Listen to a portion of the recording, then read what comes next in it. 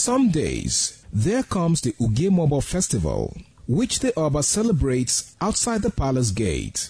A pavilion is built of red cloth where rites are performed to drive away all evil spirits still unsatisfied by the year's sacrifices. The Emobo Festival is to commemorate an event in Benin history which dates back to 1504 AD.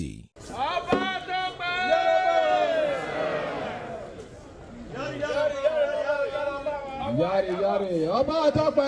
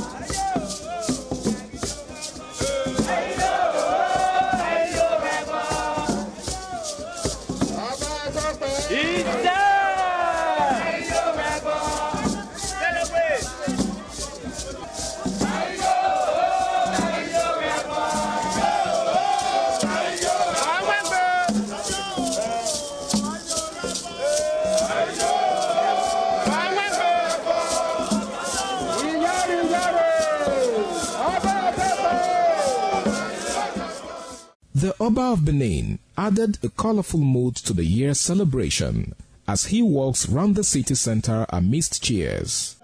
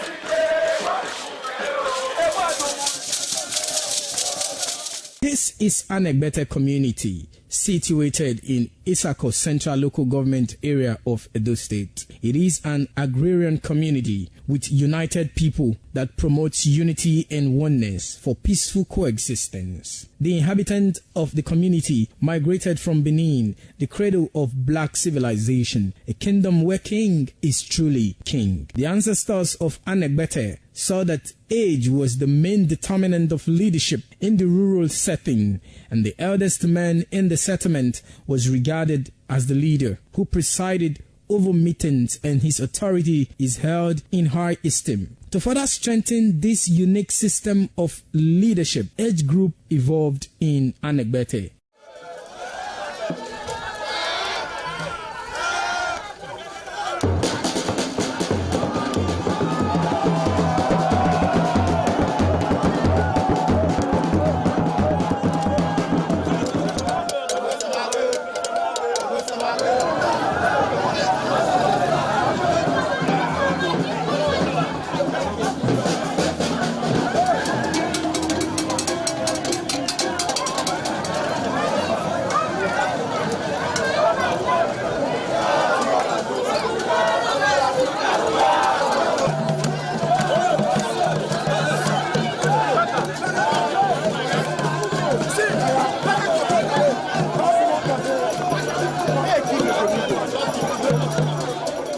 In Anegbete, age group is categorized into two, that is, the common and the noble. Anegbete is rich in cultural heritage, as the community at noon saw the commitment of the festival with the first set rolled out in beauty colors to showcase their might and strength, indicating their feet and ready for the responsibilities behold on them. The streets in the community with a feed up of young men and women adorned with the festival. Later, the royal family takes the stage as their children fight out royally and work in the community to showcase their might and fitness.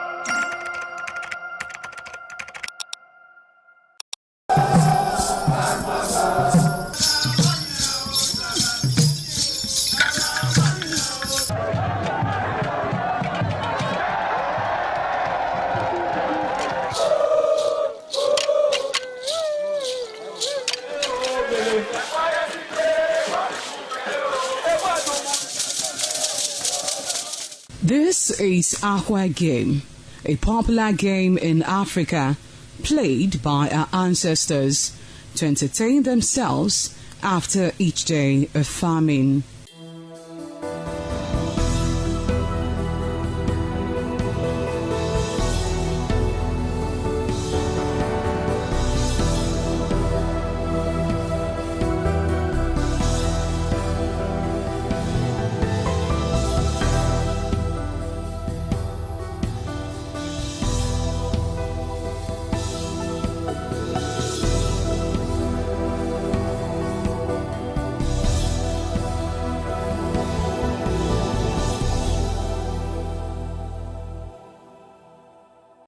It is also relevant in our coronation in Africa.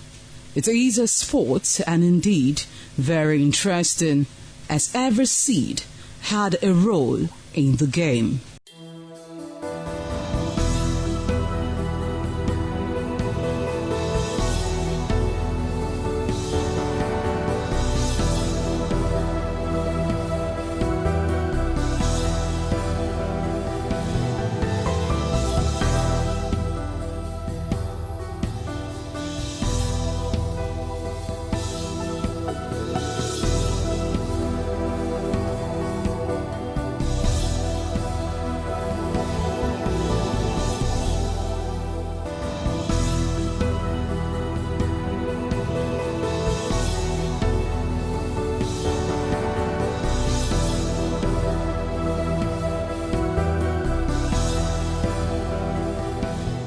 Playtime is 45 minutes per set.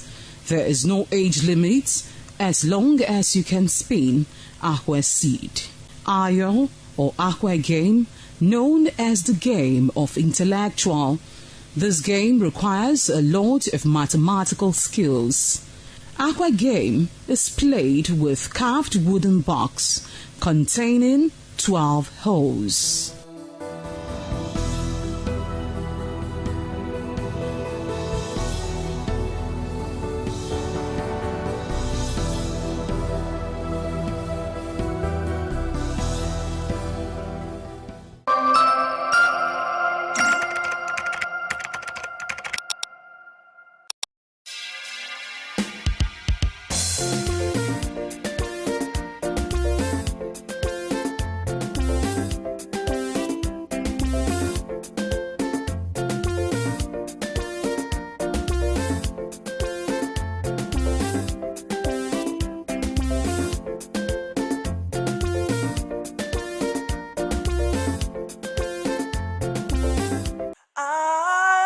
ITV, certainly the best.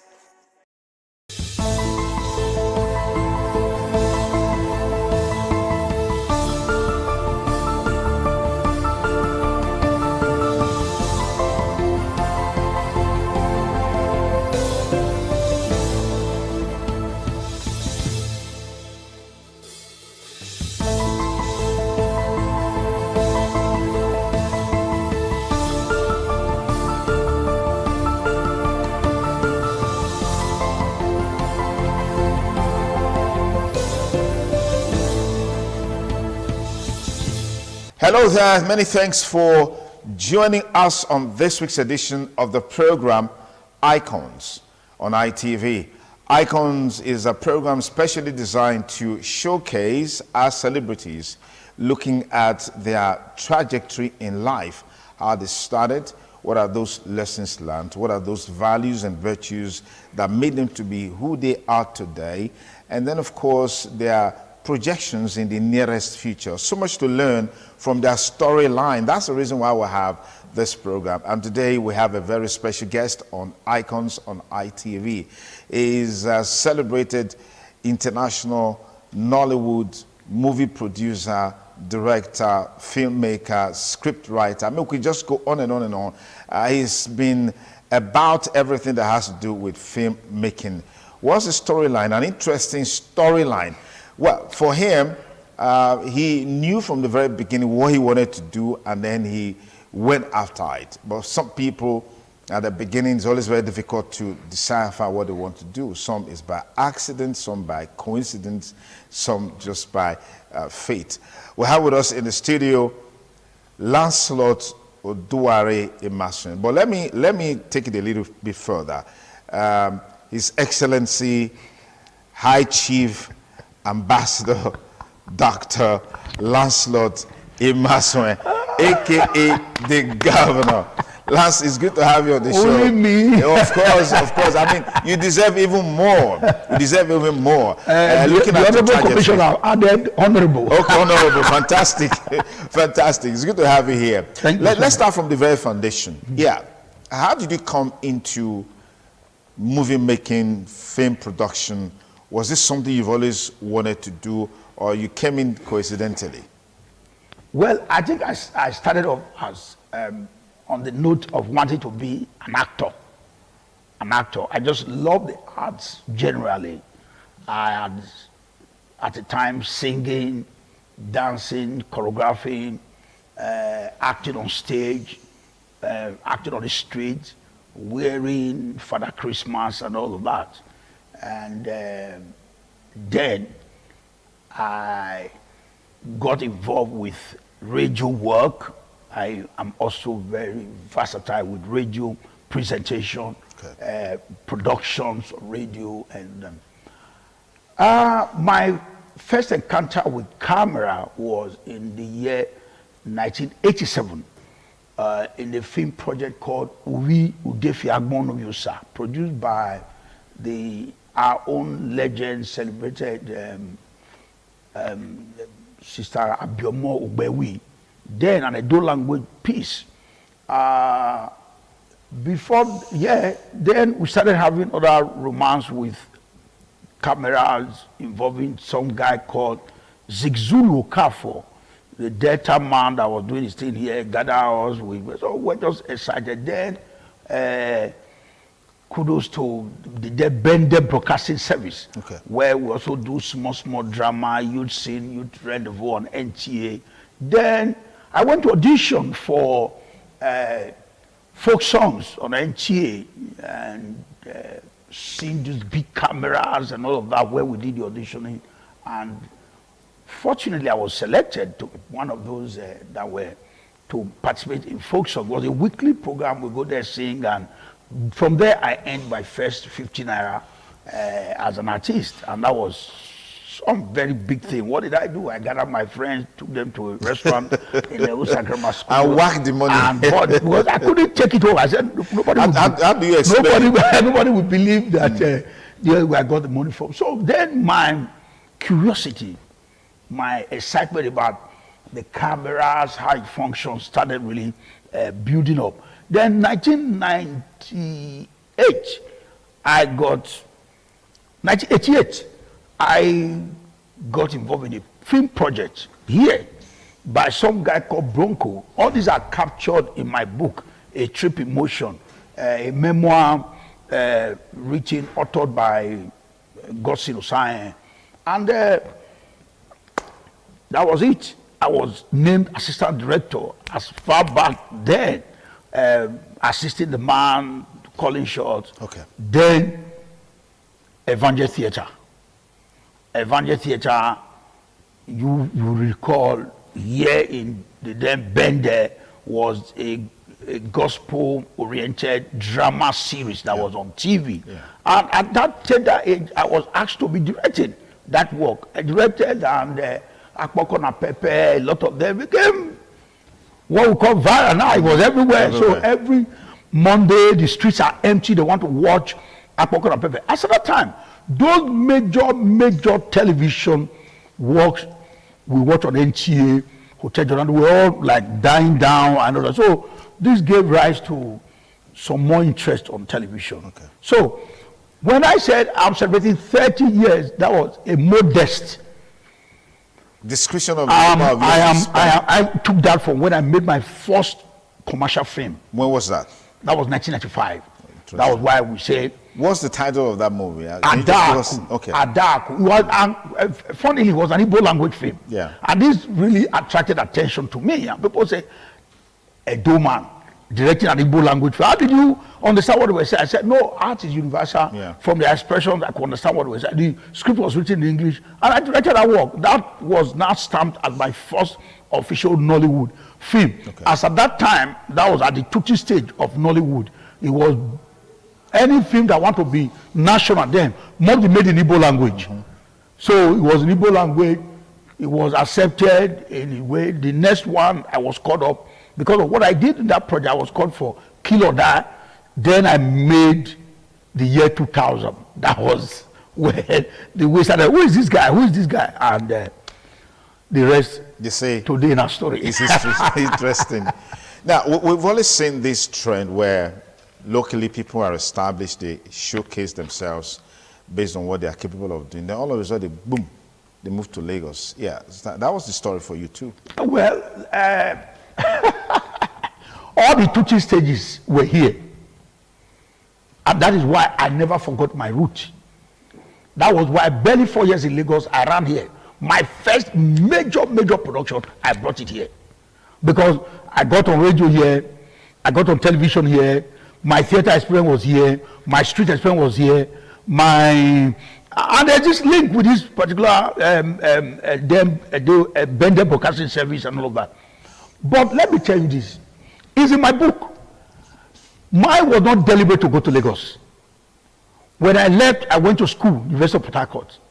And we did quite well. We were very popular in school. When we graduated, some person wrote me a letter. In the book by Godson Osai, it's called A Tale of Two Letters. I got a letter, say, Bini will kill your talent.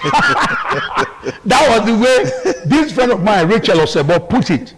He said, go to Lagos, there's an auditioning coming up in Lagos at the PEP Repertory Theater. Some big American theater director then called Chuck Mike was going to organize an audition for Lion and the Jewel. That was what took me out of Lagos. Then there's another letter by an uncle that says, well, I told him I would come to stay with him. And he wrote a letter down and said, don't come. But I didn't get the letter my uncle wrote that don't come. And I got the one that said, come to Lagos. That's why I moved to Lagos. Mine was not just deliberately, okay, nothing's happening here. Yeah, let me go to Lagos. Let me just go to Lagos. No, mine was just an accident of history that paid off.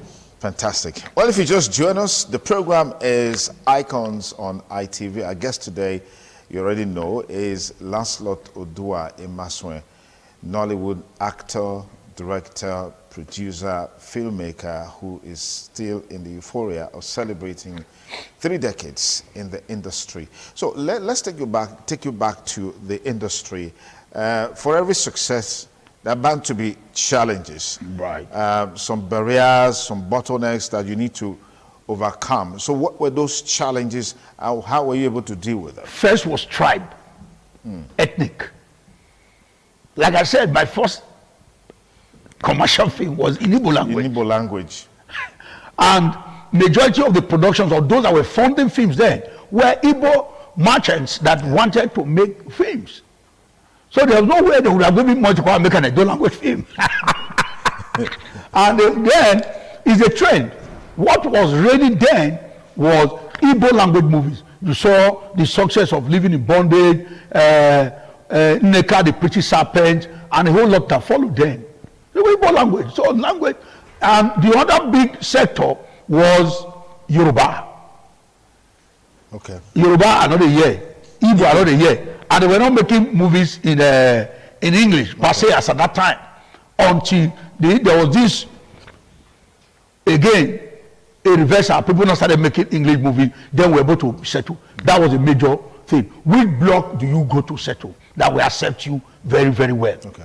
I don't understand Yoruba. I don't understand Igbo, but I made my first because those guys, okay, what they were looking for was just talent, and not a lot of them traditionally were into art or productions. A lot just of in them, the commercial aspect of it. Yes. So when this came, it became a major challenge. So you could see a long stay not doing anything, because most of the scripts that come, you also want to be in a comfortable footing where you are okay, you understand the language. Yeah, it was strenuous. I made the film, but it was strenuous for me trying to do exactly what I wanted to do. Imagine that production at Daku. The director was Benin. The cameraman was Yoruba. So that didn't. That was a major challenge. Another challenge is the acceptance. Now try to introduce. So by 1999, the first huge amount of money I had was to bring to Edo. They had made a Ziba. English, but with Edo background. So we didn't really get enough of our people understanding, because it was also very, very, it was not Bedia Castle that time. Bedia Castle, there is a government is commissioning something, they come out down. But the understanding of the full commercial potentials of art was very much not here as at that time. So that became a challenge. You couldn't woo yours. So even as Ziba, the part of the money was given to me by an Igbo man. Because he believed in my talent. So even my first production that I made was funded by an Igbo man. So to a very large extent, those first 1 to 10 years of my life, I hadn't no much control. Because he who plays the piper dictates the tune. So the guys, they give you money, they want you to tell stories that they can connect with. Because they, like they say, they must first enjoy the story. They must first be connected before they can invest in what you want to do, before they give it to the public. This was on its own a major challenge. Now today, as our people actually bought in as much, not really, but a few understand, like a few, like even my celebrated work at Desuwa was funded by a guy in Delta. Not from Edo State? No. Interesting. So the only major project I made that was funded by, I give giving her kudos for that, Senator Daisy Danjuma, was Invasion 1897. So this remains a major challenge. To date, our people understanding of the uniqueness of motion picture, that is not about self-aggrandizement. This is what America used to advance the neo-imperialism of the American state. That, every nation America threatened is really scared because of what they've seen of America in the movies. So the American government understood the strength of motion picture and used this judiciously to their advantage. Why the whole world is scared, why every child on the street wants to go to America, all was sold to them through the instrumentality of motion picture. So how come we've not been able to achieve that with our own movies? Because you know, there's a talk about imagined communities, Nigerians in diaspora, people living abroad. Their imagination of Nigeria is based on what they see in movies. To what extent are we using movies to change these narratives, tell these stories differently? These are institutionally intentioned actions. Underline that. The institutions must understand the pivotal role that motion picture plays in the reshaping of mind, the remolding or molding in from ab initio of minds. It is that understanding that is missing. Imagine a place like Enugu. I was there recently, and I paid tribute to the land. On seeing me, the celebration from among people say, this man, what you did for us here, what you did for us here. But the understanding that you cannot undermine the power of government. I was in Enugu a few days back. The reception was unbelievable. And an HDG came to me and said, what you did for us in this place, this state owes you. Because I said, all my fame, all the projects that defined me were made there. In my documentary, people saw Patience also called paint you, but they were shocked. Peter Duce said, this man, this is the much that he did. So it now becomes on, I will say it again, we play too much of politics here. Everything is tilted towards political leaning and all of that. We must understand the pivotal role that certain individuals have come to play in the course of history and in what they are doing. We need deliberately, intentionally, the instrumentality of motion picture to reshape our society, to remold the mind, the way people live their life. So film is beyond just commercial. Government must intentionally, deliberately fund some productions that will begin to reconstruct the mind, promote our dresses, our way of life, our music, our tales that are beautiful. That is the work of motion picture. That was the intention of those that founded it. So we don't take one aspect of it, which is entertainment. What of the informative part? What of the educational part? What of also the negative, the disinformation, the misinformation, the marketing? People complain. Are we using it to the optimum? That is where people like us stand strong in history. Look at what the Yorubas are doing now. Excavating the powers of their heroes, using the instrumentality of films and becoming global because they are going on Netflix. How many of us here, because productions are no longer 3 million naira or 30 million naira, we are talking hundreds of millions. So for the pride of our people, there are stories that need to be told. The story of Arwan, the story of the Obai, how he came, the story of historic greats that came from here that should now shape how we think and do things. That we are not completely, look at the power, how Invasion 1897 struggled with a narrative that has been embedded in the world over time, that Benin offended and there was a Benin punitive expedition until that narrative of invasion came into board. I was on TV like this in the UK, Ben Television, when Dr. Walker saw it, that led to the return of the first two and whatever that is the power of motion picture, and we are not taking it. We need to remake our society.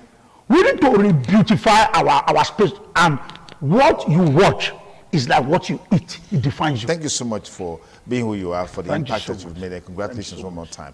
That's our package for today and this week.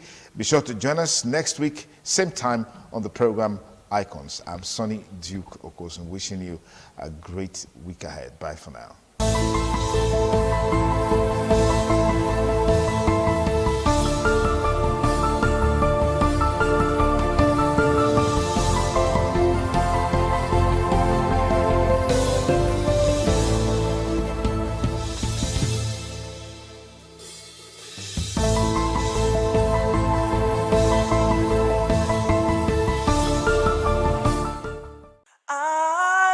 ITV, certainly the best.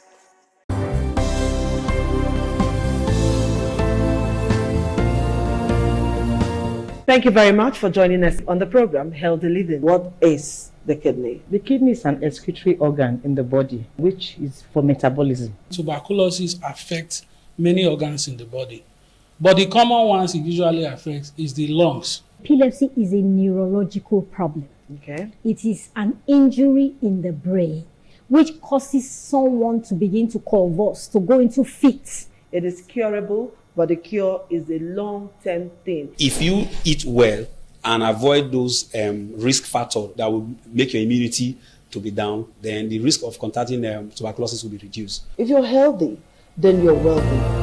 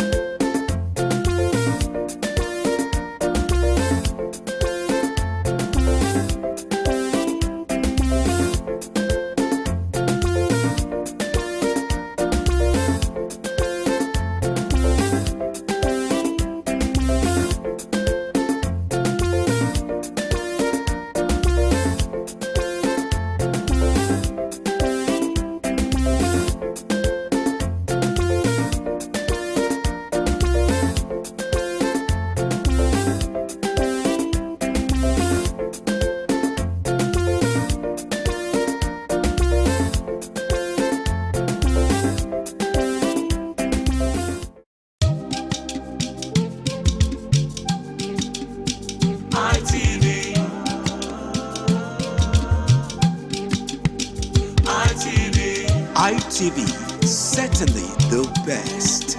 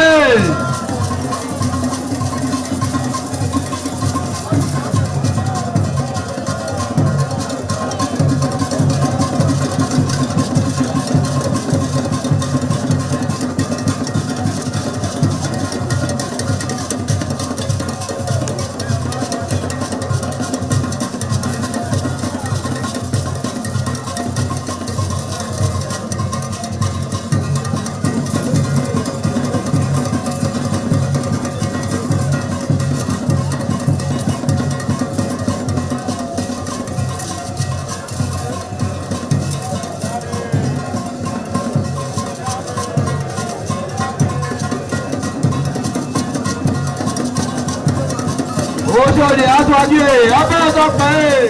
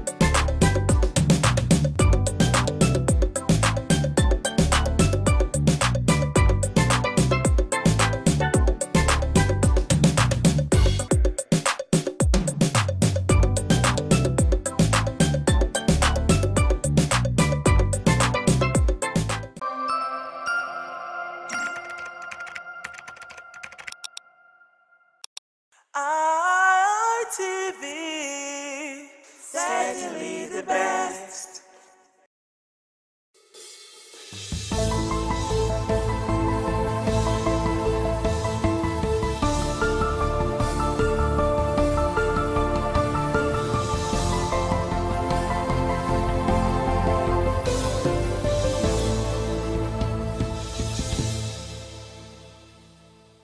All right, now a very good morning to you, and you're welcome to the program this morning on ITV, Wednesday's edition, and it's a good start with you the way it is with us here. My name is Evan Sudokugi, and you're welcome on board. Well, I'm not alone. I've got my co-anchors here. We have a lady and a mister this morning, so two guys, one lady, and Oluwakbo Stevens. I know a very good morning to you. Good morning, Evans. Yeah, it's nice to be with you after a long while. Oh my God, you even had to say that. Well, it's good to be with you again after a long period of time. Okay, and Wilson Omajo, you're welcome on board. I mean, Wednesday's edition of the program this morning on ITV. The last time I saw you on this program was on Sunday. So let me formally, I don't want to use the word indoctrinate, but let me formally welcome you to the Wednesday's edition of the program this morning on ITV. Anyway, what can I say? It's a Wednesday, so what are we expecting? Lots of exciting topics, a lot of things to really talk about that has to do with Nigeria. Yeah. And of course, the state by thing you hinted on. The leadership. Quite interesting. Politics, and it just turned towards 2027. And I felt like, waiting to see what we have to unleash this beautiful Wednesday morning. Pleasure being here on a Wednesday morning. Yeah, you talk about the 2027 election, and we are still following the political gimmicks. I mean, especially with what is going on in Rivers State. Only recently we saw the president, assuring that, hey, governors that defected from their former political parties, the party that they now belong to now, they are leaders, political leaders of those states. State. So I think that gives away Fubara again, you know, at the expense of Nyesom Wike, that Fubara is now the APC political leader in Rivers State. So I don't know, that is going to serve and dish out some fears to Nyesom Wike one more time. Absolutely. Well, it's an unending drama in Rivers State up until 2027, and I'm pretty sure a lot of Nigerians are looking forward to it. But we still see feelers in here that the president might step in to settle the scores between Governor Fubara and the Minister of the FCT as he did the other time. So, all right. So we'll see what is going to happen, and that is going to form the basis of our discussion this morning from Benin, when we're going to be looking at the peculiarity of political leadership in Nigeria. Then we'll just you know, talk around it on godfatherism, the way it's been creeping into political space in the country. Well, let me bring you know, our colleagues in Abuja and also in Lagos. I'll start with Lagos. Lagos is closer to me here, where we have Mercelina, beautiful Mercelina. Mercy, a very good morning to you. Beautiful morning to you, Evans. Good morning, Wilson, and good morning, Anu Oluwapo. It's a beautiful Wednesday morning here in Lagos, and good morning, Dominic, also. Guess you guys are good. Okay. All right. So, Dominic, good morning. Good morning to you. The guy that, you know, lives and stays in where we have snake bites. Oh, no. What a way to describe. Can you imagine? Dominic, good morning. Now, let's start with you, Dominic. Give us, we've read on social media, you know, what happened to Ifunanya Onwangene. But let's hear from you. How do you feel about what actually happened? A very good morning to you, Evans, of course, and the rest of the team here in the studio in Benin, and the Oduapo and Wilson, also Mercelina from Lagos. It's quite a sad situation that happened here in the nation's capital. A rising star was just alive, was cut short due to negligence, if I have to put it that way, of health facilities, especially here in the nation's capital, where we don't have anti-snake venoms. Snake bites in the city center is not something that is so common, like what you observe sometimes in villages where traditional means are used to treat snake bite. It was quite unfortunate that that incident happened yesterday at the National Assembly here. The Senate actually moved for a motion that henceforth all of us in Nigeria should have anti-snake venoms. If you look at the way snake bites are being treated in our traditional medicine phase, you know that there have not been records of so much death, but some statistics have come out after this previous incident that about 2,000 persons died of snake bites in Nigeria in a year. So you can't be imagining how these people arrive at this figure. It means there are persons who visit hospitals and they are not being treated of snake bite and they died. And now this is why we are here now. So it means the government truly need to do a lot. Talking about snake bites or snakes being in the FCT, well, I wouldn't rule that out. Areas where you have so much stones, they tend to hide under them. Those are habitats for reptiles and crippling objects or animals, if you like. For instance, the weather is very, very hot down here in the north, and you know these kind of animals normally come out during this kind of period. And if you're not careful, that's why we advise people that you don't sit under trees. If you have trees surrounding your environment, please try and trim them down. If you stay close to bushes area, ensure you close your doors regularly, because these are areas. And then you do fumigation, and that will also help in pushing them away from your residence or where humans are staying, so you don't get beaten, like the case that happened with Ifunanya. But it's quite a sad story. But we just hope that with the new initiative by the National Assembly insisting that hospitals should have anti-snake venoms, we'll begin to see a reduction in cases of snake bites. Evans. All right, good one there. Wilson and Oluwapo. I don't know, because the stories that we are following, you know, concerning the snake bites, one is almost tempted to want to ask the question, was she keeping snakes? I mean, we're told that 2 snakes were found in her premises. I don't know, because I mean, to even look at the that person has status and all that, to find snakes in her residence, I really don't. I can't just put the stories together, Wilson. Well, if you take a look at the situation right now, you get to realize that snakes, reptiles, right? They tend to, like, you know, go towards where it's cold. The weather is quite hot. So seeing 2 or 3 snakes in an apartment is a possibility. But the question now is, if one encounters a snake and he or she is bitten, what should be the first thing he or she should do? Okay. If Unaya did the right thing, a tourniquet, she tied that particular spot to prevent blood flow. She went to a hospital. She was rejected. Why? No snake vaccine, snake vaccine, or whatever it's being called. Went to the second hospital. That's when she was admitted, but it was a little bit too late. Now, how does snake venom work? Well, my first point of call in the university is biochemistry. So I can just give you a brief history, or brief leg, so to speak. These are antitoxins. You understand it? It goes from a particular point, moves straight to the heart. Once it gets to the heart, there's little or nothing that you can do. One, it paralyzes the person that has been beaten. You understand it? Thereby causing serious havoc. Now, if the toxins now get to the brain, it becomes like worse. It gets to your lungs get paralyzed, you just cannot breathe. Choking effect will come. Now, how do you counteract it? By anti-snake venom. How is it produced? It's quite expensive. You need to get a particular species of snake. You take the venom, you work on it to create the anti-venom. And the question now is, how many do we have in our hospitals? Notably, we have various species of snakes.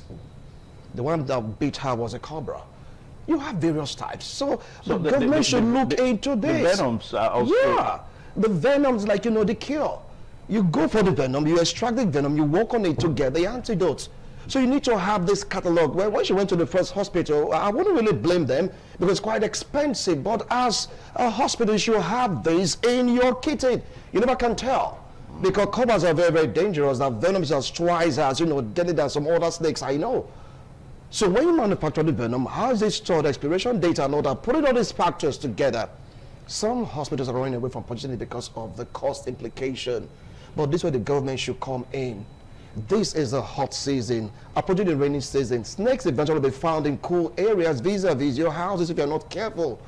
So we should have it in our chemists, in our hospitals at a subsidized rate. Now, Anu, the snake beats her in her left wrist. Yeah. So the tendency of being close to the heart, I mean, from your left wrist to your heart is just some centimeters. Now, I've also gone through, because, you know, a lot of persons are now doctors, even if my brother here, I won't call him as a doctor right now, but a lot of persons are, you know, they've been saying a lot of things. Some say that the first thing you ought to do is to drink cold water. Then you reduce the way you move around, because when you move, there's the tendency for your blood to circulate and all that. Now, when you take cold water, there's that tendency for your blood to not to have that free flow. But what we are saying is that, just like what I asked Wilson a while ago, I mean, for her to have 2 snakes, you know, a snake handler, you know, going by what we read, a snake handler later came to her house and picked another snake. So is it that she is a dirty person, with all due respect now, that she's a dirty person, that she couldn't keep her premises clean, I mean, to be picking snakes here and there in her premises? Well, I don't think that's the conversation we should be having now, because anything can happen at the end of the day. And I would usually say that this is Nigeria, but there are those who did say that 3 snakes were found in her house. But that's not even the conversation we should be having right now. She tried, she fought for her life because she had like a window to do something. Seems she was the only one who stayed in that apartment. It seems she stays alone. She called her brother. She fought to stay alive, but Nigeria failed her at the end of the day. And I think the conversation we should be having now is why we don't have anti-venom in hospitals here in Nigeria. So to think this thing happened in the FCT, it's even more alarming. It's Federal Capital Territory. Just yesterday, we saw the Senate President Godswill Akpabio saying, instructing and mandating hospitals across Nigeria, both public and private, to stock anti-venom in their hospitals right now. It's a clear case of medicine after death. I mean, may her soul rest in peace, I'm going to say that, but this shouldn't have happened. A 25-year-old promising rising star just to be tortured like that, it's really sad. But then again, it raises questions of persons we have in our political offices. What are they really concerned about? How much in the budget is actually allocated to health? It's not just to cut ribbon and to do infrastructure and to build flyovers everywhere. Health is the #1 thing, and I feel all of this should spark a lot of reactions. And I still hear that a particular health sector is still undergoing strike as we speak. Nothing has been done. And then when we see medical doctors, we see other medical practitioners go on strike, we feel like it's nothing and it doesn't affect us. Now, this actually is a clarion call that it could be anybody, and we'll just pray that it doesn't happen to us. But then what if? But when Nigeria not happen to us, that's what. When you say Nigeria not happen to us, come on, it's like, you know, you are hitting so hard on the country. That's what a lot of persons are saying because of time now. Yeah. What I don't like is because I always tell people that, look, if you don't take precaution, it will happen again. Now, once upon a time, the wife of a former President Muhammadu Buhari, listen, I don't know if you've forgotten, when the wife cried out that, hey, she could not find basic medicine in State House Clinic in the FCT in Abuja. I mean, we discussed it here, national television, you know, they discussed it and all that, and here we are again. It's happening again. And don't forget also that naval officer that was beaten also by a snake. She died. Okay. And just to add, remember when our president, the former president, died last year, somebody did say that if he had been in a Nigerian hospital, he would have lost his life a long time ago. All right, so because of time, because of time, we'll take a short pause now, and we'll join the corporate trainer in Olata Nusahai. And on the other side of time, we're going to be here, and we'll discuss more. Please stay tuned.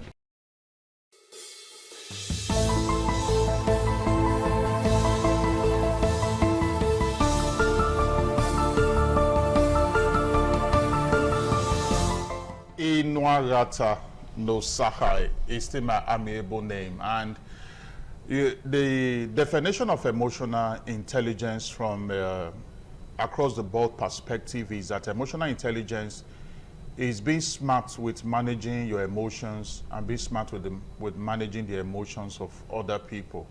Now, when you situate emotional intelligence in the workplace, the definition will have a little adjustment, and that adjustment is that emotional intelligence is the ability to achieve workplace emotional stability with the knowledge of how to manage your emotion as a leader, and also the knowledge of how to manage the emotion of your people. And since the beginning of 2026, we have been looking at driving workplace productivity with emotional intelligence, and we have been doing that from a case scenario perspective. And the 5 pillars of emotional intelligence, the 5 components, as some other schools of thought will call it, is self-awareness, self-regulation, motivation, empathy, and social skills. And since the last 2 weeks, we have used 2 different case scenarios to learn about the foundational pillars of emotional intelligence, which is self-awareness and self-regulation.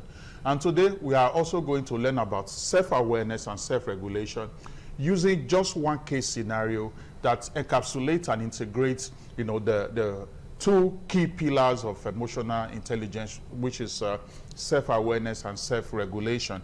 Remember, self-awareness is having a deep understanding of your emotions, strengths, and weaknesses, and how they affect your behavior, how they affect workplace outcomes, and also how they affect other people, the people that are working with you. In other words, self-awareness is recognizing your emotional triggers and how they affect outcomes. Self-regulation, on the other hand, is the ability to control or redirect disruptive impulses so as to adapt behaviors for optimal results. Self-regulation is the ability to lead and manage oneself for better outcome. And so we are going to be looking at a case scenario in the Nigerian State Ministry of Finance, you know, to look at self-awareness and self-regulation. And I'm just going to go through, you know, this case scenario just like I've done this in the last 2 weeks, so that we can glean out, you know, this knowledge of, you know, emotional intelligence as regards its foundational pillars, which are self-awareness and self-regulation. Remember, self-awareness is having a deep understanding of your emotions, of your strengths and weaknesses, and how they generally affect outcomes. where self-regulation is the ability to control your disruptive emotions and channel behavior properly to achieve optimal results. Now, this is the case scenario of a Nigerian State Ministry of Finance, and the case scenario goes talks. In the Nigerian State Ministry of Finance, salary payments are due within 48 hours when an internal audit report leaked to the media alleges irregularities in salary payments and delayed remittance of statutory deductions. The report sparks public criticism on social media. Labor unions threaten protests, the governor demands explanations, and tension rises among senior staff. An emergency management meeting is called. Then, as soon as that emergency management meeting is called, self-awareness started playing out. So we are going to see it, as we just move to the next level of the case scenario. Emotional intelligence in action here, with a focus on self-awareness in action. Before the meeting, the Commissioner for Finance notices feelings of anger about the leak, fear of political consequences, and the urge to blame senior officials. Now, that's his emotional awareness. The Commissioner of Finance noticing that feeling of anger, noticing that fear of political consequences, and the urge to blame senior officials. The story continues. He consciously acknowledges these emotions and realizes that reacting impulsively could worsen the crisis. This awareness helps him pause and prepare for a more constructive response. Now, that is the essence of the knowledge of self-awareness, where you realize that reacting impulsively, is going to negatively affect outcome, is going to worsen crisis, and then you just draw back, you hold back. And that is exactly what the Commissioner of Finance in this case scenario did. Then we move to the self-regulation in action part. At the meeting, the Commissioner speaks calmly, stressing the need to remain composed, verify facts, and resolve the issue professionally. That is self-regulation. His calm tone and controlled body language reduced anxiety among staff and create a safe environment for open discussion. That is what self-regulation will do for you. If you are able to hold back, you are able to regulate your behavior, if you are able to control your impulses, what you are going to see is that people that you are working with, even in a crisis situation, will open up to just actually say things the way they are. So we are going to see self-awareness and self-regulation, how it helped in ensuring that, facts emerge about how the situation actually is. With the permanent secretary moderating discussions, key findings emerge. 1, the Director of Accounts explains that payroll delays resulted from mismatched data from MDAs. 2, the Director of Treasury confirms deductions were temporarily withheld pending reconciliation. 3, the Director of Budget acknowledges poor interdepartmental coordination. Now, because blame is avoided, officers spoke honestly and accepted responsibility. It all started with the Commissioner of Finance, imbibing a pillar of emotional intelligence, which is self-awareness and self-regulation. At the end of the day, he was able to glean facts that resulted to that situation. Now, after reviewing the facts, the Commissioner issues clear corrective actions. 1, immediate reconciliation of payroll and statutory deductions. 2, release of verified salary payment within an agreed timeline. 3, creation of joint payroll monitoring team. 4, transparent engagement with labor unions. 5, a factual briefing to the governor outlining corrective measures. Now, the Commissioner's response reflects firmness without hostility, accountability without public blame. Now, this is the overall benefit, for the ministry at the end of the day. The ministry resolved the salary issues without industrial action. Labor unions suspended protests. Media pressure reduces following transparent communication. Trust improves between political leaders and career officers. And internal financial controls are strengthened. It's all coming from the emotional intelligence pillar of self-awareness and the emotional intelligence pillar of self-regulation. In conclusion, these are the key self-awareness lessons from this case scenario. 1, the key self-awareness lesson. 1, leaders must consciously recognize personal emotional triggers such as anger, fear, or pressure to avoid impulsive decisions that can worsen organizational crisis. 2, second lesson on self-awareness. Honest reflection on one's emotions enables objective thinking. Very important, not emotional thinking. Honest reflection on one's emotions enables objective thinking and prepare leaders to respond strategically rather than react emotionally. Too powerful, just too important. Then the self-regulation lesson. The two key self-regulation lessons. One, maintaining calm communication, controlled body language, and professionalism helps create a psychologically safe environment that encourages openness, accountability, and teamwork. And this is exactly what the Commissioner of Finance in this case scenario did. As a result of his ability to control his impulsive emotions, he created a psychologically safe environment where people were open to say the truth without fear of being backlash. This is very important, in the work environment, in ensuring emotional stability. Then secondly, effective leaders channel emotions into decisive, solution-focused actions that build trust, prevent conflict escalation, and strengthen institutional credibility. This is a very serious lesson, or two serious lessons from self-regulation. Number one, the first lesson from self-regulation in this case scenario is that maintaining calm communication, controlled body language, and professionalism helps create a psychologically safe environment that encourages openness, accountability, and teamwork. Two, effective leaders channel emotions into decisive, solution-focused actions that build trust, prevent conflict escalation, and strengthen institutional credibility.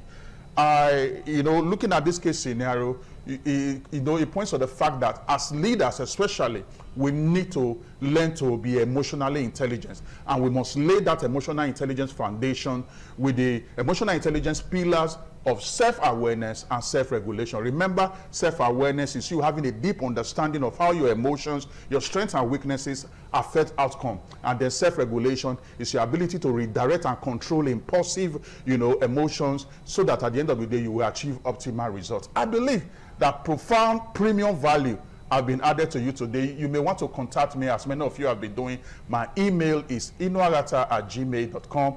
It's right there on the screen. Call me, send your inquiries across, ask your questions, and then I provide solutions to you. And then we are able to build a better workplace for ourselves, build better organization for ourselves, and at the end of the day, build a better nation and a better world for ourselves that is seriously emotionally intelligent. I'll be seeing you next week, Wednesday. And when I return, my name will not change. It will still remain the amiable Inuarata Nosahai. Your day is so blessed. Thank you.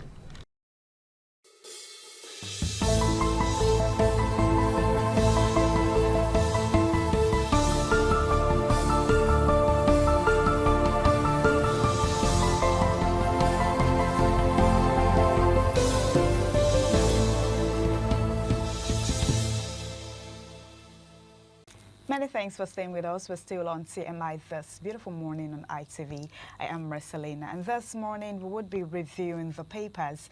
And our guest this morning that would be helping us reviewing the papers this morning is Dr. Victor Ohai. He is a humanitarian ambassador. Hello, Doctor. Good morning. Good morning. How are you today? I'm very well, thank you. Thank you so much for coming. Yeah. All right, the papers we'll be starting with this morning is the The Guardian newspaper.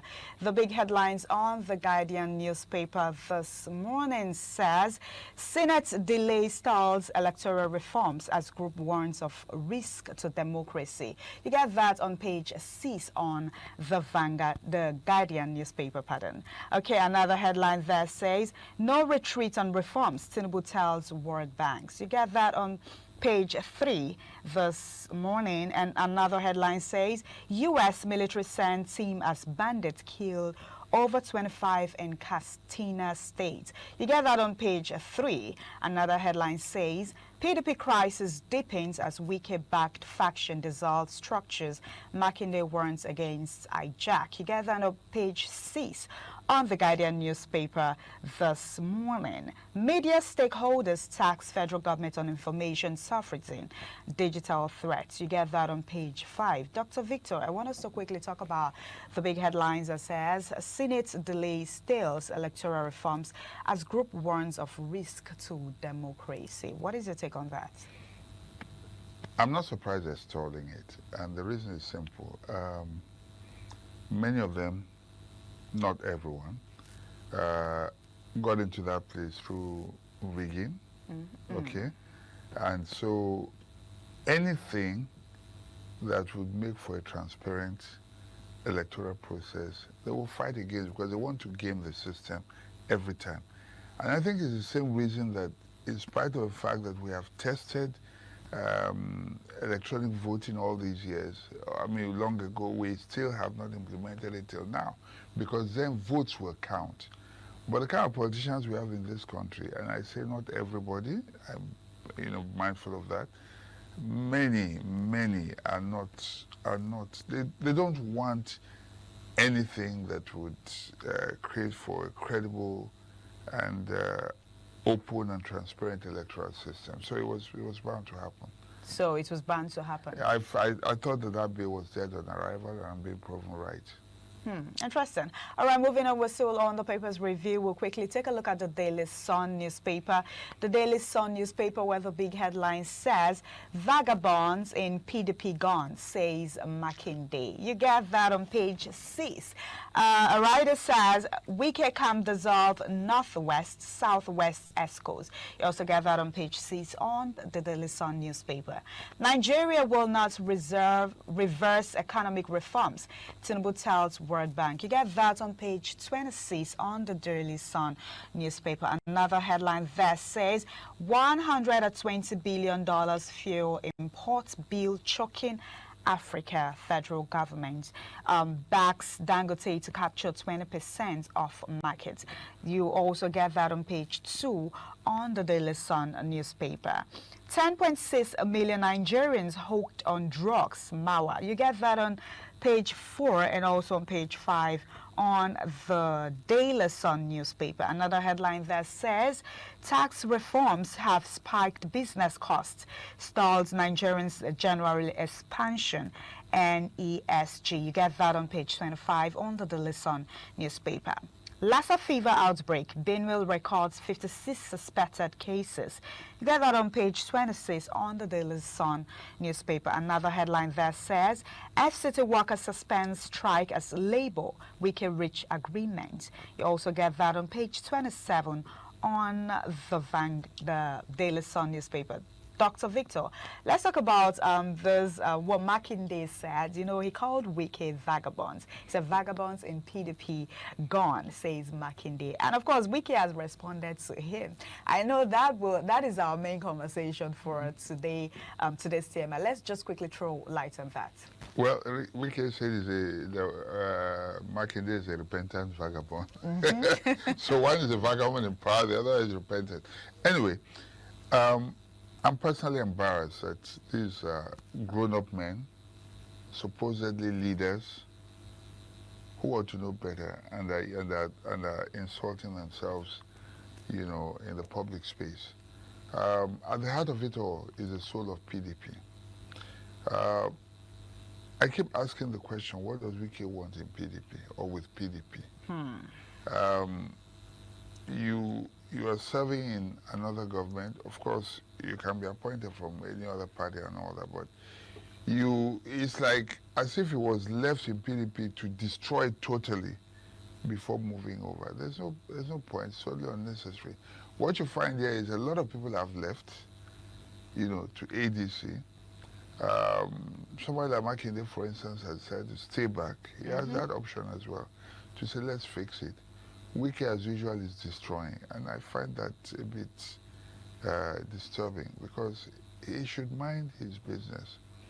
If it's not fighting the case of APC in Rivers State, a party is not a member of officially, then he's fighting PDP matter. And the question is, where exactly does it stand? And we saw a video where it said is now interested in Oyo State.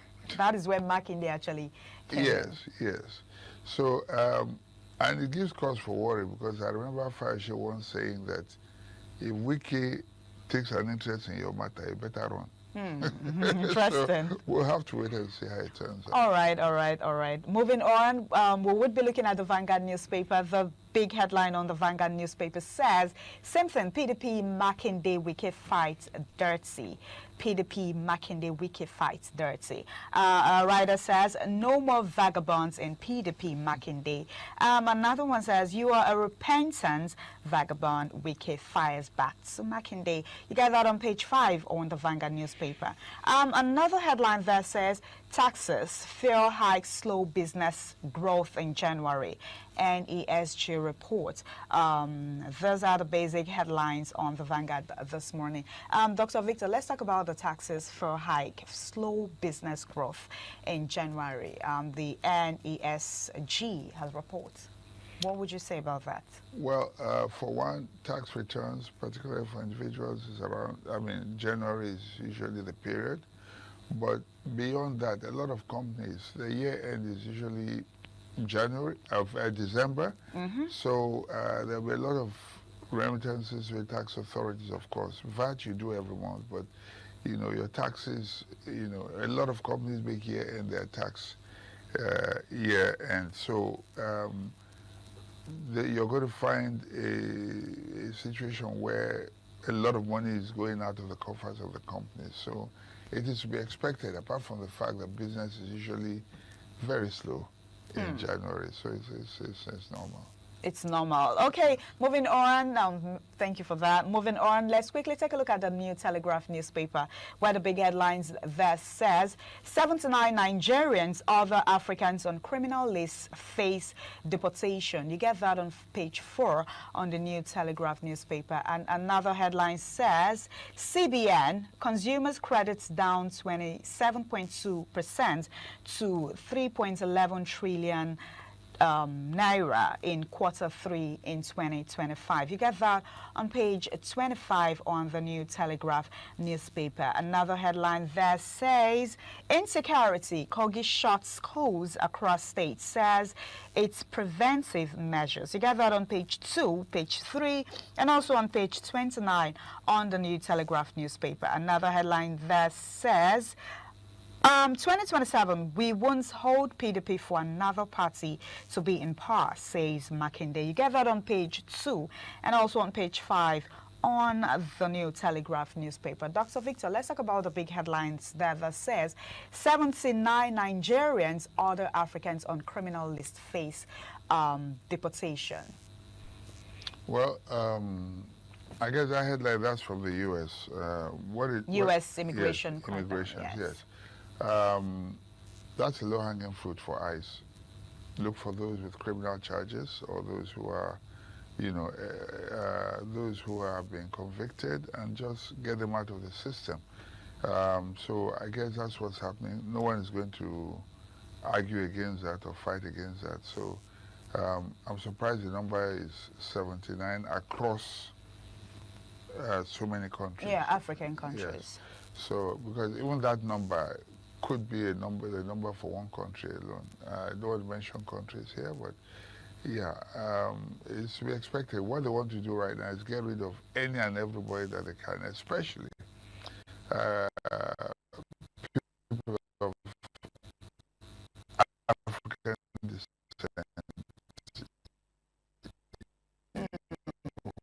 who are being picked on. And in the process, you find that there's so much racial profiling that even black Americans are being affected because they are being mistaken. They have to prove that they are, first of all, Americans. They're doomed to, otherwise, if you're wearing black skin. All right, moving on, we'll look at the Daily Trust newspaper, the big headlines on the Daily Trust newspaper said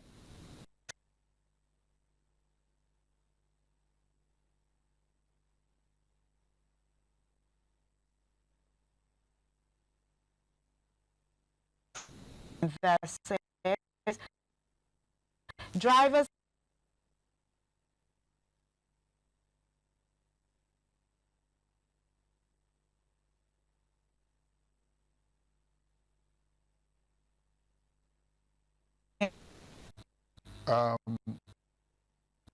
What that simply means, and I'll give you a true life example, is that hospital bills are themselves like intense right now. Someone who said his kidney is dead, it goes 3 times a week. Each session is 65,000.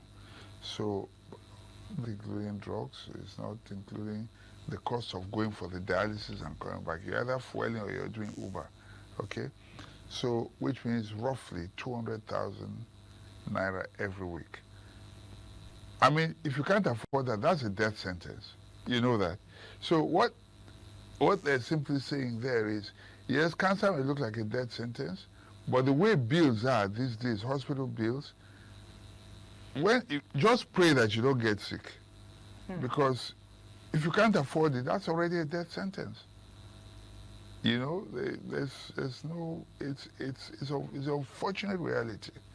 So just pray that if you don't have money, which is why we should remain grateful to God for good health, because people count the fact that they don't have money. In reality, you are being saved, using that man's example I talked about, you are probably being saved 800,000 naira every month, minus drugs. You know what I mean? Would you rather spend that? If you came, you can't afford it. I mean, it's not easily affordable. So we need to be grateful at all times for good health. Yes, very important. Yes. All right, moving on. Let's quickly take a look at the Nigerian News Direct newspaper. The big headline there says, Judicial Commission alleged 117 billion naira misappropriation under former Governor Tambuwal. You get that on page 11 on the Nigerian News Direct newspaper. Another headline there says, Nigerians top best performing stock in January. You get that on page 18 on the Nigerian News Direct newspaper. Senate orders mandatory anti-venom stocking following death of Abuja singer Ifunanya. You get that on page 21 on the Nigerian News Direct newspaper. Also another headline that says, survey links sachet sizes to surge in underage drinking, NAFDAC. You get that on page 3. Dr. Victor, let's quickly take a look at this, the big headline there that says Judicial Commission alleged 117 billion naira misappropriation under former Governor Tambuwal. Let's take a look at that. I wish I could just, you know, talk about him alone, but unfortunately, this is something that is prevalent amongst most of the governors. The only thing is, if you're under the protection or whatever the ruling party is, you go and see no more. Okay? It's coming up now, probably because he's probably not in a favorable place.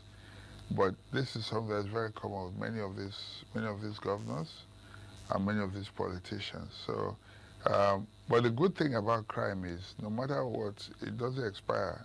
If you commit a crime, whenever it is dug out, you pay for it. You know, so well, let's see how far it goes. If it doesn't change party, then maybe we'll see it go to the full extent. But if it remains, but if he remains where he is, I mean, if he remains where he is, it will go the full length. But if he changes party, maybe that's the last of it we'll hear. So let's see what happened. Yes. All right, moving on, we'll take quickly look at the Nature News paper. The Nature News says, the big headline there says, Africa Energy Bank set for takeoffs as Nigerian delivers head office. And you get that on page 3. Another headline says, West Speaker Boy gets 8 million naira donation scholarship. You get that on page 5 on the Nature News this morning. Another one says, federal government raises alarm over rise in emissions related respiratory ailments. You get that on page 3 on the Nature News paper this morning. UN proposes global tax on climate polluters, ultra-rich wealth. You get that on page 6. Dr. Victor, we are actually out of time. Let's just quickly look at, briefly look at the African Energy Bank Bank set for takeoff as Nigerian delivers head office? Well, I think that's a thing of pride. I remember talking to an Ethiopian last week, and he said to me, when we were talking, he said, I'm from Ethiopia, the capital of Africa. He was talking because of the AU. It does bring benefits. Energy companies, oil and gas, power, and the rest of them would be able to reach. They have close reach. You don't have to travel far. Like the African Bank is in Cairo. Every time we want to talk, we have to go to Cairo, you know, to talk with them, our investment banks and the rest of them, and our banks. So it is a good thing. I'm glad that we captured that, and it also is going to be built here. The infrastructure will be here.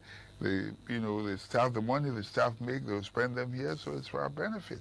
All right. So that's a good one. All right. Thank you so much, Dr. Victor. Thank you, viewers, for joining on the paper reviews this morning. Do well to grab a copy and go through them. We are still on CMI. We would be handing over to Benin for the continuation on CMI. Just stay with us.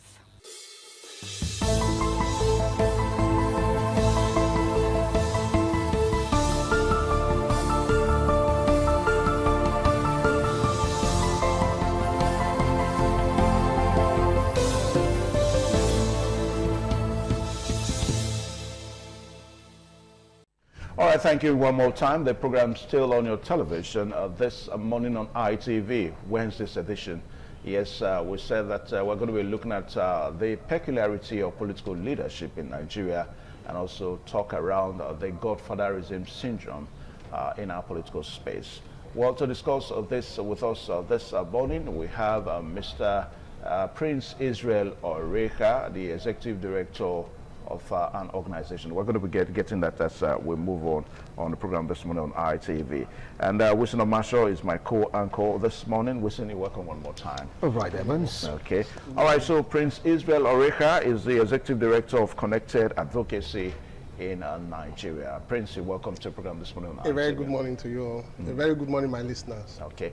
All right, so the story, the razzmatazz about next year's election is, building up by the day, and a lot of activities here and there.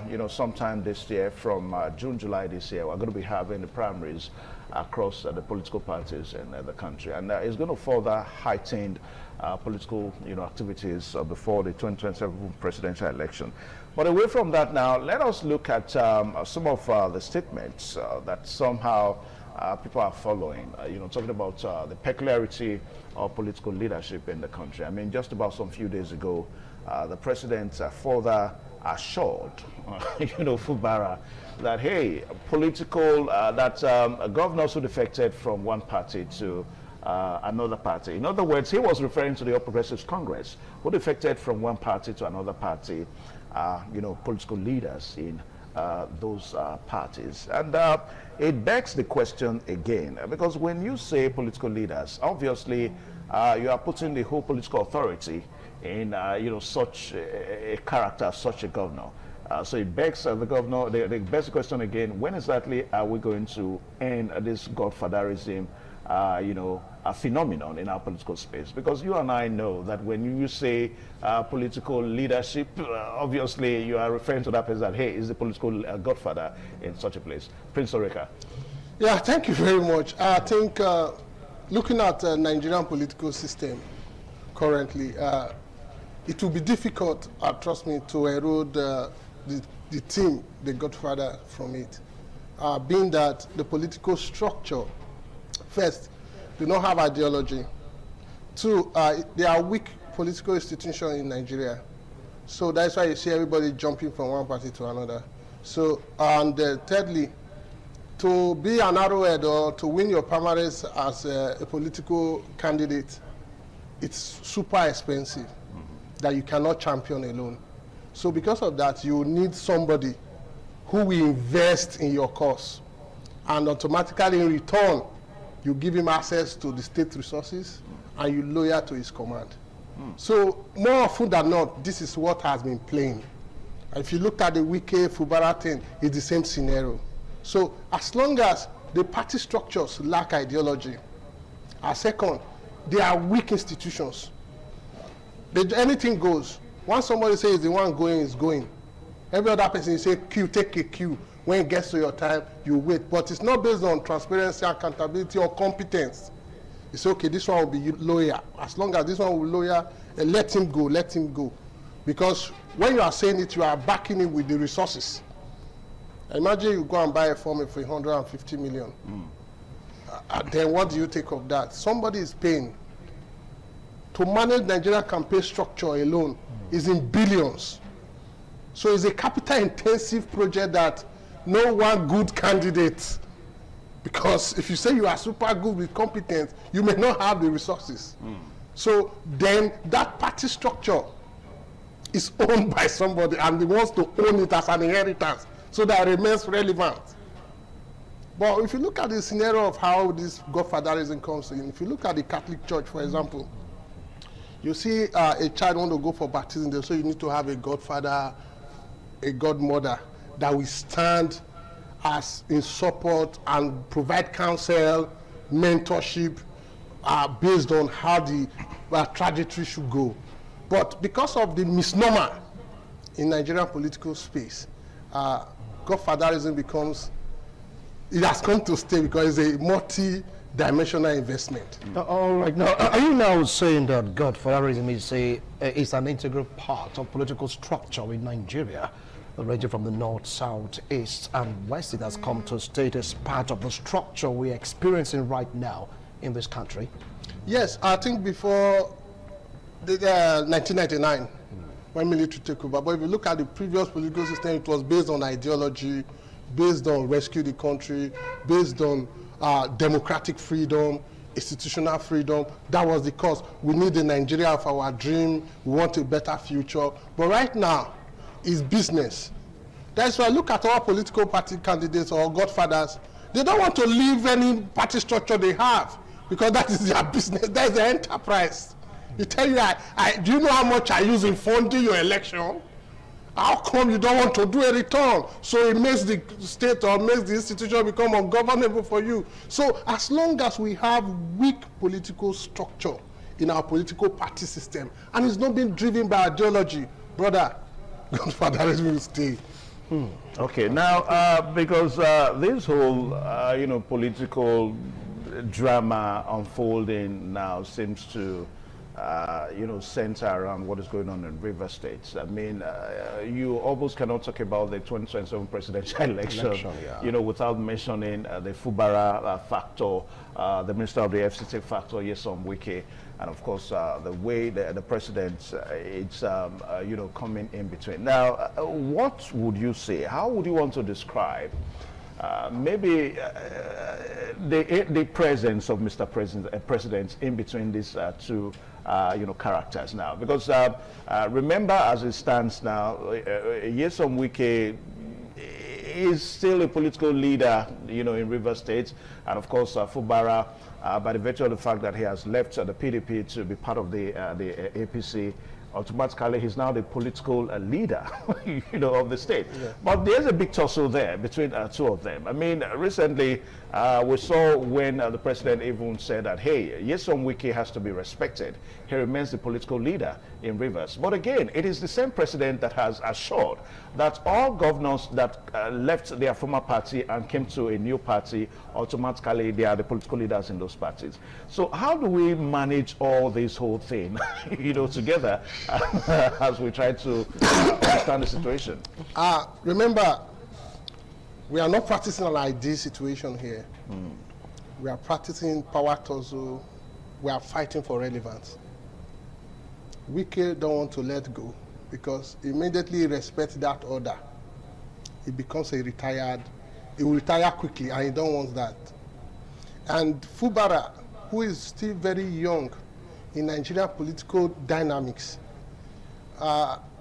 his fight became too early for me because he did not understand the drama. He has to take his stand. He does not understand. But you see, if you read the government performance in Rivers compared to Nyesom Wike when he was in power, you see performance of this guy is dropped because it has been from beginning to the very time he's fighting battles. Yeah, but it was stopped. So for me, I will allow him to give respect to, because we can say he cannot win a local government chairman if you give him. He made him the leader. That is why the essence of this godfatherism is eminent, because he thought he could lord over him. But you know, political power becomes the number one chief security officer of a state. Is a very strong authority. But I think Fubara, for me, he needs wisdom at this particular time, because Tinubu becomes the wise man, the Maradona himself. He don't want to throw away Wike at this critical moment, because it will give him problem. And also, he don't want to underplay Fubara, but he is trying to allow stethoscope, just as he was the leader of Lagos or the leader of the APC. They say he's the national leader. Why he was operating from behind. So he's a master strategist. From the way you see, Mr. President, do you think Wike is still in the scheme of things in Rivers politics? I mean, the body language of Mr. President, you think Wike is still in the scheme of things? Wike is still very much in the scheme of things, because really? If you weed him away this critical moment, Wike will cause disaster. That is why the president is very careful. He's choked. Imagine somebody, you open the whole treasure of FCT, he doesn't follow TSC. You gave him 6 months. Okay, since you say you funded, you see where I'm saying it's very expensive. I particularly bankroll Fubara. Okay, go administer the state for 6 months so that you can recover. To me, that is it. So that you can recover from what you say you spent. But we can never. But the structure. But we can never. I mean, never says he was a minister of Federal Capital Territory for once ruled Rivers State, even during the suspension of Siminalayi Fubara. Why would you say he went there to rule Rivers for 6 months to recover? I mean, do you have proof of that? you are very smart, but you cannot take away every fire has smokes. So how do you think Ibas came in? Who recommended Ibas? I leave that story for your research to go and do, so that you get it for that. Wike, actually, for me, I want him to play statesmanship. You cannot be leader forever. I should play the father figure. Like, okay, I know you didn't do well. Come. This is why I'm angry with you, and I brought you, I trained you, you are my godson, for God's sake. So why are we fighting? So the differences, they could eye on it, but that relevance of who takes the lead in Rivers is that what he don't want to let go. Okay, but others let it go. All right. Now, if you take a look at the situation with Abonde, if you go down memory lane, between President Tinubu and, of course, former Governor Abonde of Lagos, but they had this rift, and of course, Tinubu came out top. It was like, guy, for doing XYZ, you will not come back for a second tenor, and it happened. In the Rivers State also, Wike is playing the same fiddle, the same master stroke orchestrated then by Mr. President, though he said he has nothing to do with it. Look, the agreement is that after this tenure, you will not come back. Now, leaving Rivers State, let's get straight down to what is happening around Kano, where we see defection from the NNPC to the APC. So you have this squabble there, the same issue of godfatherism. How do you think Mr. President should really manage this situation, knowing fully well that whether they want to take it or leave it, Wike is like following his own footprint, his own pattern during the time of Governor Abonde, though he said it has nothing to do with it. Yeah, Tinubu is an old master strategist. And he's the master player here. He's the master player. Okay. Before he became president, he already nursed it over 20 years ambition. Yes. So he's not playing. When he tells you he wants to do a thing, he already takes a time to draw. You can look at when he now finally comes out that he wants to rule. You see the way his boys, people he has empowered all over the state, are doing returns. So what he is doing, if I tell you those democratic principles that Nigeria were pushing, Occupy Nigeria, they were the one at the front. So what I want to advise, I think Tinubu is a very smart president. His goal is returning back for the second time. So anything that will achieve that goal, that's why I made that first statement, you are automatically the leaders of APC to reduce the tension. Then those ones like the Kanu, the Rivers, he will manage them. All is to broker deal. But he just want, when the tension die, he will broker deal. What is your own interest? Let's factor it. And in doing that now, the way he's, tilting towards the governors is what we are saying. I mean, the governors in the north that Wilson talked about leaving the NNPP, moving to the APC, automatically, with the statement of Mr. President that former governors that left one party, automatically they are now the political leaders in their particular party. So automatically they are now the political godfathers of those states. So that's what we're saying. Remember, I told you the goal, the interest of this is 2027. Yes, but after, you will know the truth, Tinubu, after 2027, where it's no longer coming back. That time he will not romance your back again or try to pamper or to. That what he did was a clear strategy to ensure that those party leaders do not assume that position of that godfather. Because if they do that, because it's part of the agreement he made to them that you still be relevant leaving that other party. So it makes APC become more lucrative to go. So more governors will come to APC because he don't want to stress himself for 2027 election. So when he just call you, deliver your state. Then he used the local government also as his plan B. Now, Prince Orika, you're going to help us make us to understand one more time. When you say that for Tinubu, he's trying to make sure that those governors will not become automatically the political leaders, the political godfathers in their state. That's what you said. No, they automatically go and give them that power. Automatically, they are already the godfathers. Yes. But again, let us visit Rivers State one more time. Because a while ago, you were trying to say that the governor, Nyesom Wike, the president now, Nyesom Wike, probably still has some relevance, some soft spots, for the FCT minister. Now, I will tell you, like what some persons are saying, that the president has had a long time soft spot for Fubara. I mean, for Nyesom Wike, a lot of persons know that for Nyesom Wike, Fubara would have stopped being the governor of Rivers State.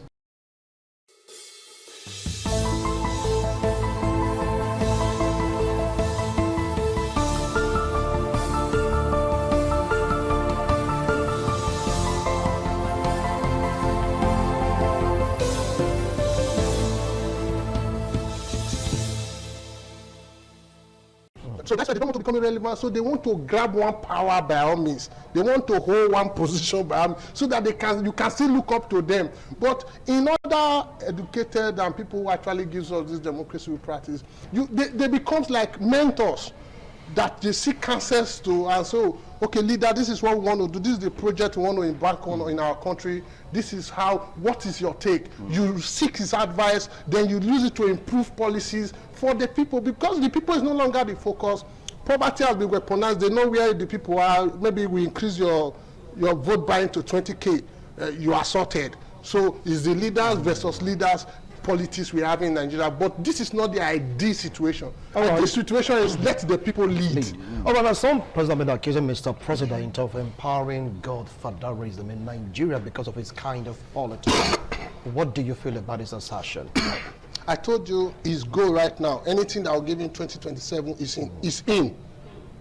So if he's giving him, without giving 2027, will he make his stress reduce, because he's no longer as strong as he used to be, because age has come in to rule Nigeria is now beings.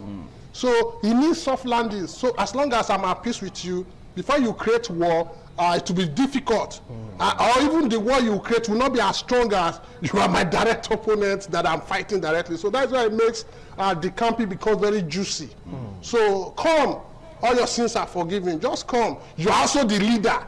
It makes it very easy for them. It's an open campaign. So that to tell you more governors will come. So we will be having more godfathers. More godfathers are coming. And when you have more godfathers, won't that lead to chaos in the system? Remember, maybe during or after his 2027 ambition. He will tell you let after the 2027 after the ambition. But let him just be let him return, and everything that makes him return, do it. Now, Orika, let us come home a little bit now, and Edo State. You know, a while ago you said that some former governors, they want to remain relevant. Yes. And I think personally, I would praise those former governors that have remained relevant.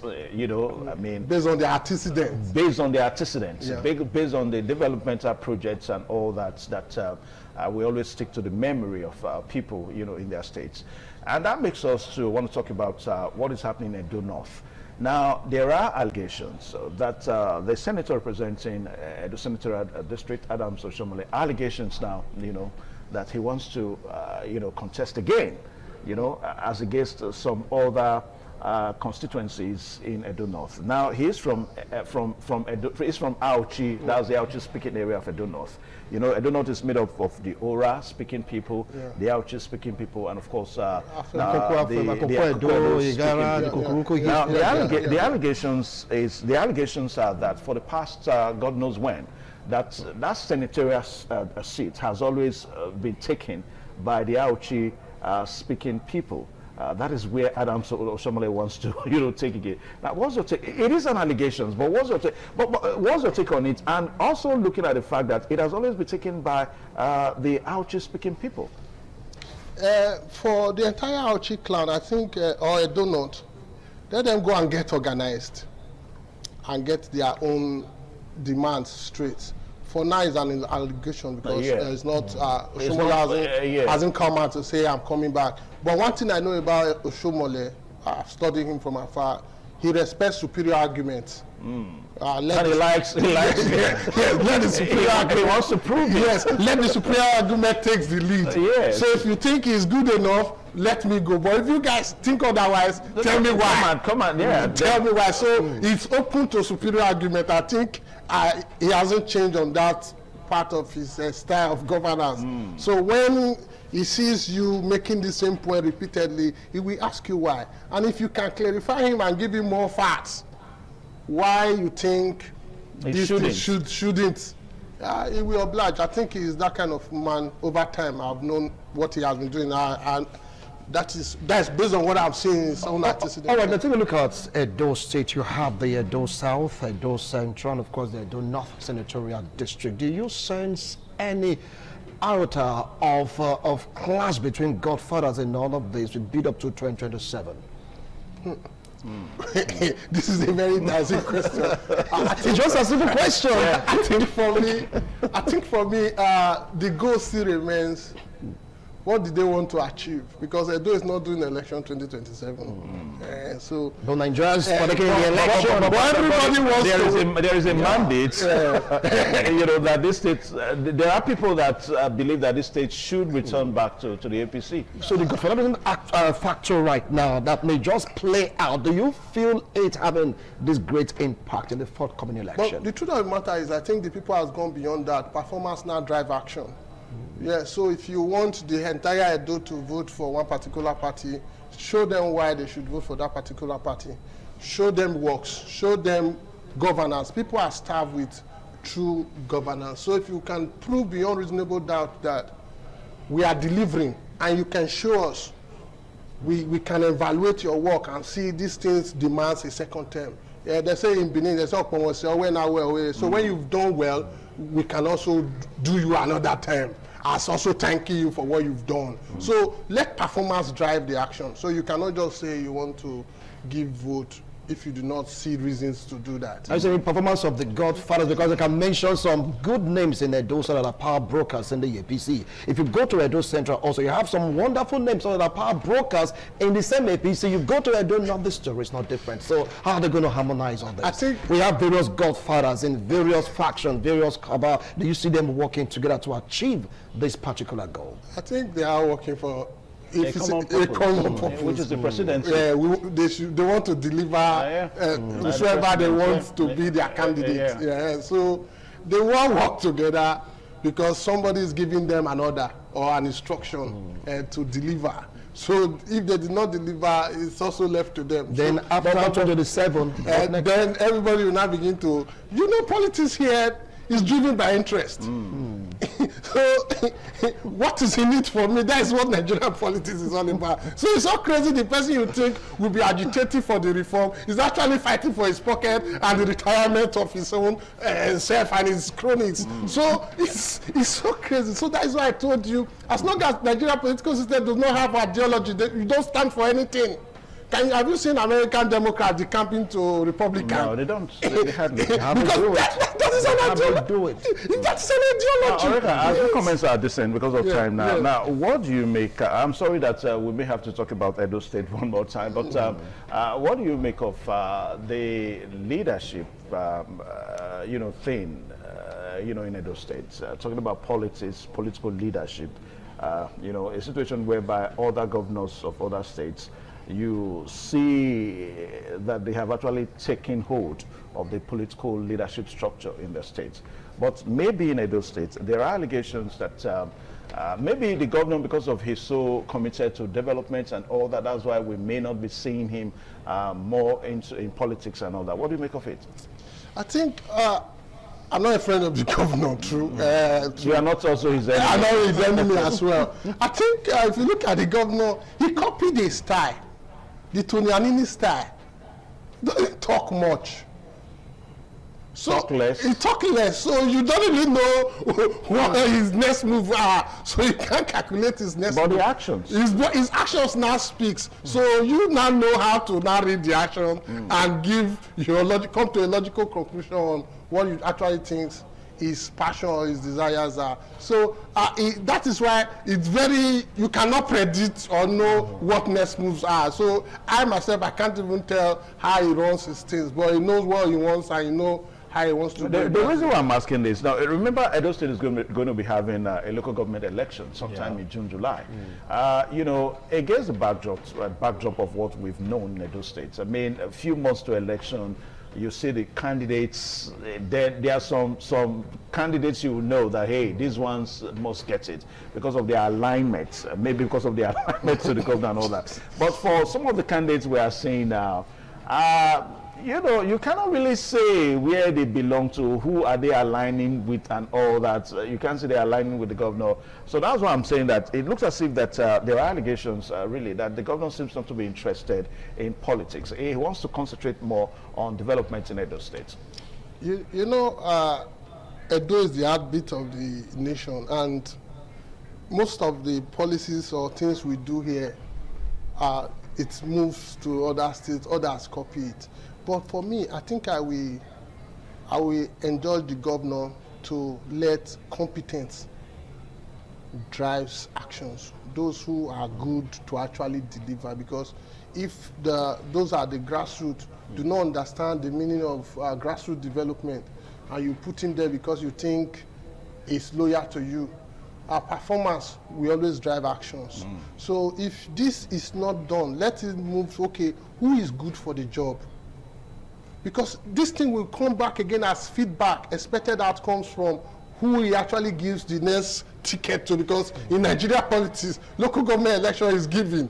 But let us be careful with the way we say that. It's given. But there is an election. But no matter what the giver is or the receiver is, let him put competence above all. Can this person deliver?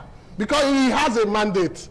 All right. If the person do not deliver based on performance, people-centered governance that drives local development, because these are things he also showed that, okay, when I was in power, this local government, they were able to perform on this, they were able to drive my agenda, because I think he's working on a Shine agenda. So this Shine agenda is also moving to various local governments. It's all about the people. So let us begin to see what can I do for the people and what can I do differently. All right, so that will make you to become relevant in future. Okay, now one more question about godfatherism. Godfatherism, as it seems right now in Nigerian politics, is it really helping the state to develop, or is killing the state? When you talk about program and of course infrastructure, employment, you just name it. Yeah, do you want me to tell the truth? The truth is... You have to tell the truth. The truth is, it kills the system because it empowers single individuals instead of the collective. We have some even some powerful individuals that are even more powerful financially, even above the states or local government. So these are the syndrome, the recurrent effect of this godfatherism. It hinders development because most times those who are in the seat of power, they will not compromise because he brought me in. I have to go for him. Yes, so I have to go for his bidding. That's why you see some in some states, the ex-governor also have office of the ex-governor in the government house. Yeah, so that his allocation and his demand taken care of. That's continuity. So you see, so this is what I'm trying to say. So some single individuals becomes very powerful, becomes very wealthy, and in the detriment of the people. That's why today Nigeria is suffering. I tell you, Nigeria is one of the best countries in the world. If we move from this godfatherism, the single serving individual to the collective. All right, so I want to say a very big thank you to you, Prince Israel Oreha. He's the Executive Director of Connected Advocacy here in Nigeria. And we'll be talking about the peculiarity of political leadership in Nigeria, looking at godfatherism syndrome and the doctrine. And we talked about what is going on in Rivers State, that also we cascaded it into other states. And we also talked about Edo State, whereby allegations that the governor seems not to be interested in politics, or let me say the belief is that the governor seems not to be interested in politics, but in development in Edo State. And we want to pray that if that is the truth, that the governor should continue with such a situation, because Edo State really needs development. Now. All right, so we'll take a short pause now so that we can join all the segments of this program. Please stay tuned.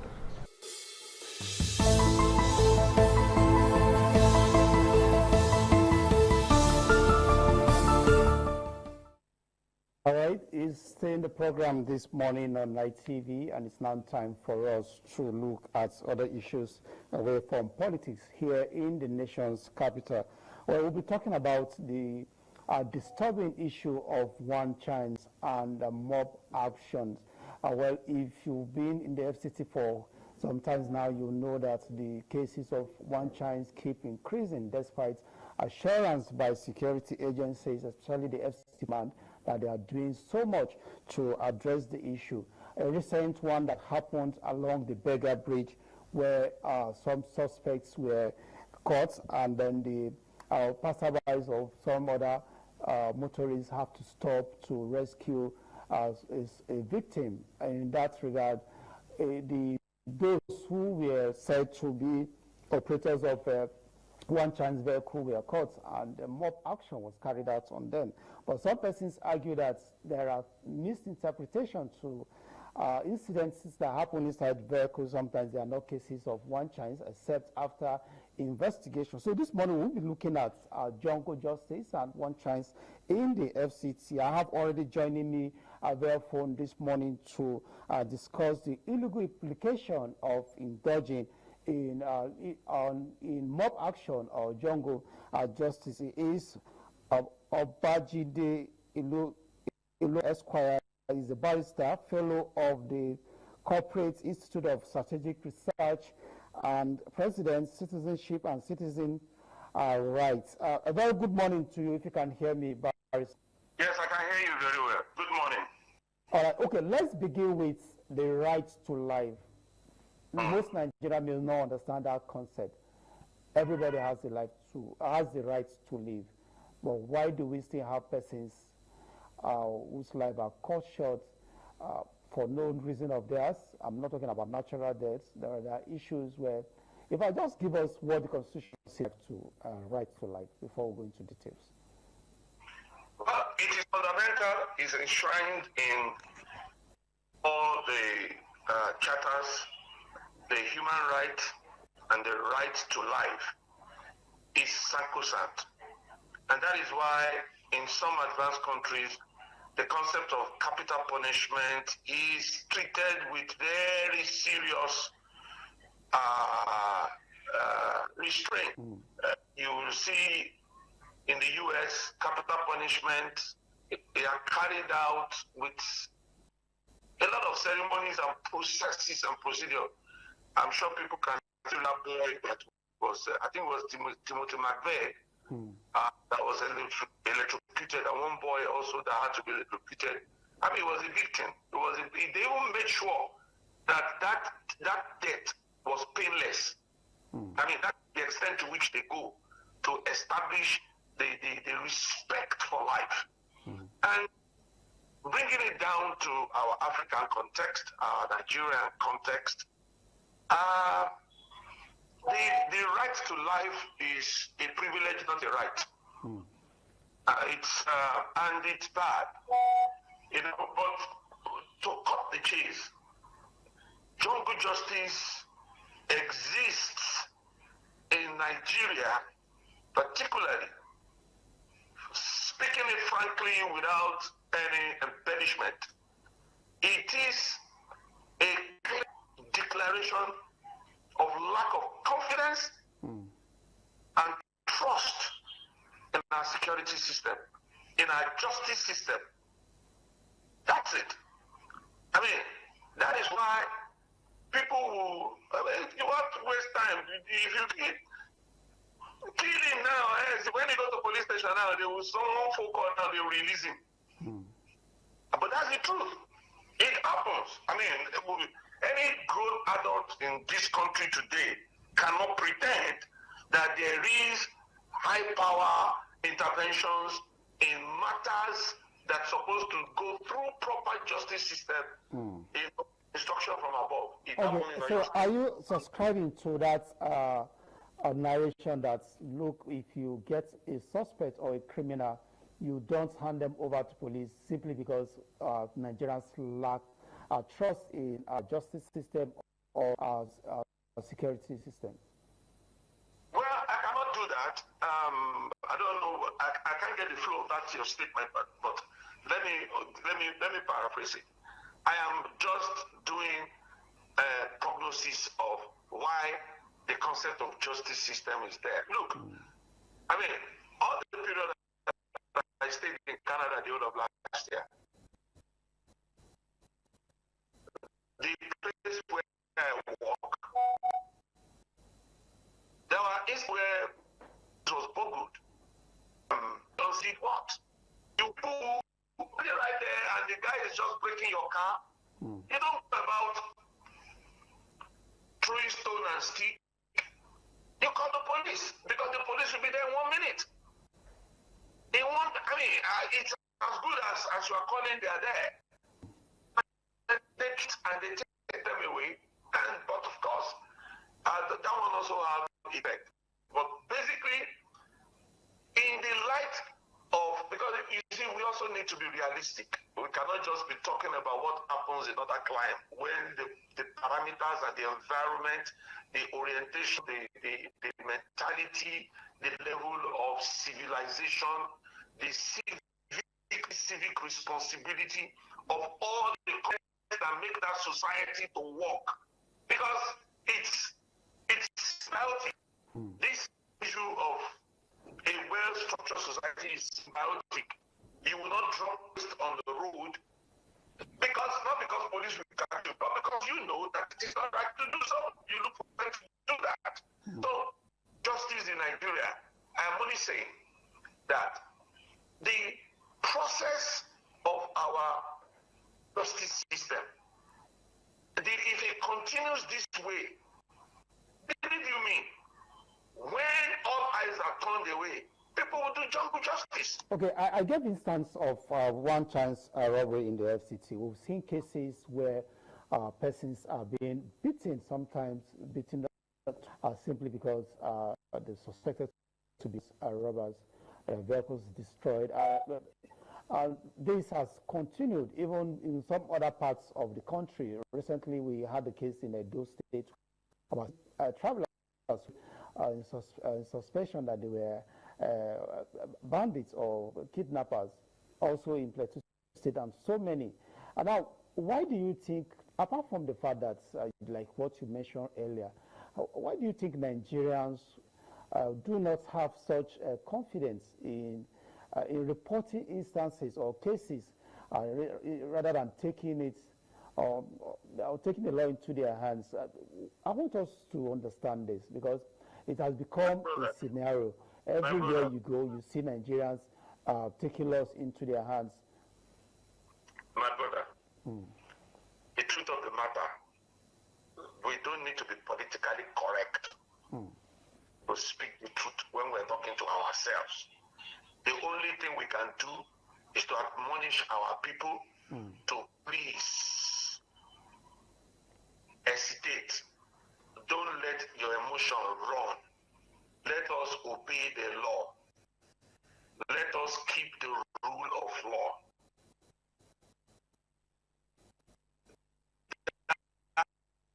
That should be our advocacy. But to open that Pandora's is circumstantial incidents that help people to opt for jungle justice in certain crimes. See the recent popular victims of One Chance reported in Abuja, the lawyer and the other guy. That alone is enough for blood to grow hot.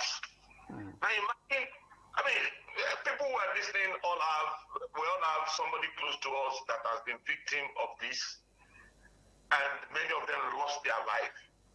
You understand what I'm saying?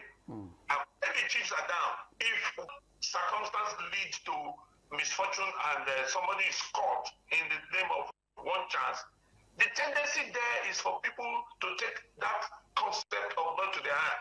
And let us go back to the foundation.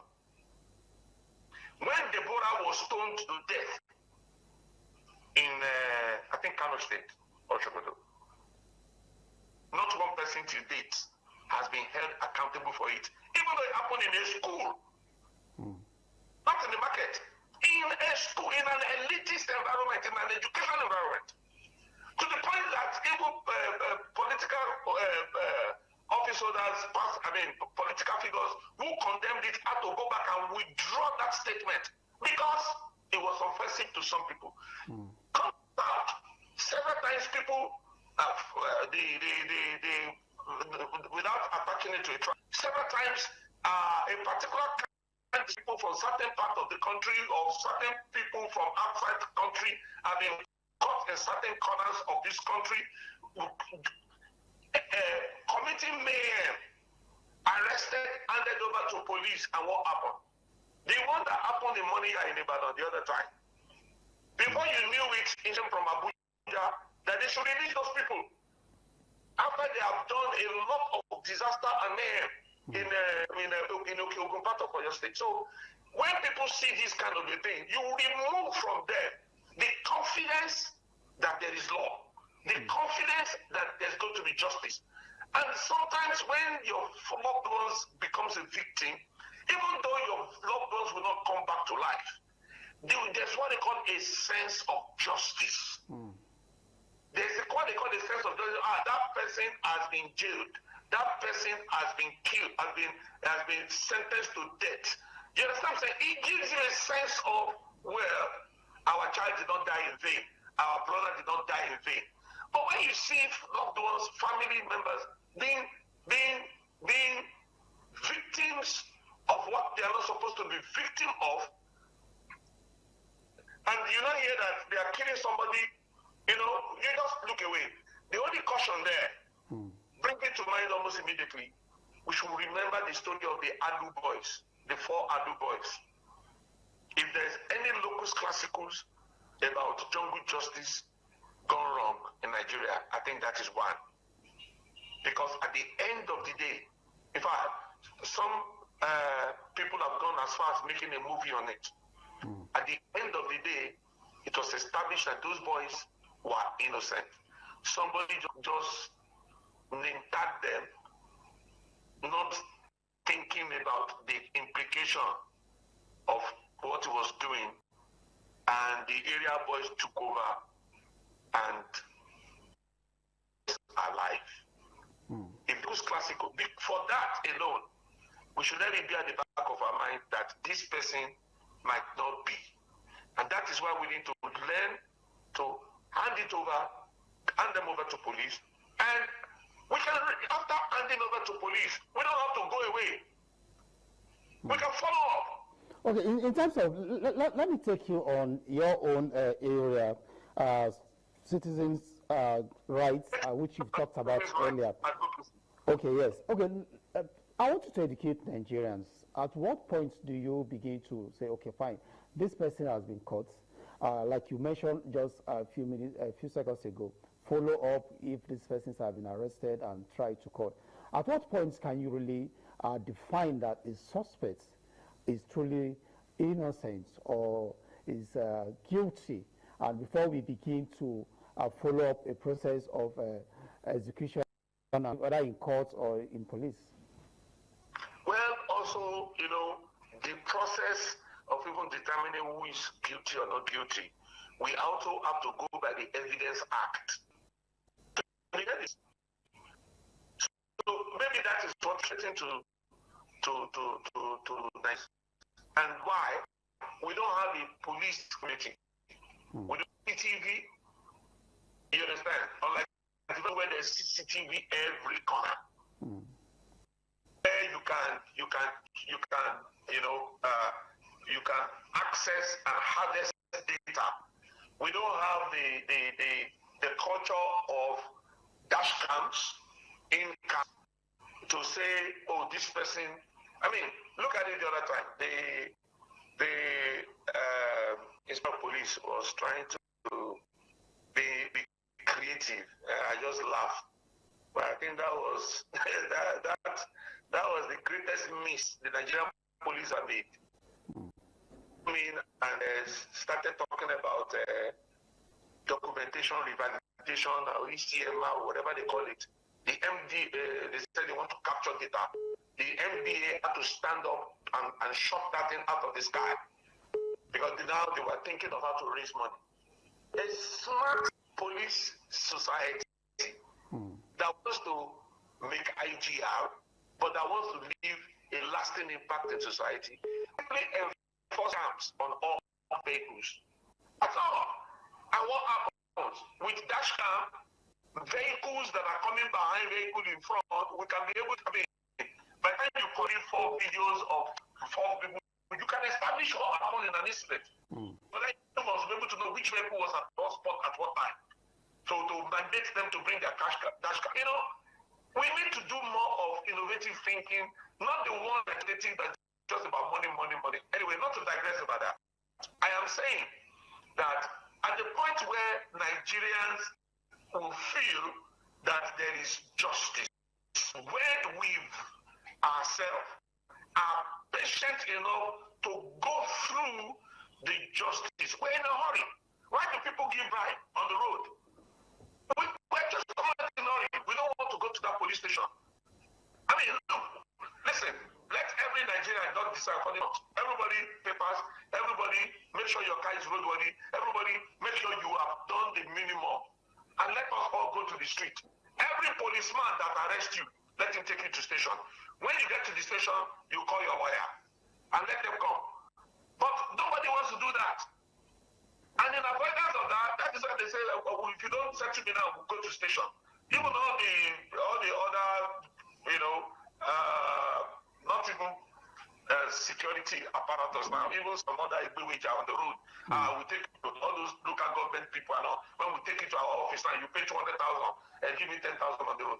Our impatience to see processes through is the reason why we have not seen the little that the justice system has done. You understand what I'm saying? Then also, the justice system itself also has to be rejigged so that there will be transparency, you know, and there will also be speed in this thing.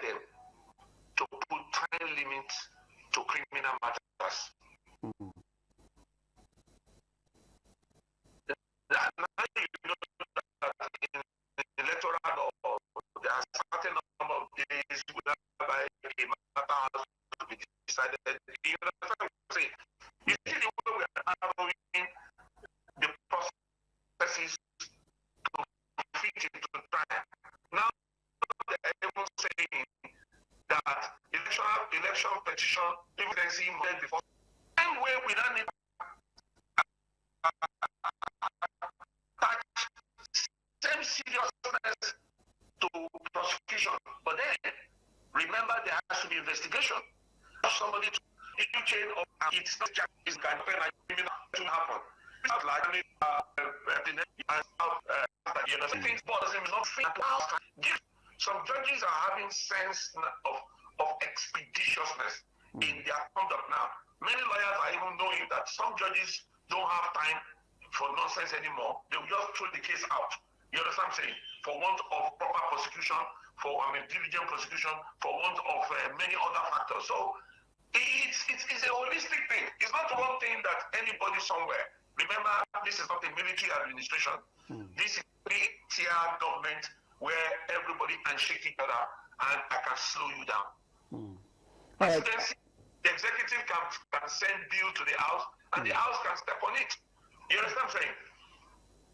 Okay. Except not to become America where executive order just becomes a stray bullet. Okay, now let's turn our attention to those who are innocent or presumed innocent if you truly go through the right process and you declare innocent. In terms of seeking compensation, you've given instance of Deborah who was stoned to death, the 4 guys in River State, and so many of them that at the end it was proven that these persons were mistaken identity. Now, as a victim of such action, do you stand any chances of getting justice for yourself for being victimized? Do you get justice in form of compensation? Are there processes for you to start all over, or you just let it go like that? There are obviously processes. Even abroad, it has happened. There are plethora of instances that people have been unjustly. Somebody was just released from jail for 40 years, having been lied on by his stepdaughter that he tried to sleep with him. You know, those kind of things. People have spent their lifetime in jail abroad, only to be released on the ground that the allegation was not right. But yes. So even in Nigeria, yes, there are, but like I said, can you be patient? Because now that it has been known that they now go back to court, then who do you want to charge? What is going to be the charge will depend on what your lawyer will advise. But of course, there are damages that can be claimed. The law is not ignorant of that. There are provisions in the law for people who have been wrongly alleged. Maybe, for instance, people who are almost lynched to death. You know, but then, okay, let's take the case of somebody who was almost lynched to death on the ground that he was in one chance, his vehicle was destroyed, burnt down. He was saved by the whisker. He was in the hospital. Who do you particularly want to go and arrest? Who are you going to lay the charge on? You see that it becomes a little bit complicated. But like I said, if it is a society that is properly digitally policed, then you can put the footage, identify faces, and you can line them up and claim damages. You can even claim damages on their insurance. You understand? That is a society that have one. But, you know, so as I said, some things will still continue to elude us because the way we are stringing our society, we're not stringing it with the consciousness of the value of citizenship.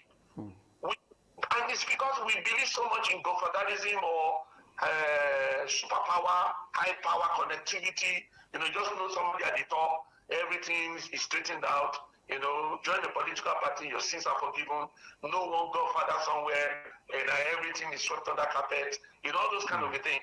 You can't stand for, say, you are pursuing this to logical conclusion.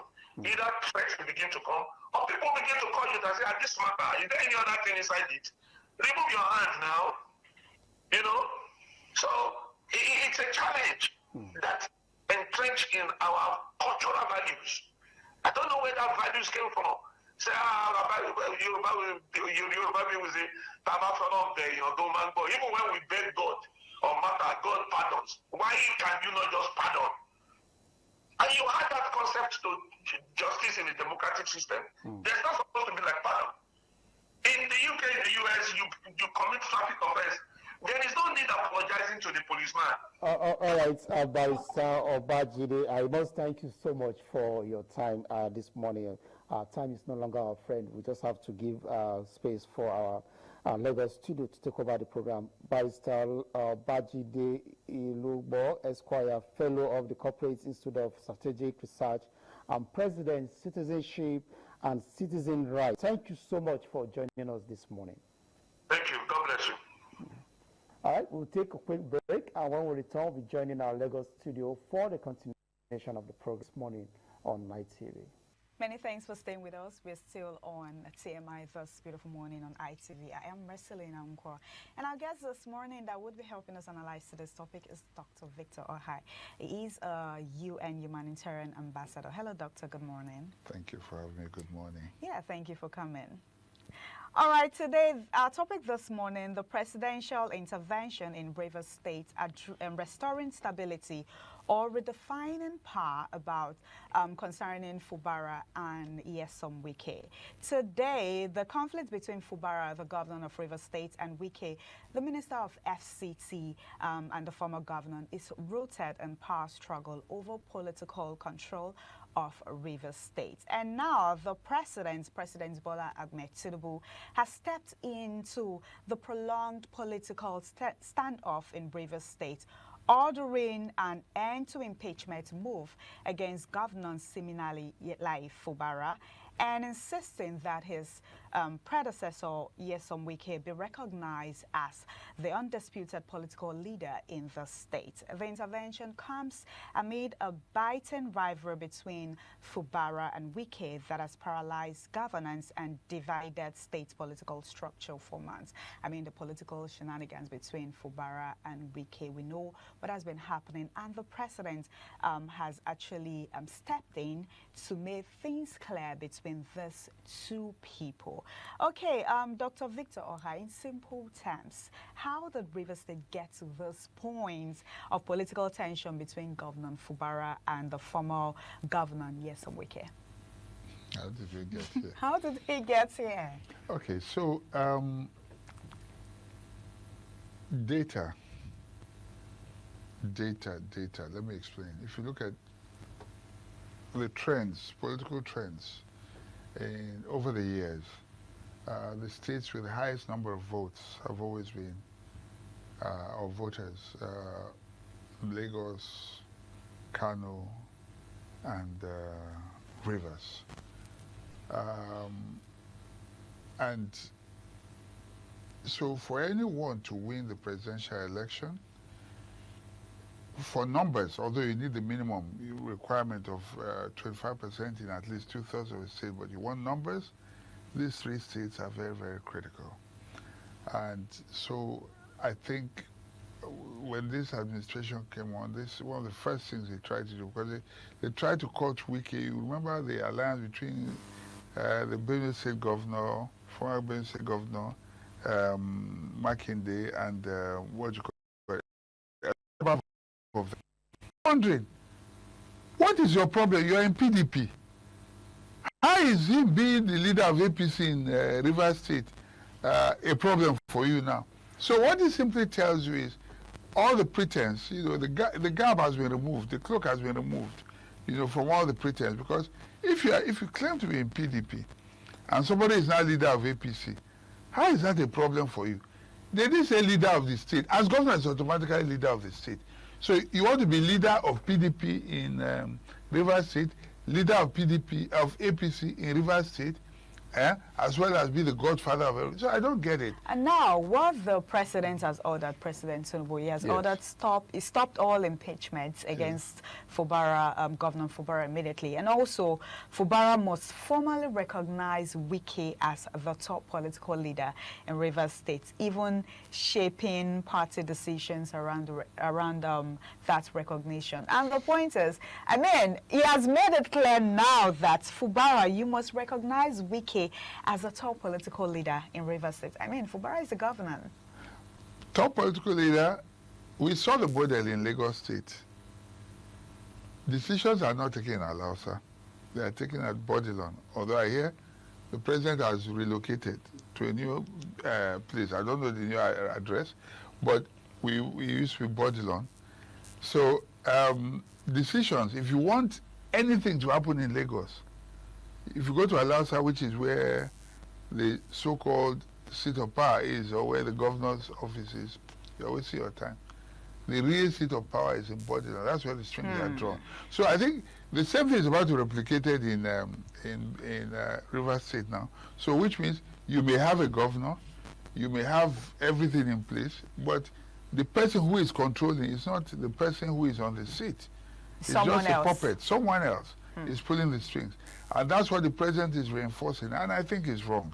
You cannot have somebody elected by the people and say you are not the leader of the state or of the party in the state. You are saying, first of all, you are telling us that Wike is actually an APC man still wearing PDP agbada. Finally, you have admitted it. Wittingly or unwittingly, the president has admitted it. Otherwise, you cannot begin to say so. The man has moved to APC. Now, you are telling somebody who is in PDP, you are telling the APC governor elected by people that that he's not the leader, that he should recognize the man in PDP as a leader. As a leader. What kind of this is that? Okay, you want to call it a truce or what? So that there will be peace, and you are telling the legislators not to impeach him. It therefore means that Aso Rock is now teleguiding everything in Rivers State through the stooge that Wike is now. Okay, why has this crisis lingered for so long, despite early attempts or reconciliation? I mean, the political shenanigans between Wike and Fubara. I think it serves the president's interest for, you talk about divide and rule, for there not to be a united Rivers State. A united Rivers State, because right now what he's doing, and mark what I'm saying, what he's doing now, again, mark what I'm about to say, because what he's doing now is precisely, what he's doing now is trying to say, okay, he's playing the two of them against each other. All loyalty will be to him. So Fubara will be grateful to the president for saving him. Wike will be grateful to the president for giving him a job and for making him, quote unquote, relevant. So at the end of the day, who gains is the president. Fubara will work for him. Wike will work for him. It's like nobody will work against him. But, and that's why I say, mark my word, the people of Rivers, when the time comes, they may not have a choice between the governorship candidates because it may come from any of the two parties. But when presidency comes, the Rivers people, where he hopes to gain, the Rivers people will decide. They will not be influenced by these two people. I can promise you that. Oh, you think so? I know so. You think they will not? Because they're just watching what is happening right now. They're clearly not happy and they understand what's happening. Fubara will just tag along for survivor. Wike will continue to push because he wants to continue to assert himself. But as I say, a dog that has two masters will usually starve because dog A will expect, I mean, will be the first master will be saying, oh, even if I don't feed it, the second master will feed it. The second master will say, even if I don't give it food, the first master will feed it. At the end of the day, it will go hungry. That is what is likely to happen in Rivers at the end of the day. Okay, we are hoping to see. Okay, at this point, how might this affect internal democracy within political parties, especially the PDP and the APC in Rivers State? It's been destroyed in Rivers. That's what the presidency wants. It's been destroyed. With a divide and rule, you can't talk about a third rule. It's what the president wants that will be. If he says, okay, vote for this president, that's what is happening in Lagos State. It's not internal democracy, it's anointing. Whoever is nominated and anointed by Bodilon emerges in Lagos from local government councillor to governor. That's what's about to happen in Rivers State. So somebody is going to sit in Aso Rock and be dictating who is who through the stooge that Wike now is. So somebody is going to sit there to detect who is who? Yes. So in reality, whoever wants to be governor in Rivers State during the next election should just go to Aso Rock and get blessings. Because so you don't think via voting, you know, the people voting, it can actually not put the person there. You just have to go to Aso Rock for blessings. Well, it is whoever is presented. It's like Lagos State. How much choice do you have? So that's what's going to be happening in Rivers. But the only thing I do know, like it happened in Lagos, is that when it comes to presidency, the people will decide who they want. It cannot be manipulated. You saw what happened in the last election. Governorship, well, very little choice. But presidency, the people spoke. Look at what's happening in what happens in the FCT. You may do all you want to do, but when it comes to presidency, the people know who to vote for. That's what will happen in Rivers State. And in Kano, the same thing will happen. You can see the same divide and rule happening in Kano right now. The same reverse formula and template is what is playing out in Kano. But do you think it's the right thing for the president to declare someone a political leader? It's wrong. Totally wrong. He has meddling there. I think have any business of the state business instigating what is going on in the first place. He has no business. Yes, we know Wike is stubborn, but he doesn't wanted to raise my friends and then let him leave the job. Let him leave the FCT job and then go to Rivers and do Rivers politics. The only reason he's talking right now is because he has the president's backing. If the president says to him, I don't want you interfering in that, there's nothing he can do. So make no mistake about it. What you have is the voice of Jacob and the hand of Esau. That's clearly what's happening. Okay, let's talk about Wike. Let's just throw light on Wike and Makinde, the shenanigans that have been happening on the internet from yesterday to today. You know, Wike said he's interested in Oyo State, and Makinde has responded to him. You know, it has been trending on the internet since yesterday. Let's just throw light on that before we go back to our main conversation for today. Let me quote, or paraphrase rather, what's his name? Former governor of Ekiti State, Fayose. Okay. Who said he likened Wike to like a spirit. He said, fear him, fear him. He says, if that man comes after you, you are in trouble though. But Makinde can hold his own. I think the people of Oyo love and respect him. Makinde. Yes, and he has he's done very well in the state. So, but Wike, we have to see how Wike influences what goes on there. I know that the president is interested in that state for obvious reasons.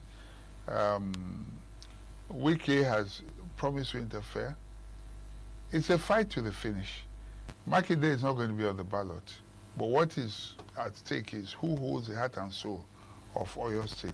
Is it going to be PDP or is it going to be APC? That's a battle right now. Okay, you know, the by-election for Rivers State has been scheduled for February 21. How does this development impact the upcoming election? With what the president has done, again, is he going to dictate what goes on there? Because heads or tail is the same thing. Okay? Fubara was PDP, he moved to APC. Wike is PDP, is supposed to be PDP, but it's actually APC. So both of them are working for APC, which is what the president wants. It's divide and rule. That's what the president wants. That's what both of them should be working for. So everything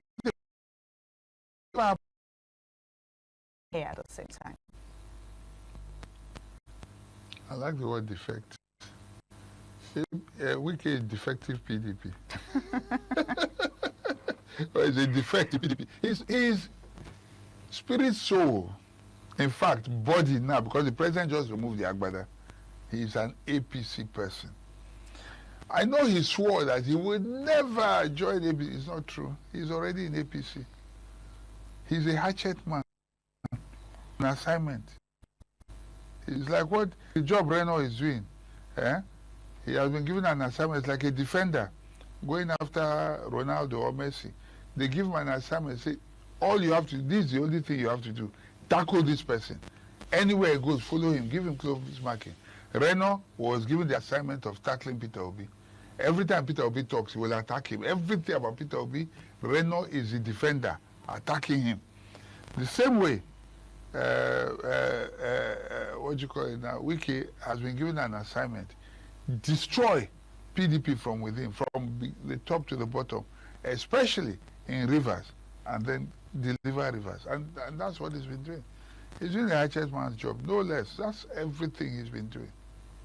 So at this point, we all know that governance cannot truly function effectively. Or let me ask you, do you think governance can truly function effectively when political loyalties appears to be imposed rather than negotiated? It's going to be difficult.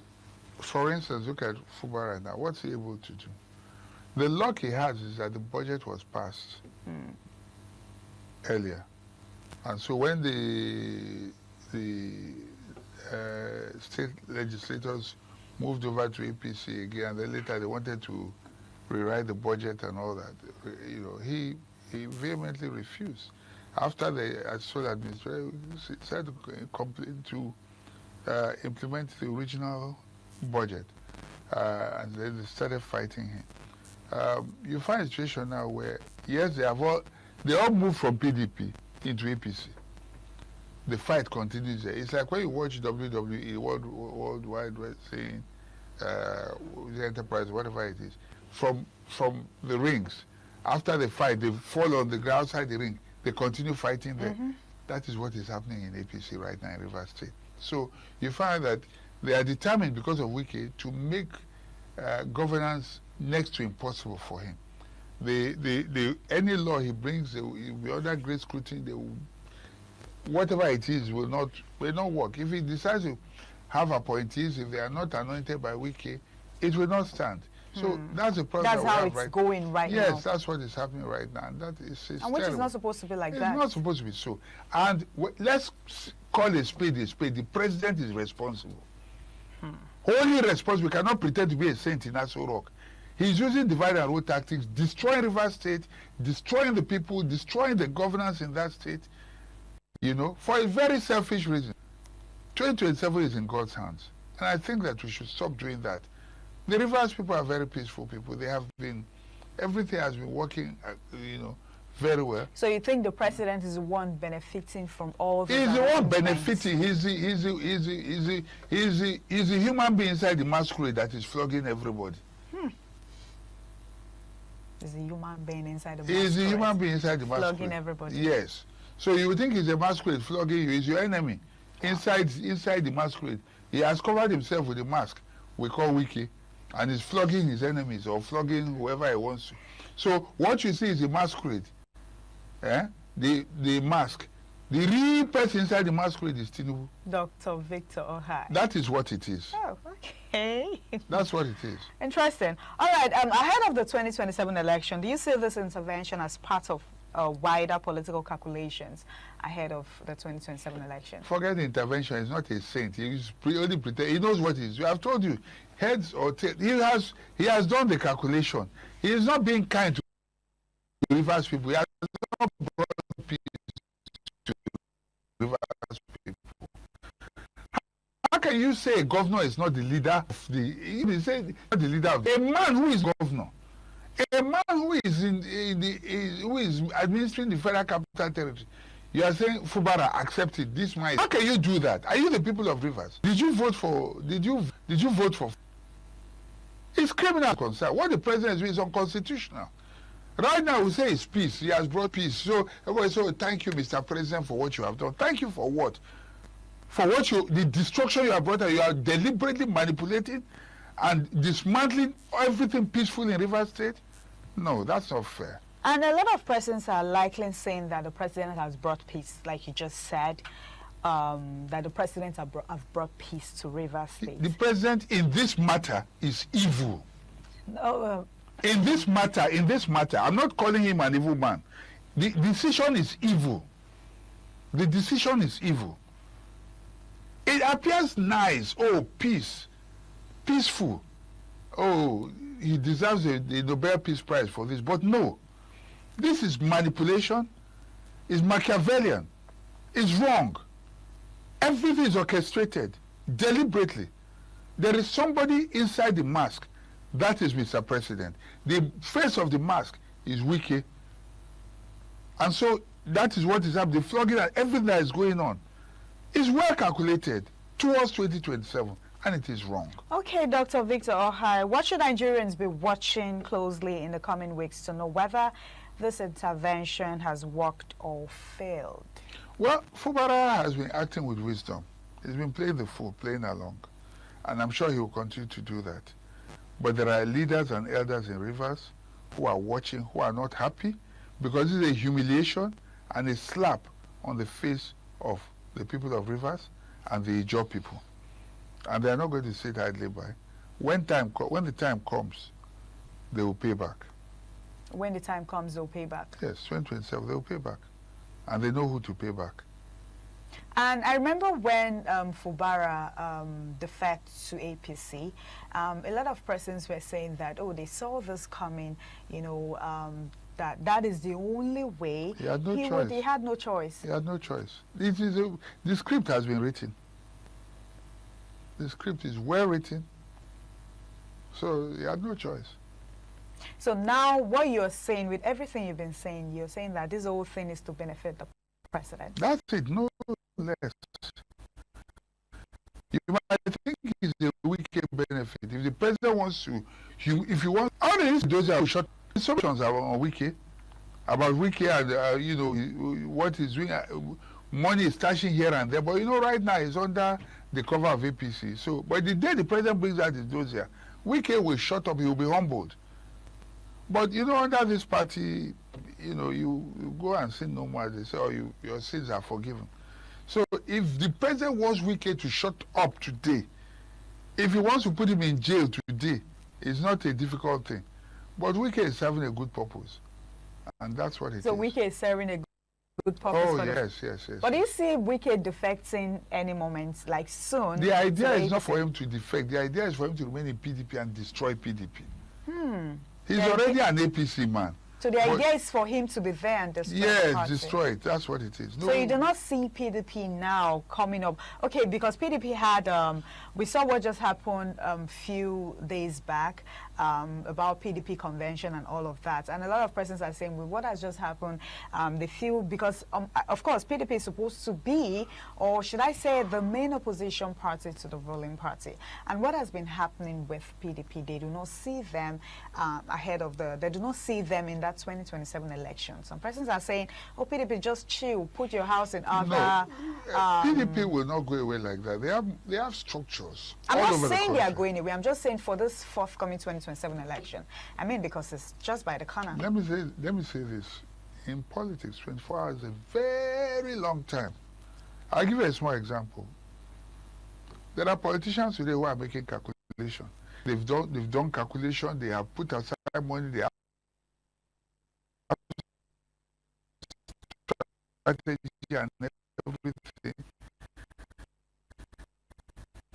If you do everything and then suddenly before election, the person drops dead, and things not changed.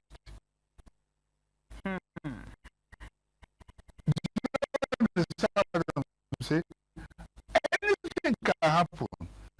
So no matter what the calculations are, let's wait and see. All right, Dr. Victor Ohai said, no matter what the calculations are, let's and see. All right, thank you so much, Dr. Victor, for your time.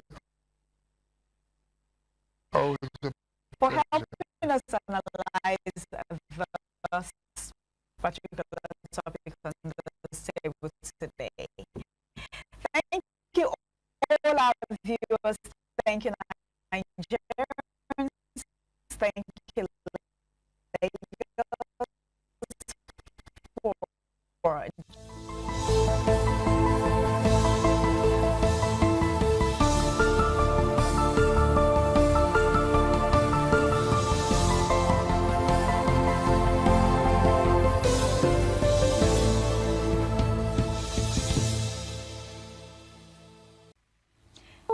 people, welcome to TMI Socials, where we talk about trending stories making waves on social media and of course people's reaction about a particular story. I am Marcelina, and our first story this morning that we will be talking about, we saw a video of Nyesom Wike, the FCT minister, where he says is interested in Oyo State in particular. Mr. Chairman, according to him, let me declare my interest. I am interested in Oyo State PDP. That is where I'm interested in. We also got a video where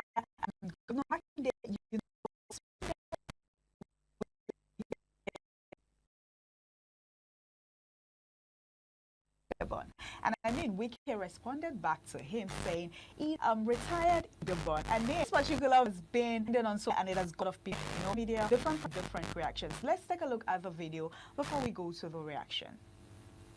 We have a competent legal advisor, we have a competent organizing secretary who have the experience in this job. We are not so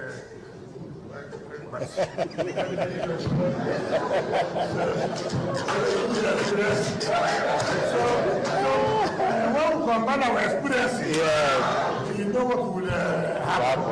So I'm not necessarily for this short notice, and everybody is there. Go back to your state.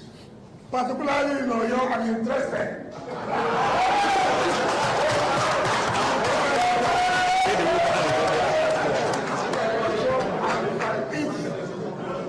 Let me declare my interest. Interesting. And Governor Makinde responded to him and responded back. Okay, let's take a look at people's reaction. This person says, the guy says, his plan is to back the opposition against PDP. It is basically a straight fight between him and Sheyi. He wants puts forward his own candidates because that will mess up everything for him, both at home and outside. For now, he's just talking. Let's take a look at another reaction. This other person said, Wike is FCT minister but wants to monitor Oyo State PDP. This is exactly the problem. Federal minister interfering in state politics instead of focusing on their jobs. Let's take a look at another reaction. Akane says Governor Sheyi needs to do better when he is responding to Wike. This one no enter. Interesting. Let's take a look at another reaction. Okay, this other person says Wike is making it clear he's watching Oyo politics closely. This would definitely shake things up. PDP supporters and others better pay attention. Things are about to get interesting. Let's take a look at another reaction. All right, this other person says, good response from Sheyi. Wike should not be allowed to wreck our democracy. President Tinubu, your silence equals support. Talk to your minister. Let's take a look at another reaction.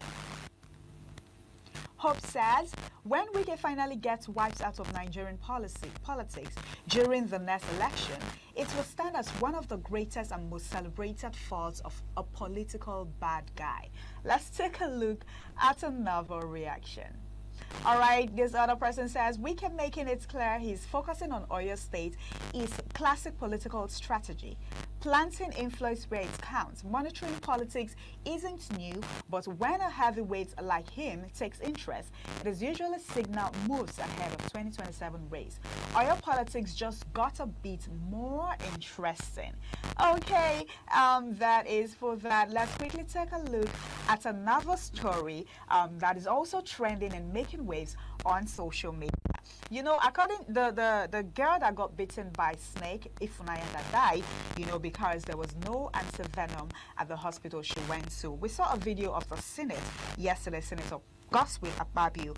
He has ordered a hospital nationwide to stock antivenoms. And this particular video has gotten a lot of people saying, why does he have to wait for this particular moment? Because Ifunanya's case trended, that is why, he had to say this, that thousands of persons die by snake bites yearly, monthly, daily, because this particular case has been trending, rather, that is why, he has to come out and make it compulsory that this is the Nigerian has actually failed this particular game. Let's take a look at the video before we go to the reactions.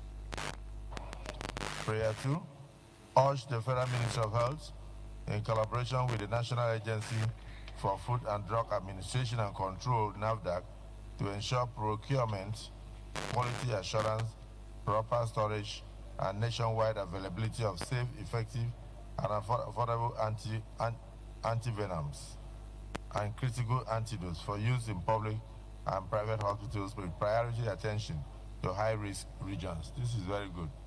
Those in support of prayer 2 say aye. Those against say nay.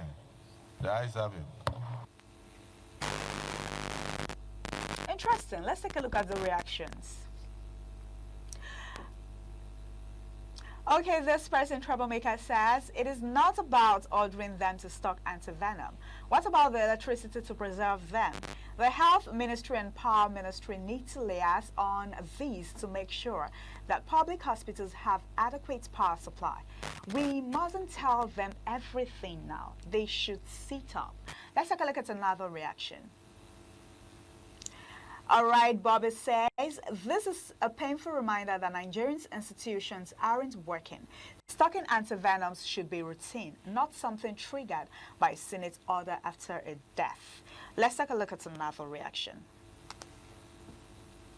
Prime Gunner says, imagine a nation where someone has to die before the right thing can be done.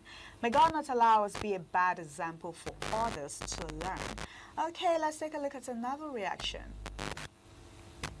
Skybliss says, a tragic loss that shouldn't have happened in the first place. The real question is, how will this order be enforced and funded so it is not just another headline?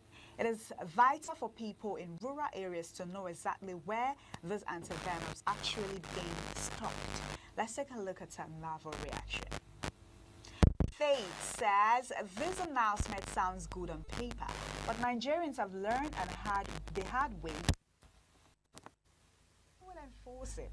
Others within funding, monitoring, and accountability are just press release with emotions attached. Let's take a look at another reaction. Okay, that is for that.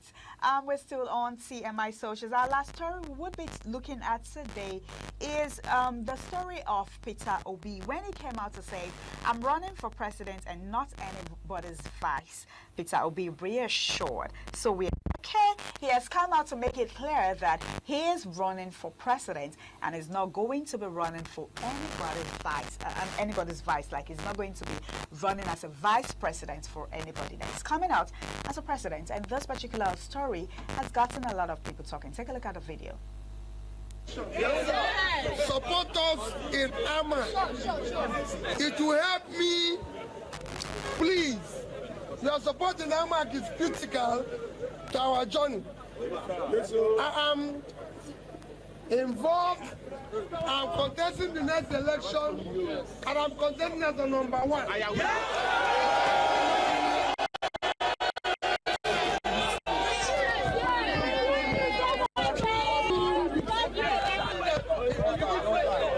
When I come back, you will see. Thank you. Interesting. Let's take a look at the reaction. Okay, this person says they are clearly not serious about defeating Tinubu. Peter Obi's personal ambition and refusal to compromise may hand President Bola Ahmed Tinubu a second term. A united ticket with Atiku as president and Obi as running mate would defeat Tinubu. Let's take a look at another reaction. Oluwatosin said, if Peter Obi thinks Atiku will step down for him, then he's more delusional than most people thought. Or maybe he already has a different plan, perhaps to move to another party after failing to secure the APC ticket. That might be the real strategy. Let's take a look at the last reaction. Okay, this other person says, Atiku Abubakar is seriously considering stepping down to let Peter Obi become the presidential candidate for the ADC in the 2027 election. If that happens, who would Obi pick as his running mate? And what's the big benefit for Atiku in making this move? may be a key role influence behind the scene. Either way, 2027 is shaping up to be an exciting election year. All right, that is for that, and this is all we've got for you on TMI socials this beautiful morning. Let's go over to Benin, where Evans is standing by. Evans. All right, Mr. Leonard, thank you so much. Now, time would permit us, we would have, followed you to do the political analysis. I mean, as these defections are happening here and there. From me, it's goodbye, and I know. Goodbye, see you tomorrow. No wasting. Have a wonderful week ahead. Bye for now. ITV, certainly the best.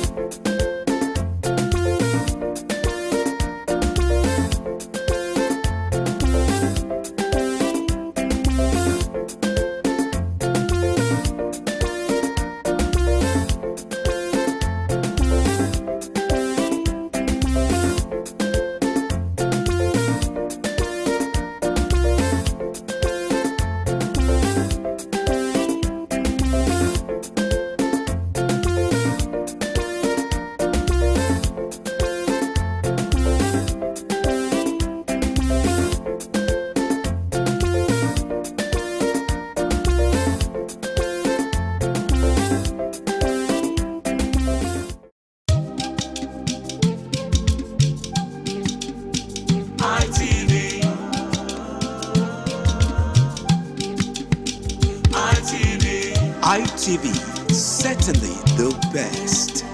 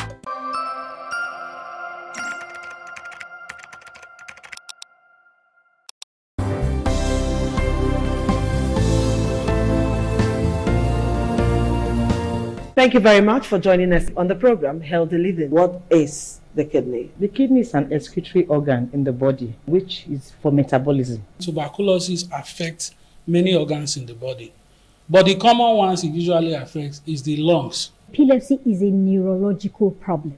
Okay. It is an injury in the brain, which causes someone to begin to convulse, to go into fits. It is curable, but the cure is a long-term thing. If you eat well and avoid those risk factors that will make your immunity to be down, then the risk of contracting tuberculosis will be reduced. If you're healthy, then you're wealthy.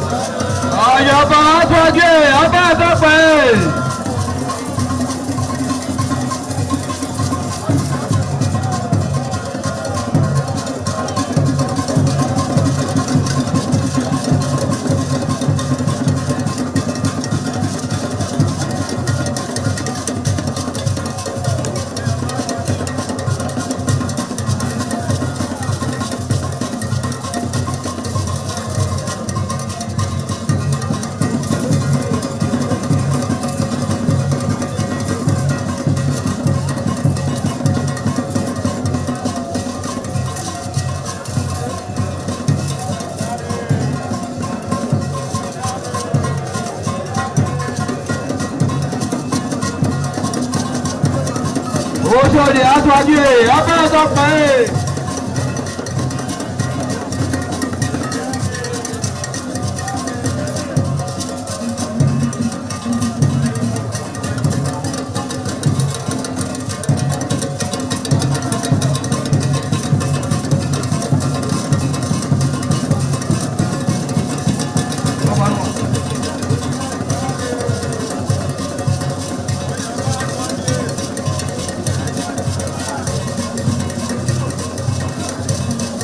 Ayabatoge, Abatope.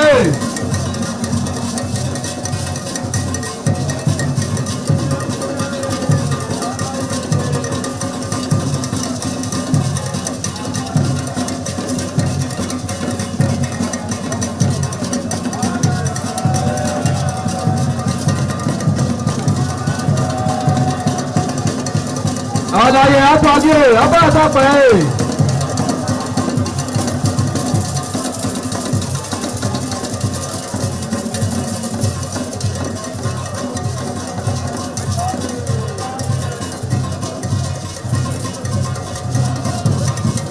Egwetuwa.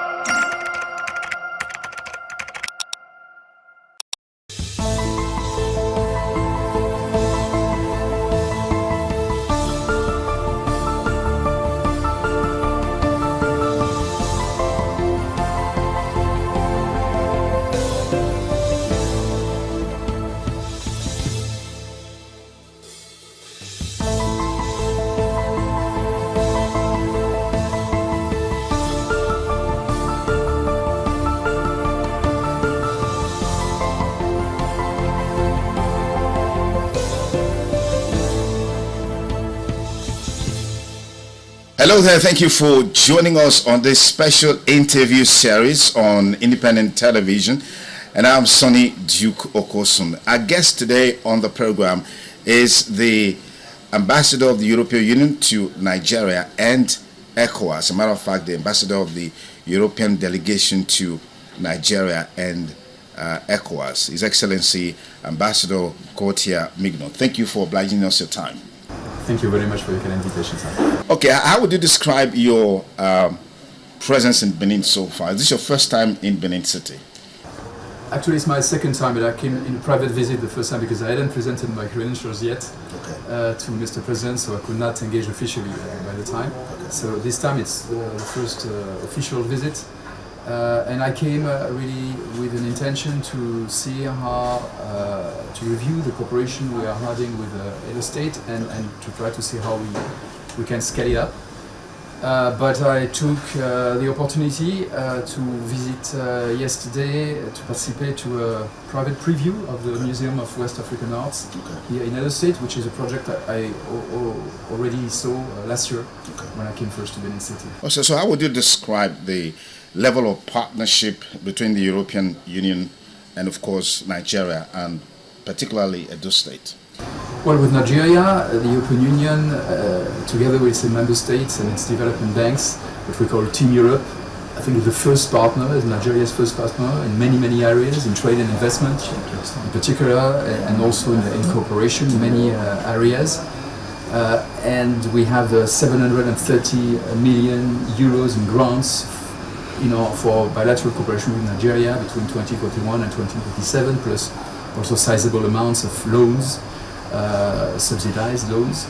And with Edo State, we've had good cooperation in several areas. I'm thinking in particular of support to migration governance and support to stranded migrants returning to Nigeria, and many of them are from Edo State. And in the last few years, we supported more than 23,000 people to come back and reintegrate into their communities nationally, and many of them in Edo State, just to name an example. So, voilà, we think we can do more in other areas. We're also working in digital economy, in renewable energy, and also in projects for communities. But I always come with states so important like Edo State with an idea of how to try to improve and strengthen what we are doing already. All right. What is the policy thrust of the European Union in terms of opportunities for young people as it relates to education? Well, for us, education is key, and young people are a cross-cutting priority in a country like Nigeria. So in all our projects, we integrate a dimension for young people and also for women. And in particular, as far as young people are concerned, we are funding a big national project called Nigeria Jubilee Fellowship Program. It's about helping young graduates to integrate into labor markets by funding a 12-month scholarship for having internships in medium and small size enterprises or public service to get a first professional experience. And this is something that we are now scaling up with the federal government.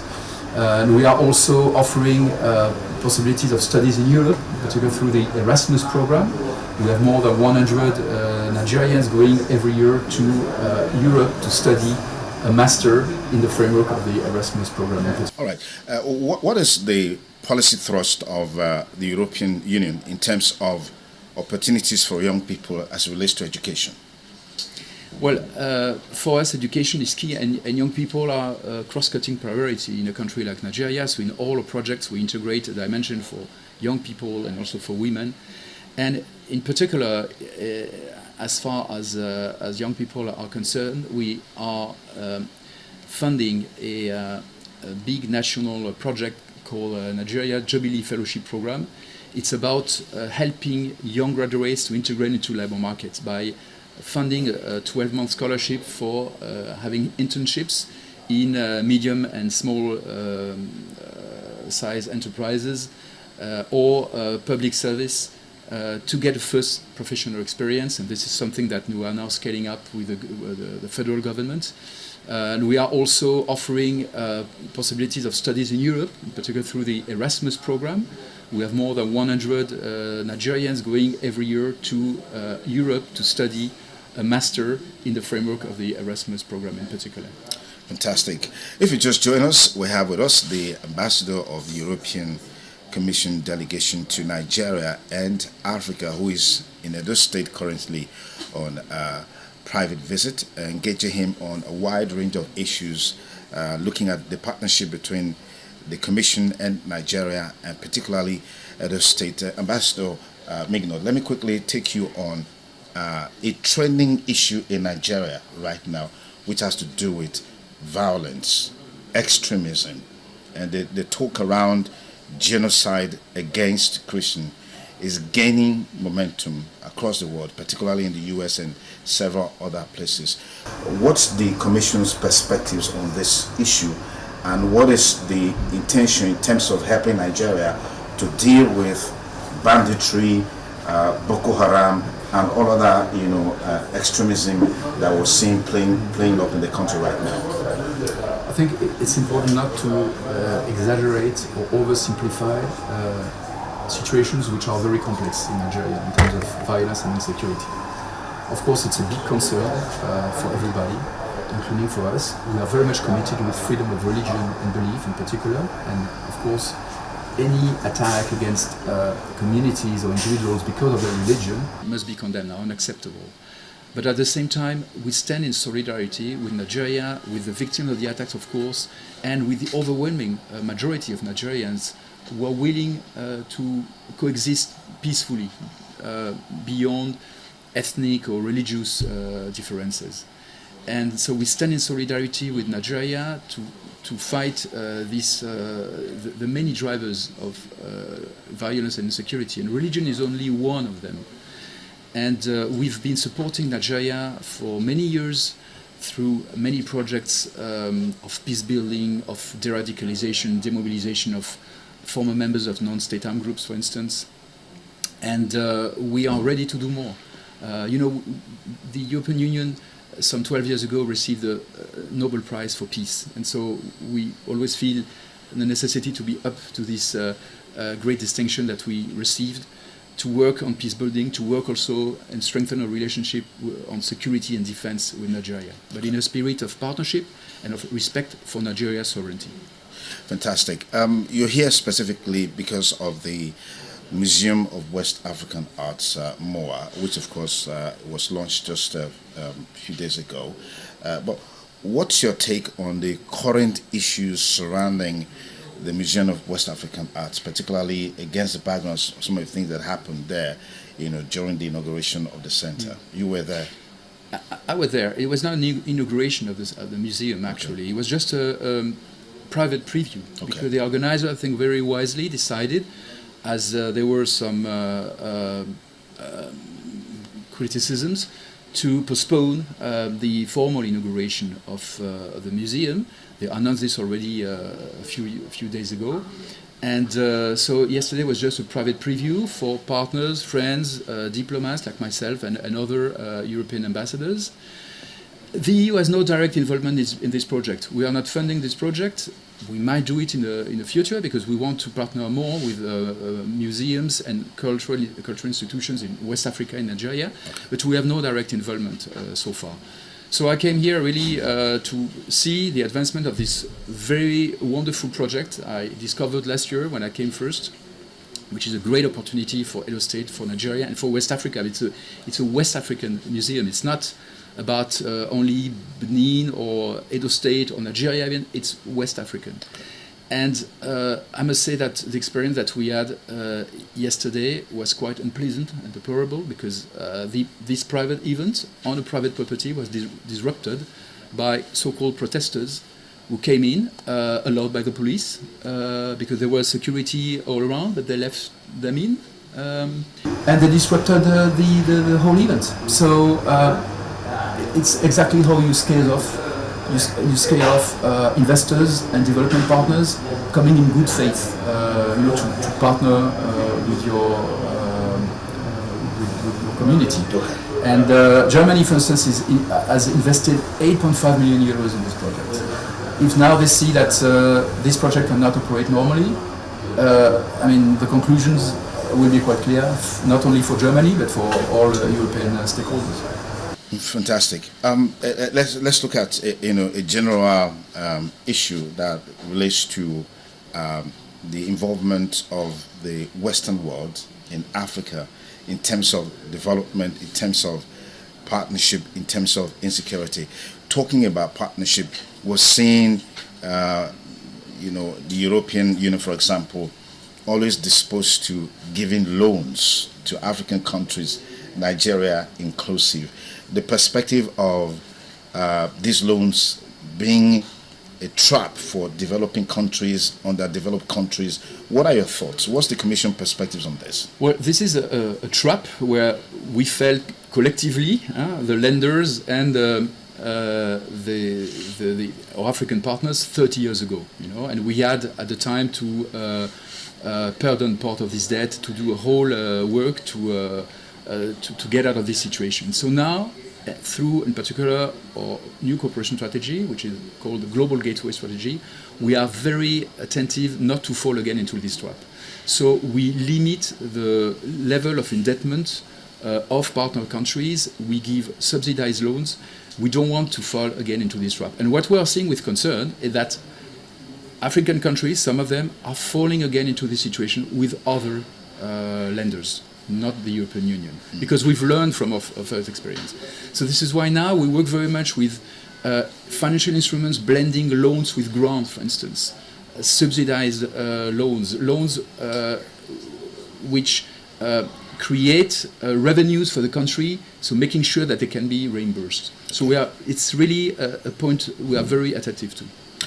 On a global scale, we've seen the disappearance of peace, so to speak, at the global level. I mean, the Hamas-Israeli crisis there's a ceasefire, there's some sort of agreement, but we're still seeing some measure of violence. We saw recently the RSF activities in Sudan, particularly in Al-Fasher. That crisis is still going on. And these activities or events that are unfolding globally that undermines peace globally, what's your perspective of the fact that it's like the world is hamstrung in terms of dealing with these issues, nipping them at the bud before it blossoms, it flourishes, snowballs into huge crisis like you're seeing now in Sudan.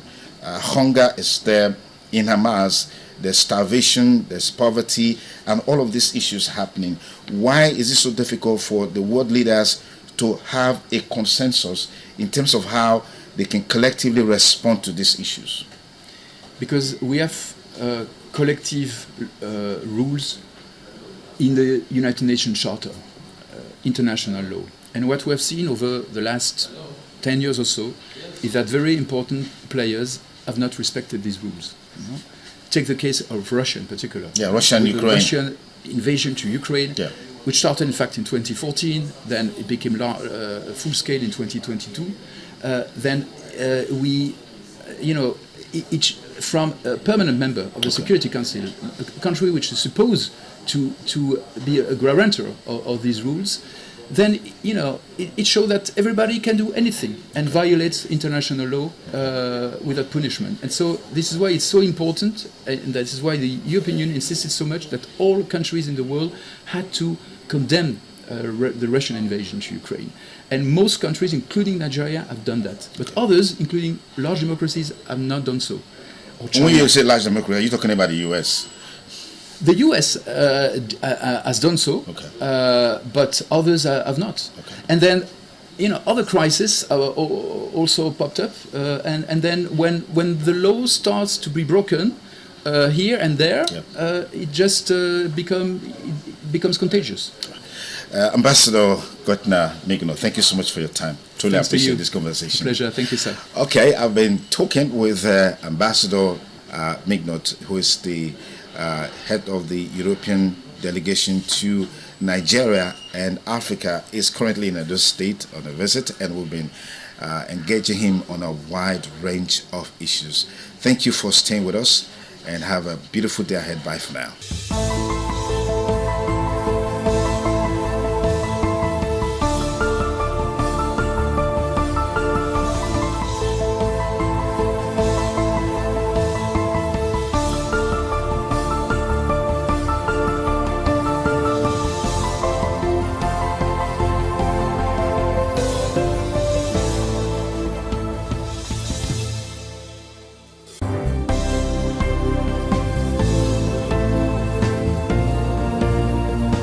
Thank you very much for joining us on the program, Healthy Living. What is the kidney? The kidney is an excretory organ in the body, which is for metabolism. Tuberculosis affects many organs in the body, but the common ones it usually affects is the lungs. Epilepsy is a neurological problem. Okay. It is an injury in the brain, which causes someone to begin to convulse, to go into fits. It is curable, but the cure is a long-term thing. If you eat well and avoid those risk factors that will make your immunity to be down, then the risk of contracting tuberculosis will be reduced. If you're healthy, then you're wealthy.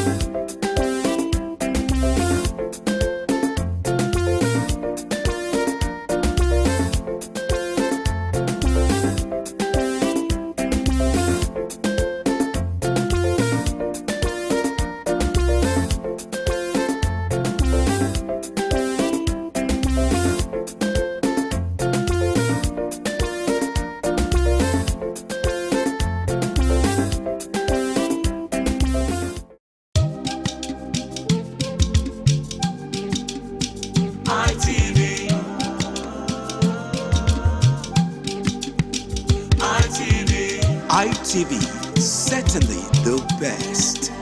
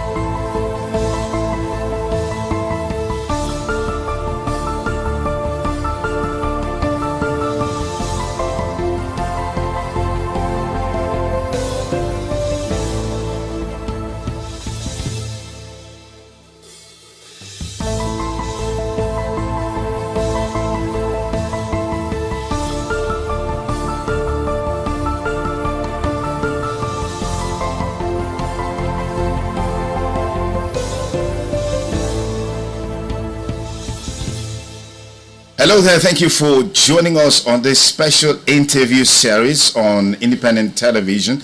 And I'm Sonny Duke Okosun. Our guest today on the program is the Ambassador of the European Union to Nigeria and ECOWAS. As a matter of fact, the Ambassador of the European Delegation to Nigeria and ECOWAS, His Excellency Ambassador Gauthier Mignon. Thank you for obliging us your time. Thank you very much for your kind invitation, sir. Okay, how would you describe your presence in Benin so far? Is this your first time in Benin City? Actually, it's my second time, but I came in a private visit the first time because I hadn't presented my credentials yet to Mr. President, so I could not engage officially by the time. So this time it's the first official visit. And I came really with an intention to see how, to review the cooperation we are having with Edo State and to try to see how we can scale it up. But I took the opportunity to visit yesterday to participate to a private preview of the Museum of West African Arts here in Edo State, which is a project I already saw last year when I came first to Benin City. Also, so how would you describe the level of partnership between the European Union and, of course, Nigeria, and particularly Edo State? Well, with Nigeria, the European Union, together with its member states and its development banks, what we call Team Europe, I think is the first partner, is Nigeria's first partner in many areas, in trade and investment in particular, and also in cooperation in many areas. And we have 730 million euros in grants for bilateral cooperation with Nigeria between 2041 and 2027, plus also sizable amounts of loans, subsidized loans. And with Edo State, we've had good cooperation in several areas. I'm thinking in particular of support to migration governance and support to stranded migrants returning to Nigeria, and many of them are from Edo State. And in the last few years, we supported more than 23,000 people to come back and reintegrate into their communities nationally, and many of them in Edo State, just to name an example. So voilà, we think we can do more in other areas. We're also working in digital economy, in renewable energy, and also in projects for communities. But I always come with states so important like Edo State with an idea of how to try to improve and strengthen what we are doing already. All right. What is the policy thrust of the European Union in terms of opportunities for young people as it relates to education? Well, for us, education is key, and young people are a cross-cutting priority in a country like Nigeria. So in all our projects, we integrate a dimension for young people and also for women. And in particular, as far as young people are concerned, we are funding a big national project called Nigeria Jubilee Fellowship Program. It's about helping young graduates to integrate into labor markets by funding a 12-month scholarship for having internships in medium and small size enterprises or public service to get a first professional experience, and this is something that we are now scaling up with the federal government. And we are also offering possibilities of studies in Europe, particularly through the Erasmus program. We have more than 100 Nigerians going every year to Europe to study a master in the framework of the Erasmus program. All right. What is the policy thrust of the European Union in terms of opportunities for young people as it relates to education? Well, for us, education is key, and young people are a cross-cutting priority in a country like Nigeria. So in all our projects, we integrate a dimension for young people and also for women. And in particular, as far as young people are concerned, we are funding a big national project called Nigeria Jubilee Fellowship Program. It's about helping young graduates to integrate into labor markets by funding a 12-month scholarship for having internships in medium and small size enterprises or public service to get a first professional experience, and this is something that we are now scaling up with the federal government. And we are also offering possibilities of studies in Europe, in particular through the Erasmus program. We have more than 100 Nigerians going every year to Europe to study a master in the framework of the Erasmus program in particular.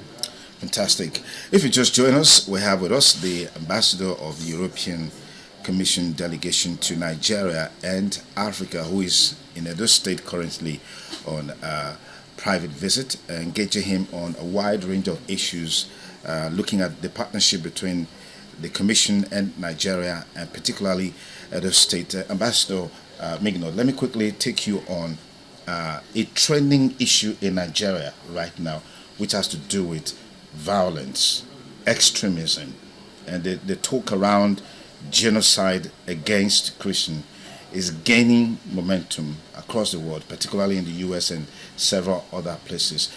What's the Commission's perspectives on this issue, and what is the intention in terms of helping Nigeria to deal with banditry, Boko Haram, and all other, extremism that we're seeing playing up in the country right now? I think it's important not to exaggerate or oversimplify situations which are very complex in Nigeria in terms of violence and insecurity. Of course, it's a big concern for everybody, including for us. We are very much committed with freedom of religion and belief in particular, and of course, any attack against communities or individuals because of their religion must be condemned, unacceptable. But at the same time, we stand in solidarity with Nigeria, with the victims of the attacks, of course, and with the overwhelming majority of Nigerians who are willing to coexist peacefully beyond ethnic or religious differences. And so we stand in solidarity with Nigeria to fight the many drivers of violence and insecurity, and religion is only one of them. And we've been supporting Nigeria for many years through many projects of peace building, of de-radicalization, demobilization of former members of non-state armed groups, for instance. And we are ready to do more. The European Union some 12 years ago received the Nobel Prize for Peace. And so we always feel the necessity to be up to this great distinction that we received, to work on peace building, to work also and strengthen our relationship on security and defense with Nigeria, but in a spirit of partnership and of respect for Nigeria's sovereignty. Fantastic. You're here specifically because of the Museum of West African Arts, MOA, which of course was launched just a few days ago. But what's your take on the current issues surrounding the Museum of West African Arts, particularly against the background of some of the things that happened there, during the inauguration of the center? You were there. I was there. It was not an inauguration of the museum, actually. It was just a private preview. Okay. Because the organizer, I think, very wisely decided, as there were some criticisms, to postpone the formal inauguration of the museum. They announced this already a few days ago. And so yesterday was just a private preview for partners, friends, diplomats like myself and other European ambassadors.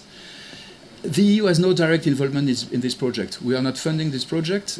We might do it in the future because we want to partner more with museums and cultural institutions in West Africa and Nigeria, but we have no direct involvement so far.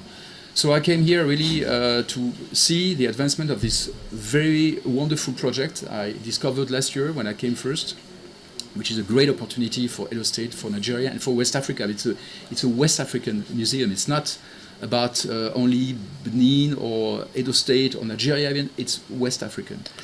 And I must say that the experience that we had yesterday was quite unpleasant and deplorable because this private event on a private property was disrupted by so-called protesters who came in, allowed by the police, because there was security all around, but they left them in. And they disrupted the whole event. So it's exactly how you scale off. You scale off investors and development partners coming in good faith, to partner with your community. And Germany, for instance, has invested 8.5 million euros in this project. If now they see that this project cannot operate normally, the conclusions will be quite clear, not only for Germany but for all European stakeholders. Fantastic. Let's look at a general issue that relates to the involvement of the Western world in Africa in terms of development, in terms of partnership, in terms of insecurity. Talking about partnership, we're seeing the European Union, for example, always disposed to giving loans to African countries, Nigeria inclusive. The perspective of these loans being a trap for developing countries, underdeveloped countries. What are your thoughts? What's the Commission perspectives on this? Well, this is a trap where we felt collectively, the lenders and our African partners 30 years ago, and we had at the time to pardon part of this debt, to do a whole work to get out of this situation. So now, through, in particular, our new cooperation strategy, which is called the Global Gateway Strategy, we are very attentive not to fall again into this trap. So we limit the level of indebtedness of partner countries. We give subsidized loans. We don't want to fall again into this trap. And what we are seeing with concern is that African countries, some of them, are falling again into this situation with other lenders, not the European Union, because we've learned from our first experience. So this is why now we work very much with financial instruments, blending loans with grants, for instance, subsidized loans which create revenues for the country, so making sure that they can be reimbursed. So it's really a point we are very attentive to. On a global scale, we've seen the disappearance of peace, so to speak, at the global level. I mean, the Hamas-Israeli crisis there's a ceasefire, there's some sort of agreement, but we're still seeing some measure of violence. We saw recently the RSF activities in Sudan, particularly in Al-Fasher. That crisis is still going on. And these activities or events that are unfolding globally that undermines peace globally, what's your perspective of the fact that it's like the world is hamstrung in terms of dealing with these issues, nipping them at the bud before it blossoms, it flourishes, snowballs into huge crisis like you're seeing now in Sudan? Hunger is there in Hamas, there's starvation, there's poverty, and all of these issues happening. Why is it so difficult for the world leaders to have a consensus in terms of how they can collectively respond to these issues? because we have collective rules in the United Nations Charter, international law. And what we have seen over the last 10 years or so is that very important players have not respected these rules. You know? Take the case of Russia in particular. Yeah, Russia and Ukraine. Russian invasion to Ukraine, which started in fact in 2014, then it became full scale in 2022. Then we, you know, each from a permanent member of the Security Council, a country which is supposed to be a guarantor of these rules, then, you know, it shows that everybody can do anything and violates international law without punishment. And so this is why it's so important, and this is why the European Union insisted so much that all countries in the world had to condemn the Russian invasion to Ukraine. And most countries, including Nigeria, have done that. But others, including large democracies, have not done so. When you say large democracy, are you talking about the US? The US has done so, but others have not. And then, you know, other crises also popped up. And then when the law starts to be broken here and there, it just becomes contagious. Ambassador Gotna Migno, thank you so much for your time. Truly appreciate this conversation. Pleasure. Thank you, sir. Okay, I've been talking with Ambassador Mignot, who is the head of the European delegation to Nigeria and Africa, is currently in Edo State on a visit, and we've been engaging him on a wide range of issues. Thank you for staying with us, and have a beautiful day ahead. Bye for now.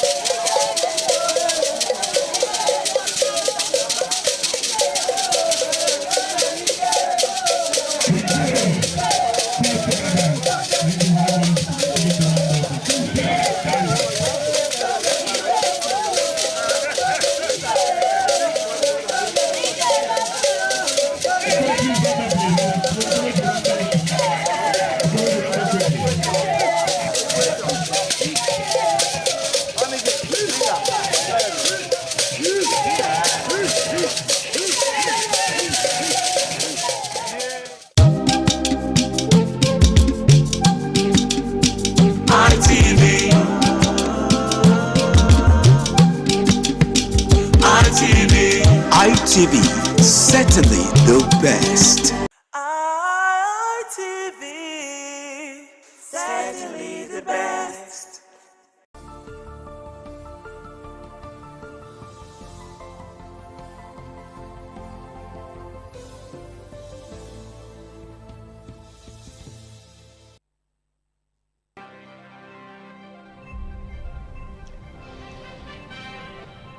On the news tonight, President Tinubu tasked World Bank on stronger partnership with Nigeria, insists on reforms. FRSC says 5,289 Nigerians died in 10,446 road accidents recorded in 2025.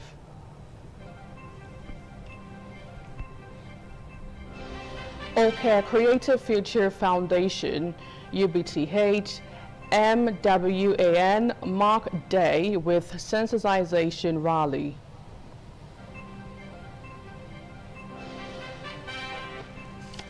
Dr. Bishop Aklame, elected chairman, Edo State Inter-Party Advisory Council. Traders of Ode Oniri call for arrest and persecution of alleged killer of colleagues. Good evening and welcome to the main news on ITV. I am Anuoluwapo Stevens, and joining me from our Lagos Negro studio I have Patricia. Good evening, Patricia. Welcome on board. Good evening, Anu. It's good to see you this evening. Good to see you too. We kickstart here in Edo State, where Governor Mondo Pueblo has charged leaders of the state civil and public service leader to embrace discipline, teamwork, and measurable results, declaring that his administration is driven strictly by performance and accountability. The governor stated this during the opening of a 3-day orientation and strategic leadership retreat for top government functionaries, special advisors, permanent secretaries, and heads of MDAs held at Udomi Town Hall in Esa Central Local Government Area. Government House correspondent Kingsley Uchebu tells us more. The retreat, themed High-Performing Public Service for Sustainable Development of Edo State, was declared open by Governor Mondo Pueblo. According to the governor, the retreat, the first of its kind since the inception of his administration, is aimed at strengthening governance and repositioning the state for effective service delivery. He said the initiative will also enhance collaboration across ministries, departments and agencies while deepening participants' understanding of governance processes. Governor Pueblo warned political appointees against using public office for personal enrichment, stressing that service to the people must remain the guiding principle of leadership. This training marks a fresh beginning in the way we run our administration. Therefore, a high level of discipline is expected, and your performance will be measured. Tangible results and excellence will now determine your status in the administration. Secretary to the state government, Umar Musa Ikilo Esquire, explained that the philosophy behind the retreat is encapsulated in the slogan, Edo is building Edo, emphasizing that the state's transformation must be driven by Edo people. He also presented Project Shine, the official framework and strategic blueprint for Edo State's transformation. Head of Service Dr. Antonio Kumbowa expressed optimism that the retreat would strengthen leadership capacity and significantly improve service delivery across the state. The right law in place, the right program in place, and then the project. So this cuts across all sectors of the Shine agenda. If you go to infrastructure, we find it there. Before the flyover came on board, there was a plan and there was a framework. Participants at the retreat include commissioners, special advisors, permanent secretaries, and heads of ministries, departments, and agencies. The retreat marks a fresh beginning in the administration of Edo State with renewed emphasis on discipline, accountability, and performance monitoring. Kingsley Uchebu, ITV News. Meanwhile, the acting chairman, Oredo Local Government Council, Engineer Gabriel Iduseyi, has reaffirmed his administration's commitment to a stronger partnership with the media. saying the media is a veritable tool to promoting the activities of government at all levels. Engineer Ujusei made a remark while playing host to a retainer media outfit in Benin City. Efosa Owangwe has more.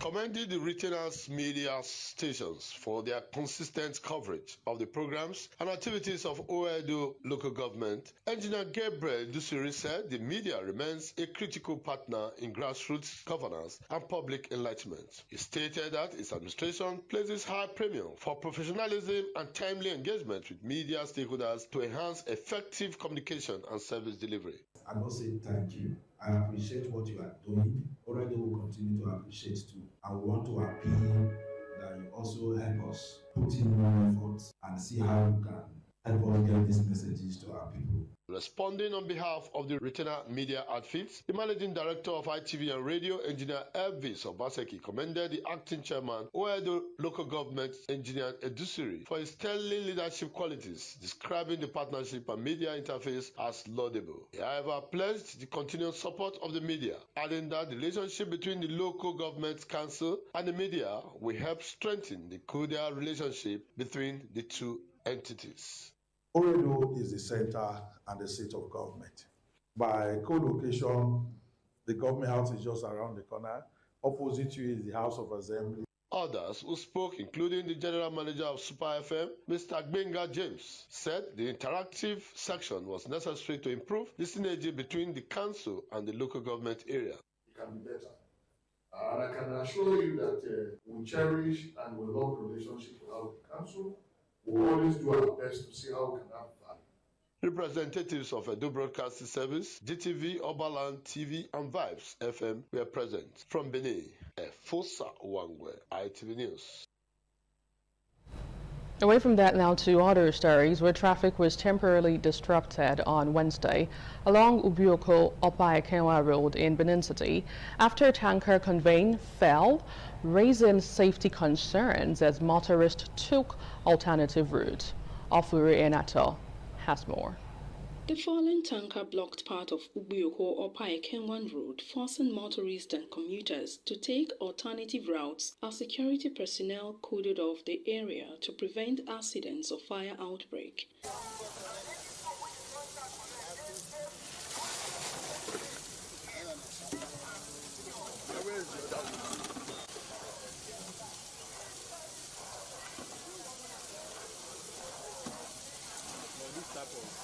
Eyewitnesses said the tanker fell in an attempt to make a U-turn to a petrol filling station, saying that no casualties were recorded. When I raised my head, I saw the tanker was already lying flat on the ground. At first I thought it was fuel. Started shouting, I was screaming, I just picked my valuables and I ran out. We thank God it was just diesel. It was to be fuel. Only God knows what would have happened. As they sit down, they look the tanker where they turned fuel for the filling station. As they use back, they say they work out the call. And I fall. If I just hook like this first, as the driver want push and go front, I see your kukuma for finish. That's what you happen. Like if accident happen, maybe they hurry on time. Maybe na emergency something like life and death. Maybe they could come. Maybe for save life. As the way they run, they not delay. The way they just active run, they not waste time. I thank them. I see thank God, say nothing happen. Staff of the petrol filling station were sighted evacuating the product from the tanker to minimize risk, while officials of the Edo State Fire Service were on the ground in case of emergency.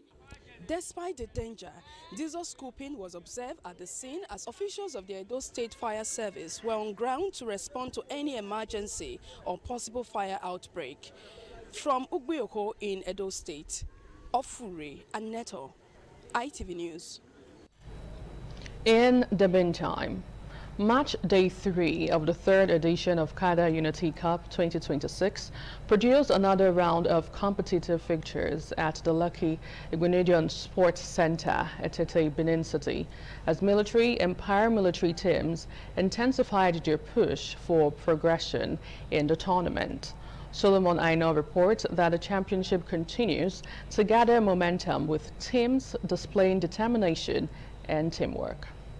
The Nigerian Police Force recorded a slim 1-0 victory over the Nigerian Immigration Service in the opening encounter, while the National Youth Service Corps (NYSA) claimed a 2-1 win against the Nigerian Security and Civil Defense Corps in a hard-fought match. In the final fixture of the day, the Nigerian Correctional Service edged past the Department of State Service (DSS) with a 1-0 result to complete match day 3. Players from the participating teams shared their thoughts after the game, expressing satisfaction with their team performance, while pledging improved display in subsequent matches. So we thank God for the game. Though our first match we won, but this second match, this is not what we plan normally, but anyhow it is, we'll keep pushing. But for our next match, we wish we'll do more better so we can be able to qualify and move forward. From the first second to the last minute, we should give our best, 100 over 100, no stepping down, always raising the bars up. Reacting to the day's action, Executive Director of Finance and Administration, ITV and Radio, Lady Celerina Ojomo, applauded the standard of play so far, describing the competition as well organized and highly competitive. So far it's been more than we expected and a lot of surprises from day one, but we are still waiting and we know that the best team will win in this tournament. With match day 3 wrapped up, attention now shifts to the next round of fixtures as teams regroup and fine-tune strategies in their quest for honor in the 3rd edition of the CADA Unity Cup 2026. From Benin, Solomon Aino, ITV News. You're still on to the network news on Independent Television. We now move over to Lagos, where Patricia is ready to take it away. Thank you, Anu Oluwapo, and welcome to our Lagos Network Center. The alleged murder of 6 traders at Owode Oniru Spare Parts Market in Lagos State has continued to generate reactions from different quarters. A committee in the market says the statement made by the Lagos State Commissioner of Police that the market was demolished by a land grabber is not true, but the state government demolished the market. Briefing newsman on the latest development on the alleged murder of 6 of their colleagues, a member of the Market Working Committee, Abdulaziz Abidin, said their market was not demolished by a land grabber, but by agents of the Lagos State government. He alleged that the land grabber only brought thugs and police officers from Nasarawa State to snuff life out of the 6 of the traders and called for the arrest and prosecution of the land grabber. Another fact that made it clear to us that Lagos State demolished our market is that all the machinery of the state that carry out the demolition exercise, we are working for state government, not land grabber. One of the traders, while calling for justice for their dead colleague, commended the State Commissioner of Police, Jimon Moshood, for his promptness on the day of the incident and his efforts in protecting the traders since the incident occurred. Promising young boys, they came to the market that day. Their family are expecting them at home, only for them to be killed by a land grabber. And it's brandishing that there's nothing anybody can do for him. That if Inspector General of Police, that the power that be in Lagos State, they are with him. The CP Jimon Moshood, during his last visit to the trader, said the alleged land grabber Abiodun Ayori was granted bail because of his health condition and promised to arraign him soon. Special Advisor to the Governor, Babajide Sanwo-Olu, on Urban Development, Dr. Babatunde Olamide, in a recent interview said that the Lagos State government is working on compensating those whose property were demolished. From Lagos, Messalina Unkwo, ITV News. Moving on, Lagos State government has reiterated its commitment to preservation of lives and property across all state roadways through proactive enforcement, strategic traffic control measures, and sustained public enlightenment initiatives. The special advisor to the governor on transportation, Shola Giwa, in a statement, made it known why sympathizing with injured victims of the road traffic collision that had occurred at Museja for Adegu along Lagos-Badagry Expressway, involving a Dangote articulated truck and a commercial Mazda bus with registration number FST94KK. Well, thank you so much, Patricia. Still on the news, the Federal Road Safety Corps says road traffic crashes increased by 9.2% in 2025, rising from 9,570 cases recorded in 2024 to 10,446 cases, while the number of persons killed declined slightly by 2.4%. ITV's Dominic AMSA reports that the Corps Marshal of the FRSC, Shehu Mohammed, disclosed this on Wednesday at a press conference while briefing the public on Operation Zero and the Corps 2025 performance. Mohammed explained that fatalities dropped from 5,421 in 2024 to 5,289 in 2025, attributing the reduction to improved post-crash response interventions and enhanced emergency rescue operations. The press conference by the Corps Marshal of the Federal Road Safety Corps, Shehu Mohammed, was aimed at briefing the public on the Corps' Operation Zero 2025-26 festive operation and its overall performance in 2025. Presenting statistics for the 2025 annual and festive road traffic report, Mohammed said there was an increase in road crashes and injuries nationwide, despite a slight decline in fatality compared to 2024. Serious crashes also increased by 10.5%, that is from 6,131 in 2024 to 6,772 in 2025. And minor crashes increases from 907 to 1,066, signifying 17.5% increase. And the number of people involved increased by 8%.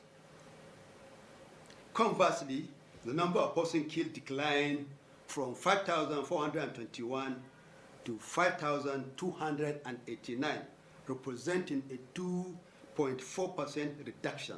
On Operation Zero and the 2025-26 festive operation, it stated that crash data from December 5th, 2025 to January 5th, 2026 showed an increase across all major indices when compared with 2024 to 2025 exercise. While this reduction confirmed that post-crash response interventions are working, it fell short of the Corps' strategic target of a 10% fatality reduction, and confirms that the challenge before us, before the Corps, is no longer response alone, but prevention, compliance, and deterrence. Speaking on the 2025-2026 policy direction, Mohammed said state commands have been directed to shift from routine patrol to intelligence-led risk-based enforcement. From Abuja, Dominic Ayemese, ITV News.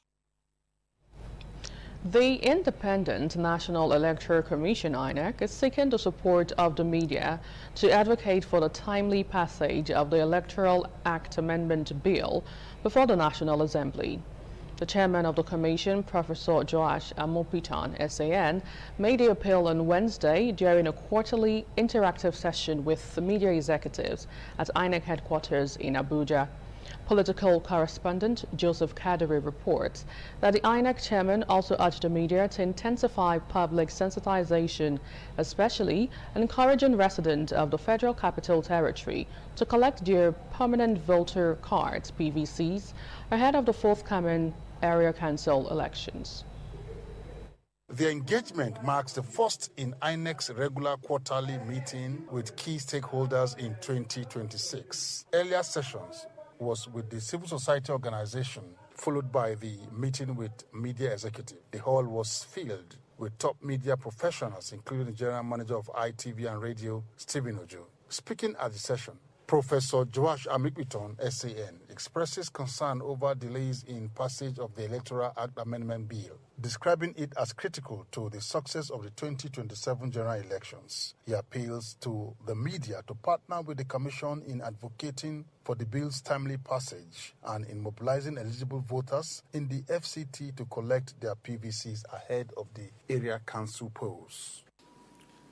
While the National Assembly is working currently on the amendments to the Electoral Act, the Commission has made its submission as required, that the timetable and schedule of activities for 2027 general election has been finalized by the Commission. Having said that, we seek your support in urging the National Assembly to expedite action on the ongoing amendment of the Electoral Act. Responding on behalf of the media executive, the president of the Nigerian Union of Journalists, Yahaya Hassan, urges INEC to prioritize the training of journalists ahead of the 2027 general elections to enhance accurate and responsible electoral reporting. To prioritize issues of training, new members can be acquainted with the new Electoral Act so that we can be strong advocates for a better election processes and election in Nigeria. The Commission also hinted plans to review the voter register so as to remove the names of those that are deceased. From Abuja, Joseph Kadri, ITV News. We'll take a short break now. Please stay with us.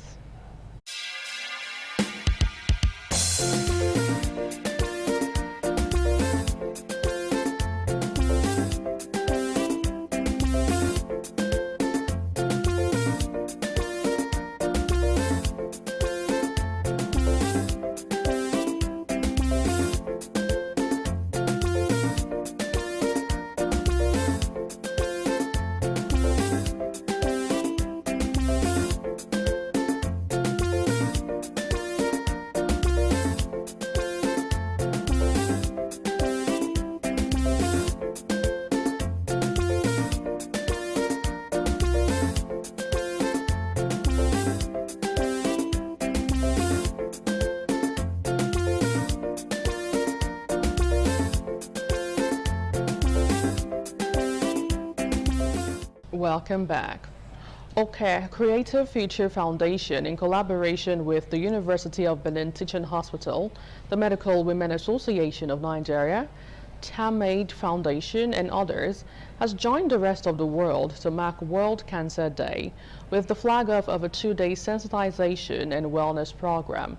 Day 1 session, which featured a road walk tagged Edo Walk Cancer Aware rally, was characterized by cancer awareness among Benin City residents and its environs. Joel Adeojo completes the story. On behalf of the Chief Medical Director, I want to flag off this road walk in the name of the Father and of the Son and of the Holy Spirit. Deputy Chairman, Medical Advisory Committee, UBTH, Professor Adebola Ehizele, flagged off the sensitization rally. The walk proceeded from the premises of the University of Benin Teaching Hospital through the University of Benin and Ekosodin Axis, where residents were educated on cancer and informed about the free cancer screening scheduled for February 5th at the Medical Women Association of Nigeria Wellness Clinic, Doctors House, Ubowo, Benin City. The free screening will include breast cancer and cervical cancer screenings, prostate screening for men. CEO of OK Creative Future Foundation, Surveyor-Letta Okeogene, said the rally was organized to raise awareness about cancer, correct the misconception that cancer is a death sentence, and encourage regular medical checkups. I still believe that so many persons still do not know what cancer is. It's actually not a death sentence when it's detected on time. I was a victim, and because of that is the reason for this foundation. And today we've been able to draw the attention of the world. We want to ensure that all indigenes of Edo and Nigeria are aware. President of M1 Edo State, Dr. Mary Ehimigbai, also emphasized the importance of observing World Cancer Day. The theme for this year is United by Unique. What that means is that even when people have different diagnoses, we should treat them personally. Treatment should be client or person-centered because their circumstances differ. Tomorrow we have a cancer screening in Doctor's House. We are doing PSA for men and then cervical cancer screening for women. As cancer continues to affect millions of individuals and families worldwide, today stands as a global reminder of the importance of awareness, early detection, and access to quality care. From Benin, Jola Deojo, ITV News. Meanwhile, renowned educationist and political analyst Bishop Akalame of the Zenith Labour Party has emerged as the new chairman of the Inter-Party Advisory Council of Nigeria, Edo State Chapter. The election, which held on Wednesday at the INEC State Headquarters in Buba Hill, Benin City, saw 18 registered political parties participate in the exercise. Joy Obarasiabo report.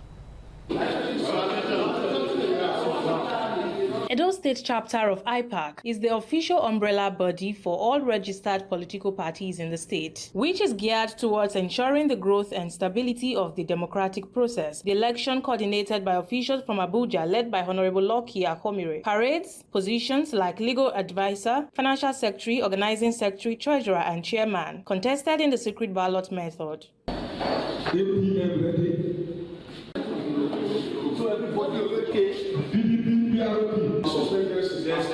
After the collation of results, Dr. Bishop Akalame of Zenith Labour Party emerged victorious in the chairmanship position with 10 votes, defeating his closest rival, Mr. Uyi Ogbebo of the All People's Party, who scored 8 votes.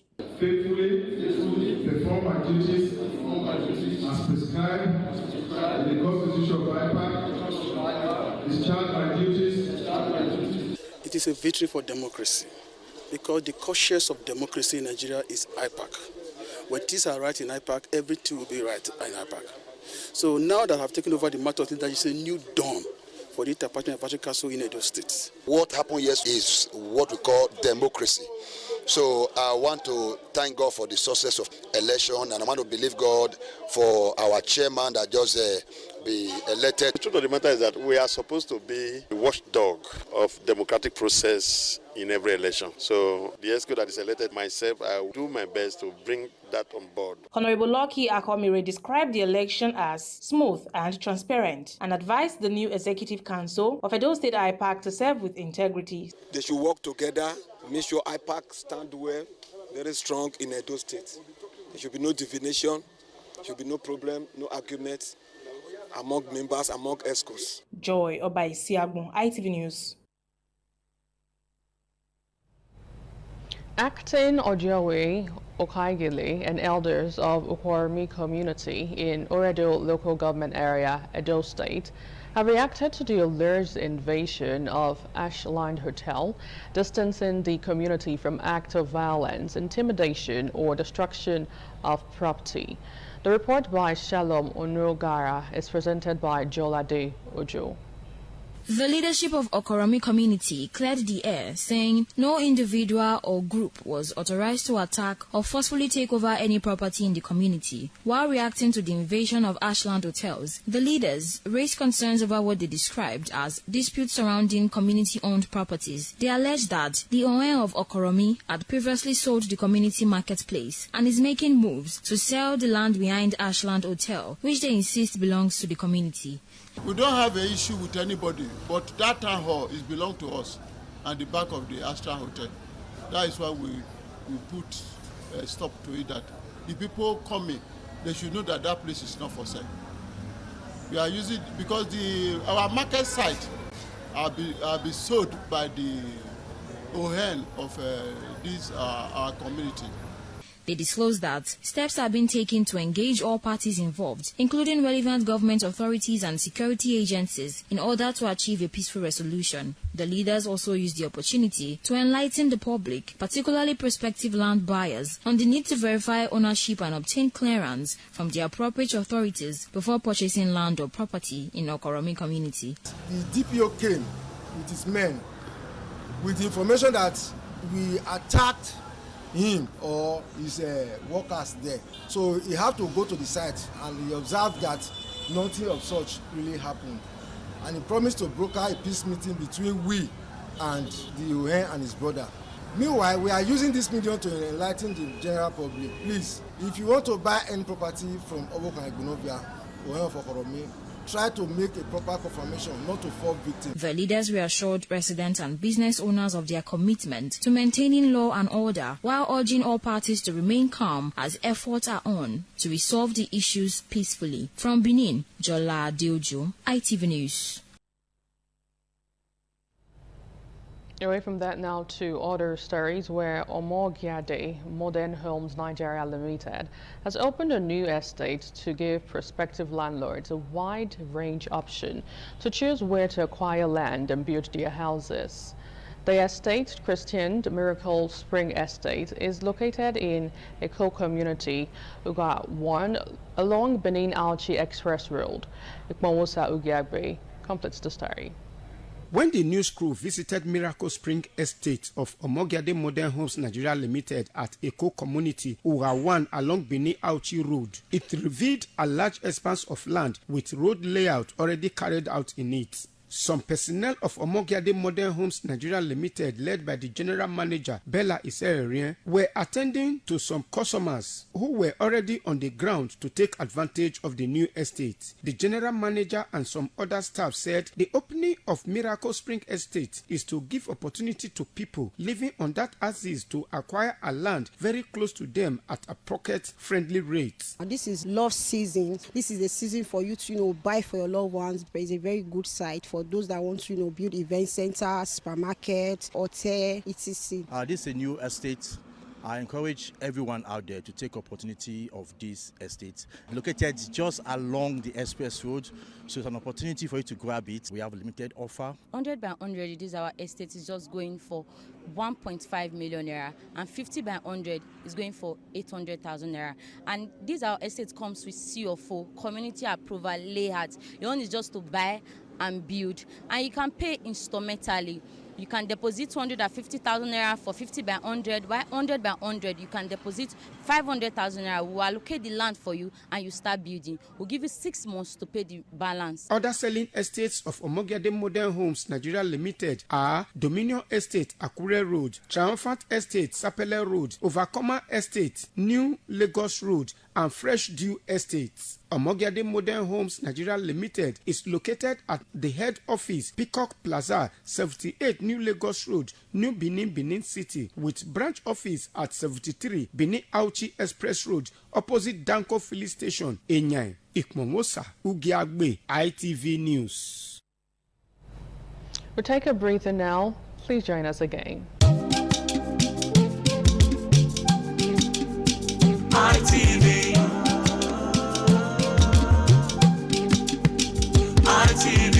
ITV, certainly the best. Many thanks for staying with us. Still on the news. Elders and youth of Uruhol community in Ikmuba-Oka local government area, Edo State, have laid the foundation stone for the proposed Oba LI market, a project aimed at boosting commercial activities and improving livelihoods. The ceremony held at the project site had in attendance community leaders and residents who described the initiative as a major step towards the community's development. Patient Usaragiwar has more.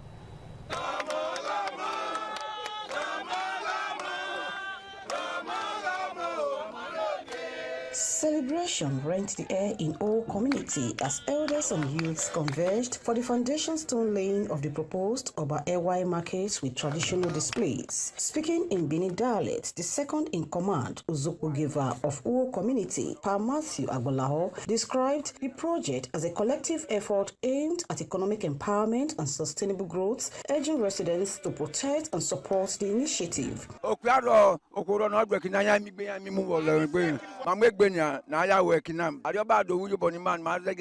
In his remarks, the Okaigele of the community, Honorable Sunday Edebi, said the market will serve as a hub for traders and farmers while enhancing revenue generation for the community. He appealed to Edo State government and kind-hearted Nigerians to support the project with financial and material assistance. I'm using this opportunity to beg our working governor, Senator Modu Ukbewolo. He's the only person I know who can come and support us in this project. For the past few months, we have been able to build our town hall. We have our health center, yet to be completed. And the elders also put us together and look at it and say, we don't have market. Our women need to have where they will go and be trading. Other elders said the market, when completed, will improve trading conditions and contribute significantly to the socioeconomic growth of our community. We name it after the current Oba of Benin. We are grateful. We ask for assistance from the government to get this market in functioning.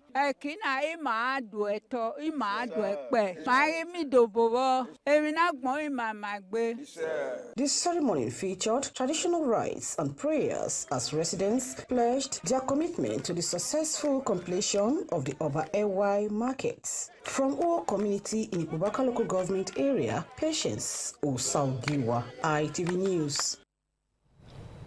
Meanwhile, uncovered and damaged manholes continues to pose safety risk to motorists and pedestrians across major roads in Benin City, raising concerns over road safety and public infrastructure management. Some of the affected manholes were previously repaired but later dismantled by suspected scavengers, leaving deep openings exposed along busy routes.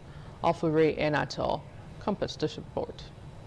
Several major roads, including Ring Road, Owosheni, and Urubi, are dotted with uncovered manholes, creating hazards for motorists, pedestrians, and commercial drivers, especially at night and during heavy rainfall, when the openings are difficult to spot. Although some manholes had earlier been repaired by government agencies, concerned residents alleged that scavengers later removed the covers, resulting in damaged vehicles, traffic disruption, and potential accidents. They are appealing to relevant authorities to urgently replace the missing covers and adopt durable measures to prevent further vandalism. Rain fell here. Wherever this place was covered with erosion, nobody knows that this thing is there. It's very dangerous. So we are begging that government should come and do something about it. Even motor they fall inside. If you rain fall, we not if you say yeah. We dey sha make children not go for inside. I beg government, Mona come help us. So please, Governor, we are begging you in the name of God, come to our rescue. Look at the pothole, look at the bad road there. You can see everywhere now is somehow here. So please, the Governor. Motor they really spoil for this place and it dey very bad. They were saying that some people now they remove the cover, so we know you really get any idea. When it's rain, even those school children, they may not even know that there is a manhole in that place. They can fall inside that hole, can even burst your tire. It can lead to accident, it can lead to many things. It's a risk. So we are begging the Edo State government to please, they should to make sure that all these scavengers, they should have their personal dump. If anybody want to sell anything like iron, we take it to them. For now, residents say sustained monitoring is needed to protect public infrastructure and prevent a recurring safety threat on major roads across the city.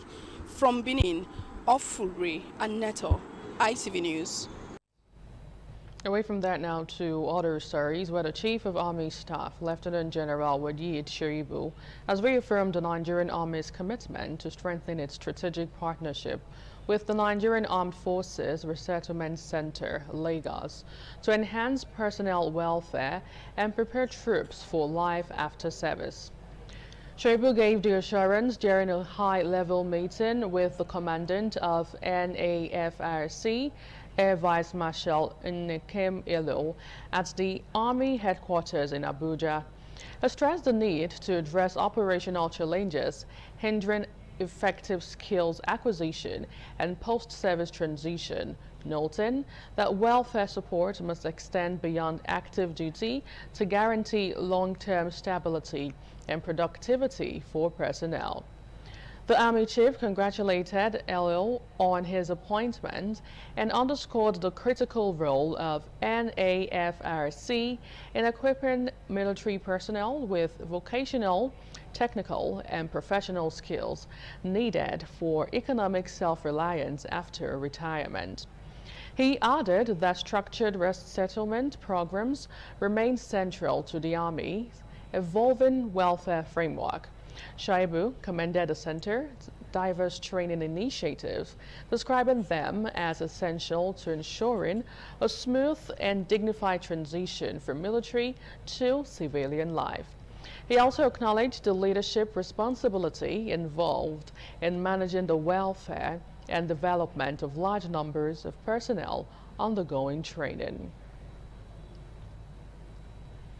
And on the political front, the battle for the national structure of the People's Democratic Party, the PDP, heightened on Tuesday as a clash between Governor Seyi Makinde and the Minister of the Federal Capital Territory, FCT, Nyesom Wike, resurfaced over the control of the Oyo State political space.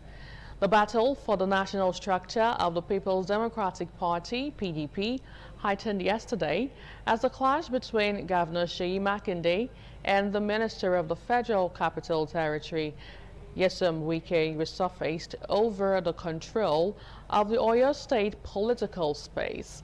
Minister Wike and Governor Makinde formally closed G5 allies during the 2023 election cycle are now locked in a heated exchange following the November 2025 PDP convention and shifting interest ahead of the 2027 polls.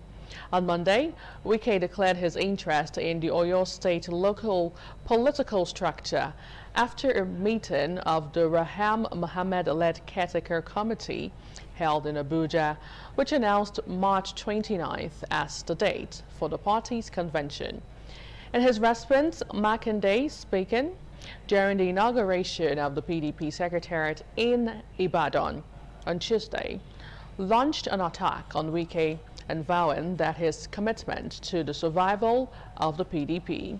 Makinde further explained his reason for forming forces with Minister Wike during the 2023 election as against the interests of the candidate of the PDP. In business news, the federal government has reaffirmed its commitment to addressing Nigeria's housing deficit with assurances that pricing of government-owned housing projects will be reviewed to ensure affordability for average Nigerians. The Minister of State for Housing and Urban Development, Yusuf Abdullahi Atta, gave the assurance during an official assessment visit to the National Housing Project Estate in Jos East local government area of Plateau State. He said affordable housing remains a core priority under President Bola Tinubu's Renewed Hope agenda, stressing the administration is focused on expanding housing supply while preventing cost barriers that could exclude intended beneficiaries. According to the minister, the Ministry of Housing and Urban Development is intensifying efforts to increase the volume of available housing units nationwide while ensuring that pricing structures reflect economic realities and promote inclusivity. During the visit, officials of the Jos East local government area expressed interest in acquiring housing units within the Laminga estate through a bulk purchase arrangement. However, the local authorities requested a downward review of the initial prices, citing visible dilapidation in some buildings and intercepted cost of maintenance and repairs. In entertainment, renowned gospel singers Nathaniel Bassey, Frank Edwards, and the president of the Pentecostal Fellowship of Nigeria, PFN, Bishop Wale Oke, have paid glowing tribute following the death of celebrated worship leader Dr. Ron Kenoli. In a heartfelt tribute on Instagram, Nathaniel Bassey thanked him for being a foundational inspiration to his own ministry and many others. In an emotional tribute, Bishop Oke began with farewell to a true worshipper, Ron Kenoli, and commiserated with his beloved family, his wife, children, grandchildren. Frank Edwards also shared his grief on social media, highlighting the legend's global impact. Bishop Wale Oke issued a statement titled Farewell to a True Worshipper, where he offered prayers for the family Kenoli left behind. For updates in the world of sport, Osemudieme Osage is on. New Atletico Madrid forward Ademola Lookman has been handed the club's jersey number 22 as he penned a heartfelt farewell message to his former club Atalanta after joining the Spanish side on deadline day of the January transfer window. The move brought an end to his long-running transfer saga with Atalanta. In a message shared on his social media platforms, Lookman highlighted the Europa League triumph as a defining chapter of his time in Bergamo. Lookman has already resumed training with Atletico Madrid and could make his debut on Thursday when they face Real Betis in the quarter-final of the Copa del Rey. And in basketball, NBA has announced the team rosters for the 2026 NBA All-Star Game, which will take place on Sunday, February 15th. The two U.S. teams are USA Stars and USA Stripes. The U.S. All-Stars were assigned to teams based on age, with the younger group placed on USA Stars and the older group placed on USA Stripes. Team World is composed of international players. And that's it from Sports Desk. I am Osemidame Usagi. And that ends the main news on ITV. Many thanks for watching. I am Anuoluwapo Stevens. Do have a beautiful night rest. ITV, certainly the best.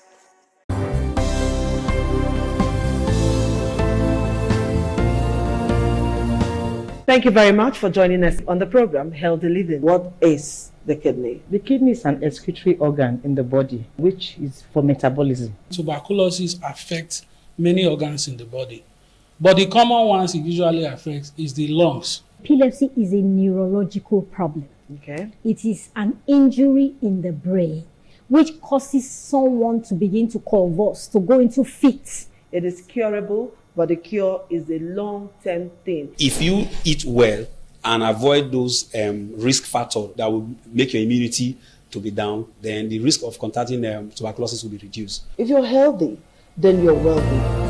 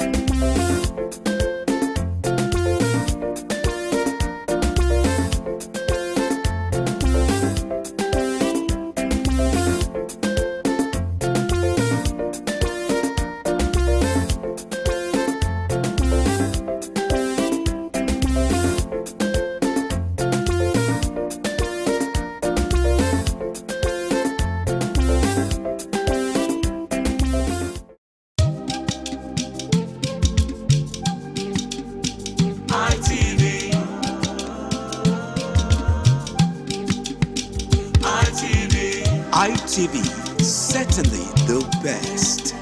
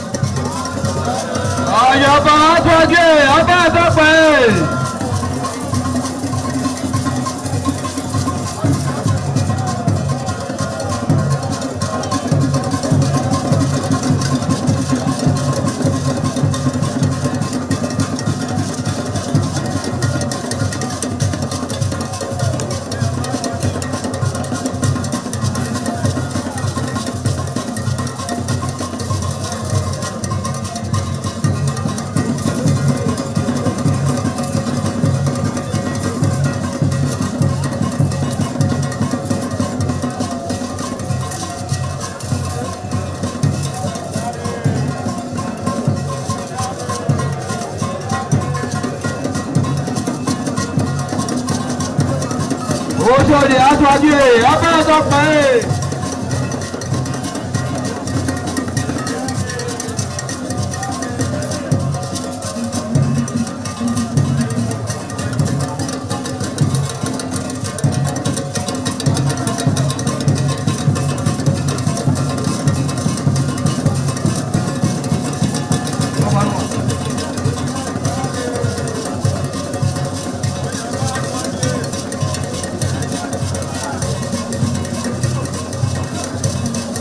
Àyàbá aṣáájú ẹ̀ abẹ́rẹ́ tó pẹ́ ẹ̀.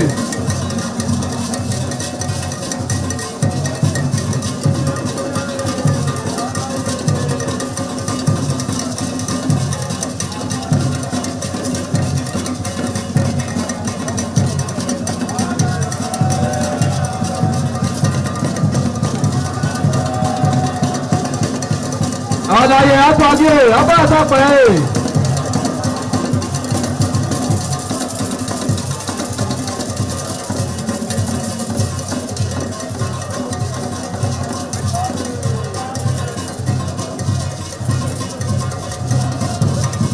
Ẹgbẹ̀júwà.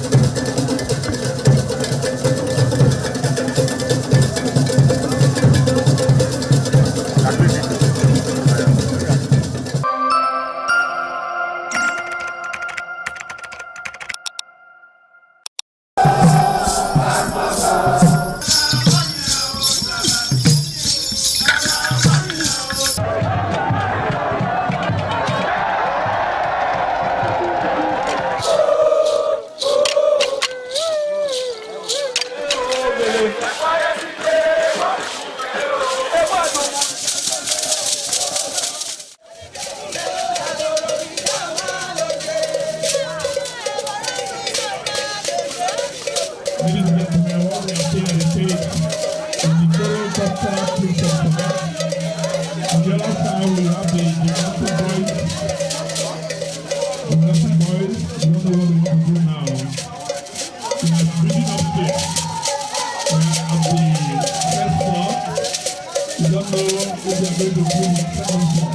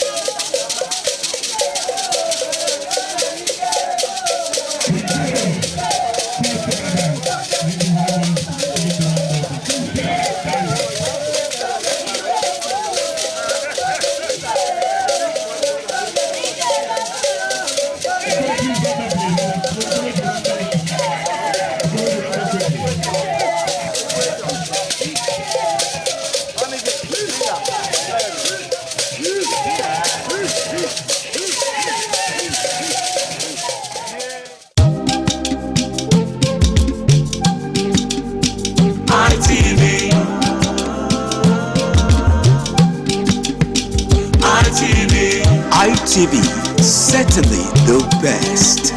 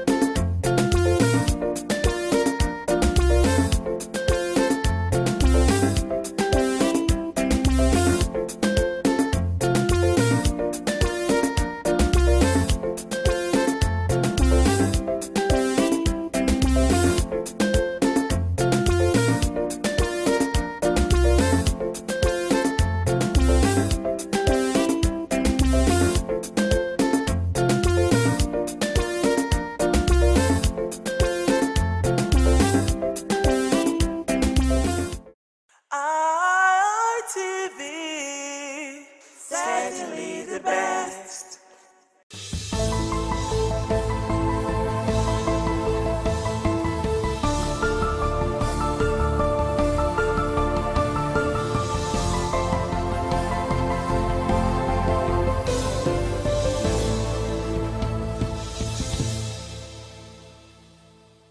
One of the things that define us as Africans is our way of life, which is communal living.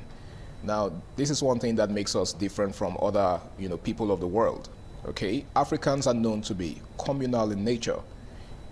We have always believed in doing things together rather than an individualistic way of life. Okay, so to the average African, we don't exist alone. We depend on one another for one or two things. Okay, we've always had this communal and familial mindset. So as far as the average African is concerned, we need each other. Now that's basically what makes us Africans. Now, if you take a look at today's world, a whole lot is changing about us Africans. And one of those things that are changing is the fact that we are no longer the communal kind of people that we once were. So nowadays you see people living individualistically. Back in the day, it used to be a responsibility of the public to raise a child. But nowadays you have situations where, every family is just concerned and preoccupied with their own personal affairs alone. You could see somebody going astray, see a child going astray, and you look the other way. That is not our way of life. How did we get to this point? Now that's exactly what we're going to be discussing today on Flipside on Independent Television, reaching you live from the city of Benin. Now Flipside, for those who are just joining us for the first time, is a unique show that pinpoints major issues in the society, pressing issues that affect us as a people, social cultural issues. It comes your way every Wednesday from 1:30 till 2 o'clock. My name is Harry Aigboje, and of course it's always a pleasure to have you join me on the show. Now today I'm not alone. I've got a longtime friend, someone who has really not been on board for quite a while. He's been away for a long time, but I'm glad he's back here now. He's a public affairs analyst, and he's someone who has so much to say when it comes to our identity as Africans. He goes by the name of Omorogbe Edosere. Welcome on board, sir. Thank you so much. Nice being here. It's nice to have you on the show. Same here. All right, so we have a very interesting topic today: the declining culture of communal living in the African society. Now, in opening, I said that one of the things that define us as Africans is our communal mindset as against the individualistic way of doing things. The Western society is not exactly like us. True. Okay, in the West, you could see something going wrong and just decide to mind your business because of what it might lead to, right? You could get in trouble just trying to look out for someone. As far as the law is concerned, you are trespassing. So the law comes first before humanity, so to speak. But in Africa, it's a different ballgame entirely. It's everybody, one person's business is everybody's business, or should I say was everybody's business. But today, it seems to be a different ballgame because, everyone seems to be moving, in the direction of individualistic living. What do you think is responsible for this? Let's begin from there. Yeah, thank you. What I think is responsible is the fact that the Western culture has gradually crept in, and many Africans have started to adopt the Western culture of doing things, and that has made the communal way we live as Africans to be neglected. So you don't find that again, because before now, if you see two persons fighting, you are that innate part of you. In fact, in you, you just have to run and stop it and find out what happened and ensure that they are okay and that they settle in that instant and become friends, and everybody goes their separate ways. But now it is not like that anymore, And there are several things in the Western culture. When you have parents who are aged, it's actually from them we hear the term elderly people's home. We've never had that in it's Africa. Alien to us. It's very alien to us. We have our grandparents who become resource persons for the family. They become like libraries. Our children can go to hear stories, stories from, learn things from, know history. You could get historical information that are not written in several books from our grandparents, from their one-on-one experience that they had. From their wealth of knowledge. And from the same information passed down to them from their forefathers. So we had this rich relationship with our grandparents, great-grandparents, and we celebrated them. And with Unlike all the other elderly people as well. I yes, guess. with all elderly people. You know, they also had their own age group, because every age group comes and advances. We had that, but now the Western culture do not have that. They don't have that. They don't look out for one another like we do in Africa. They don't. All right, thank you so much, Omorugbe. That was a very good way to kickstart. Well, in case you just joined us, it's Flip Side on Independent Television. Now, I have another guest joining me, but that will be right after this break. Please stay tuned. All right, welcome back. It's still Flip Side on Independent Television, and we have joining us right now someone who happens to be a public affairs analyst as well, and of course, a historian. He goes by the name of Mr. Foster Iyamu. Welcome on board, sir. Good afternoon, Mr. Harry. Good afternoon, sir. All right, so we are discussing the declining culture of communal living in the African society. So, what does communal living mean to you within the context of African society? Before I talk of communal living, we have to first of all look at the word communal. What does the word communal mean? Communal as a word is gotten from a Latin word called communis, okay, which in English means common. So, when you are now talking of communal, it best describes the things used or shared by members of a group of people. Therefore, communal living entails the sharing of living space, sharing of resources, as well as collective responsibilities in a given community. Okay. And communal living transcends individual interests. Rather, it prioritizes collective interest of the community, such that everybody puts hands together for moving the community, towards moving the community forward. Okay. What happens to one happens to all. The business of one is the business of all. So it's all for one and one for all? Yeah, all for one for all. That is why those days, I remember when we were growing up, still in the primary school in those days, you come back from school, your parents are not at home. Your next neighbor or the next neighbor to your parents will take you in, to the extent of even giving you food to eat. While you await the return of Where your parents. you are await the return of your parents. It becomes the responsibility of that neighbor to look after you in the absence of your parents. Very true. But today it is not like that. It's a different ballgame. So that is what community living entails in the African context. All right, thank you so much, Mr. Foster. Now, how did communal living shape our mindset or shape our identity as Africans in the pre-colonial times, Mr. Omorugbe? It gave us a very good sense of belonging. We had a lot of confidence in the way we do things. We achieved a lot of things as at then.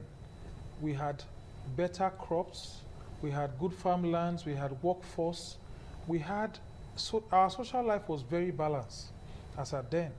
We have things that we pride in. Things that we pride in. Like we talked about when you have age groups. Every member of the community is part of an age group. Okay. You get to a particular age, you are welcomed into that age group. It is something you look forward to. It is celebrated. It's a thing of joy and pride. I saw pictures of my own father the day he did his own. It's a thing of joy. We had that. And that helped us have this synergy that there was safety in the village, in the community. If there's anything that happens to someone, he has gone to the village, he has not come back, there are specific parts of the community, the youths, Igbama, that will go out to look for that person to ensure that More that like person, a search team. Yes, a search team. It was well structured, very, very structured. Like I said, then in some parts of the East, most parts of the East, there are age groups that will come together. Once you are of age and you are now in that age group, they will all come together to build you a house. It's a culture there. Once you are at a certain age, the other age group members will come and build a house free of charge. You also will be part of building for someone else that becomes of age. So you could see how beautiful that is. And this would in turn aid development. Of course.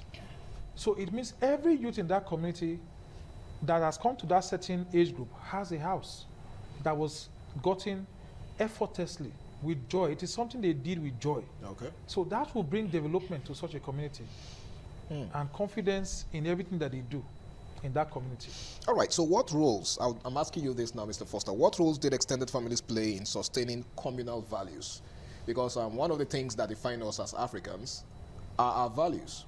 Yeah. The things we hold dear, you know, our morals, the things that, you know, set us apart from other people of the world, okay? There are certain things that, you know, Africans are known for. For example, there are certain things that are allowed in the Western world, but here in Africa, it's a different ballgame. They are not allowed. Yeah. So how did extended families, you know, what role did extended families play in sustaining these values? First of all, in the African setting, as far as I know, we had nothing like extended families. We saw ourselves as one. Okay. I mean, extended families as against the nuclear family that has to do with, you know, yes, father, mother, I understand what you're talking about. Like, for example, my father's brother's children, we don't refer to them as our cousins. True. In the African setting, we hadn't any word for cousins. Okay. It is my brother or my sister. The highest you can do is to say, oh, my brother's son or my brother's daughter. That's or my, when just, trying to be specific. Yes, just like that. Otherwise, we had brothers and sisters that we called ourselves. Very true. Otemian. So whatever we are doing, it's for the interest of the general family at large, not for that particular nuclear family. True. Okay. Like I'm, for example, I stayed with my maternal grandparents for a period of 10 years. So I didn't see it as if I was living with my grandparents. I saw it as if I was living with my grandparents. And people in the area saw me as the last child of my grandparents. And meanwhile, I was a grandchild to them. Very true. So, and I learned from them. Most of the things I know today, I learned from my paternal and my maternal grandparents. So when you are talking of extended families, like I said before, we never had such a word to describe any member of our family. We are all one. A family. We are a family. That is why you see, those days when we are living in a communal lifestyle, if a particular family is not doing well, you see some members of the so-called extended family now can pick 1 or 2 children from that family to train them up, raise them like their own, for their parents. But today, it's a different ballgame. Okay, I would like to ask you this, Mr. Morugbe. Do you think, just like the scripture says, that the love of many has waxed cold? Is it that the love that used to exist amongst family members in the days of old are no longer, it's no longer there? Is it that family members no longer care so much about one another like they used to do? Because it seems like there's a paradigm shift from the norm in those days to what we have today. Nowadays, I can't even imagine a family member or an extended family taking up the responsibility of raising a child belonging to maybe one of the siblings. So what do you think is responsible for this? I think a lot of things is responsible. There's been insincerity has crept in, segregation. This child is not my direct child, it's my brother's child, but it's not my direct child. And when we are planning for my children, I don't plan for that particular child as I would have done if it was my own, as it was in the time, like he was saying, it is true. That has made things difficult. Then the issue of certain evils creeping in that now makes some people to refrain or restrain themselves from allowing their children go with their loved ones to assist them. That too has also hindered and harmed the process. Because nowadays, like he said, you go to the farm and your children comes there's someone to take them in and feed them. But now, there is a new norm to say, when you go out to your children, when you are teaching or training them, you call it training now, you don't eat everywhere. Whatever they give you, bring, and you let me know, and you don't touch it. So these things have come in. Insincerity, certain evils, certain wrongs that happened, no forgiveness and stuff like that has made it difficult for children to freely go visit, even stay during holidays. Before now, like he said, you could go visit grandparents, take your children to meet them during the holidays, and they stay there, they learn a lot of things. And in schools, they were asked to write about their holidays, and you see them writing about the beautiful times they had with their grandparents. It was fun to read those stories. But now, I doubt if you have such. I doubt. So it's very difficult now to take, there's a story we had before of a girl that I don't know if it was the middle belt or the north, that she was being taken from the parents to assist her for school, and something happened. Yes. So anyone who hears that now becomes more cautious to release his or her child. Okay. Because of what they've heard. So these issues that have started to creep in has made it difficult for that. So everyone now has resorted to survival mode. Let me protect my own at all costs and ensure no harm comes to my own. All right, thank you so much, Mr. Morugbe. Now, I would like to ask you this, Mr. Foster. Do you think Western education has a role to play in this? Yes. Western education has a role to play in that before the advent of the Europeans in this part of Africa, we had our own I would call it formal education, because we were tutored by our parents, by our neighbors, and the environment we grew up in. Did you call that formal education or informal? I would call it a formal education because it was our own system of education. So the white man's education to me cannot supersede my own system of education, because I learned so many things from my own system of education while growing up. So before this time, we were self-sufficient. Very true. Whatever we have, we take it and appreciate it. But when the Western education came, it now transcended to the pursuit of careers. Certificates. I want to be identified that yes, I have so and so certificate. I'm in so and so position. But before the Western education, it was not like that. We were mostly on equal basis.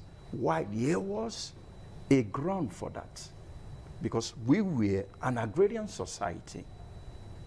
And don't forget, it was the discovery of agriculture that led to tribes coming together to come and form communities.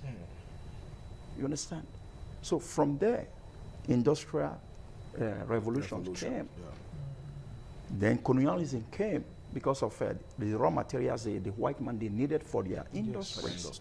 From there, they brought their... I guess that was how the Berlin Conference came about. Yes, the Berlin Conference of 1884 to 1895 had to do with the partitioning of Africa, whereby various colonial groups will not interfere with the activities of other boundaries that their neighbors are colonizing. You understand? So Western education has done a lot. And even today, just look at us. You see somebody now will proudly tell you that he cannot speak his or her language with pride. But the person will tell you that he or she can speak English very well. Some of us will be speaking English. The Englishman will keep the dictionary close to him or her, close to him, to know what the person is saying. You know, we started pursuing careers and neglecting our own way of life. I've always told people, whether we like it or not, even if you go and reside in a white man's land, you give birth to your children there, there is one thing that you always have, you should have at the back of your mind. A time will come, they will refer to your child, an American or a Briton with a Nigerian what? Descent. If it is so long, they will say a Nigerian ancestry. They will still refer back to your roots. Okay. Western education has done good for us. It has also done a lot of evil to our society. All right. All right. Thank you so much, Mr. Foster. I actually do like the direction you took us in, because, you know, it's hard to see Western education in that light, because it's, to us, the best thing that has happened to us since sliced bread, right? But, you know, the fact that it seems to have stolen our identity from us, to the point where we now want to identify with, you know, the white people much more than we identify with our roots. Yes. Is a problem in itself. Well, it's still flip side on independent television, and we're discussing the decline of communal living in African society. We shall be going on another break. The program continues afterwards. Please stay tuned. All right, welcome back. It's still flip side on independent television. We're discussing the decline of communal living in African societies.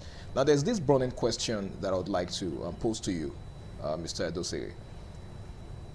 How has, you know, should I call it economic hardship now, affected people's willingness to support communal living in Africa? Because you made mention earlier of how societies in those days, or should I say families in those days, didn't care much about individualistic, you know, should I say parenting. Yes. The family, an extended family could just see a particular member of a family belonging to maybe one of theirs and decide to, you know, train them in school or, you know, sponsor them through anything. But nowadays it's a different ballgame. Don't you think that has a whole lot to do with economic hardship? Of course it does. When you can't afford to raise your own children comfortably, you can't add to it, even though you may have the heart to want to assist. Yeah. If the economic hardship is so much that you can't afford 3 square meters, you won't be willing to bring someone's child to add to. Because now you cut your coat according to your cloth, not the size anymore. So it has a lot to do with it. Okay. It has a lot to do with it. But what do you think is the factor responsible for that? Do you think it has anything to do with colonialism or westernization? Yes, I think it has to do with both of them, because before we were colonized, we were self-sufficient. We had everything going smoothly for us. We had a trade by barter, where you farm certain crops, I do, and then we meet at a particular day where we exchange this, and we had methods for exchanging this. And it worked very well for us. But the introduction of cash became an issue. Okay. Paper notes that are printed, not even gold per se, but paper notes that are printed. So everyone's attention is now. But don't you think that in a way has aided transactions, like trade? Because now we have definite means of exchange. But you know, in those days it was, I don't know, did we actually have definite means of exchange? Like, you know, I want something that you have, and you want something that I have, but they are not equal in value. No, they value them. Okay. Before the exchange is made. Okay. So whatever you are going to exchange with me must have the same value as what you are going to collect from me. Yes. Okay. Yeah. So that understanding was there. Was there a way to ascertain, you know, the value of each commodity? Yes. Like when I was reading an article on the Punic War between the Romans and the Carthaginians. They reside along the sea coast, the Mediterranean sea coast. Yeah. You know, so when the Romans will come with their goods, they will drop them on the seashore. Then the Carthaginians will now come out and put their own goods alongside side by side that of the Romans. The Romans will come and weigh them. If they are not proportionate to what they brought, they will go back to their ship. Then the Carthaginians will come and add to it until the Romans now collect them. It means it's balanced. It is balanced.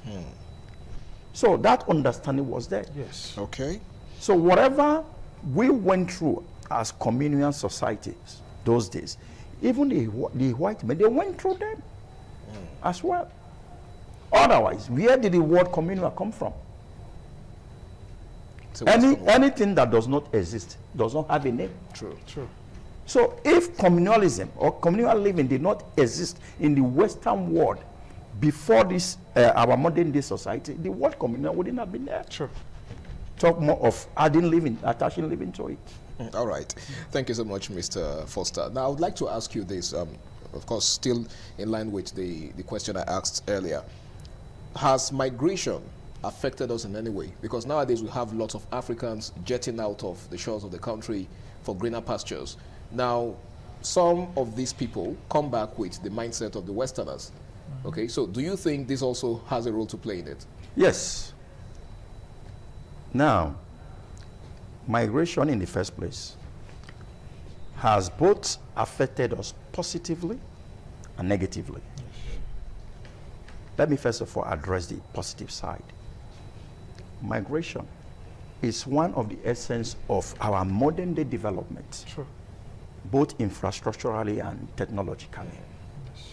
Because if you go to this area those days, they were not part of Benin City.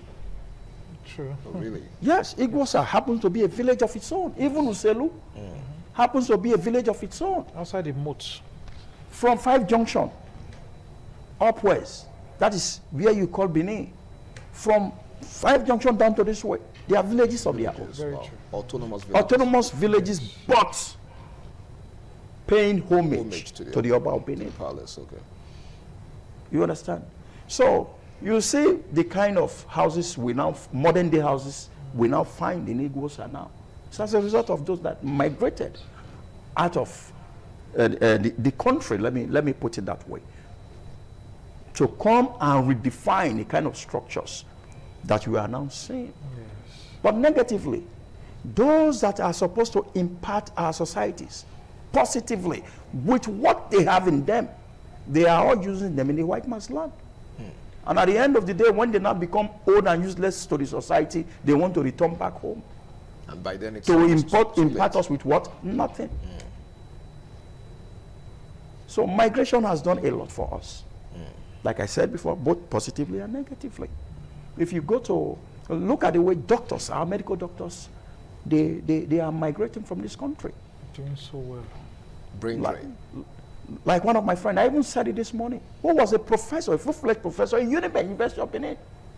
About 3 years ago, himself and his family, they relocated to Canada, living with the knowledge. Yes, word of knowledge. The word of knowledge he has with him to go and impart those knowledge on the Canadians instead of Nigerians. Then look at doctors as well. At the time, the chairman of doctors in UBTH, he happened to be my set mate at Adolo College. He migrated to Canada as well. Today, doctors are crying. Hospitals are crying. Shortage of doctors. So, in a nutshell, you are examining the positive and negative side of yes, migration. Side by side. Okay. That is why you see today now, instead of doctors to attend to you immediately, even if it's a case of emergency, they will start using what is called a delay tactics because there are no doctors on ground. You see somebody going outside to start making calls that they have an emergency. But before now, it was not like that. Like consultants on ground. Yeah, consultants on ground.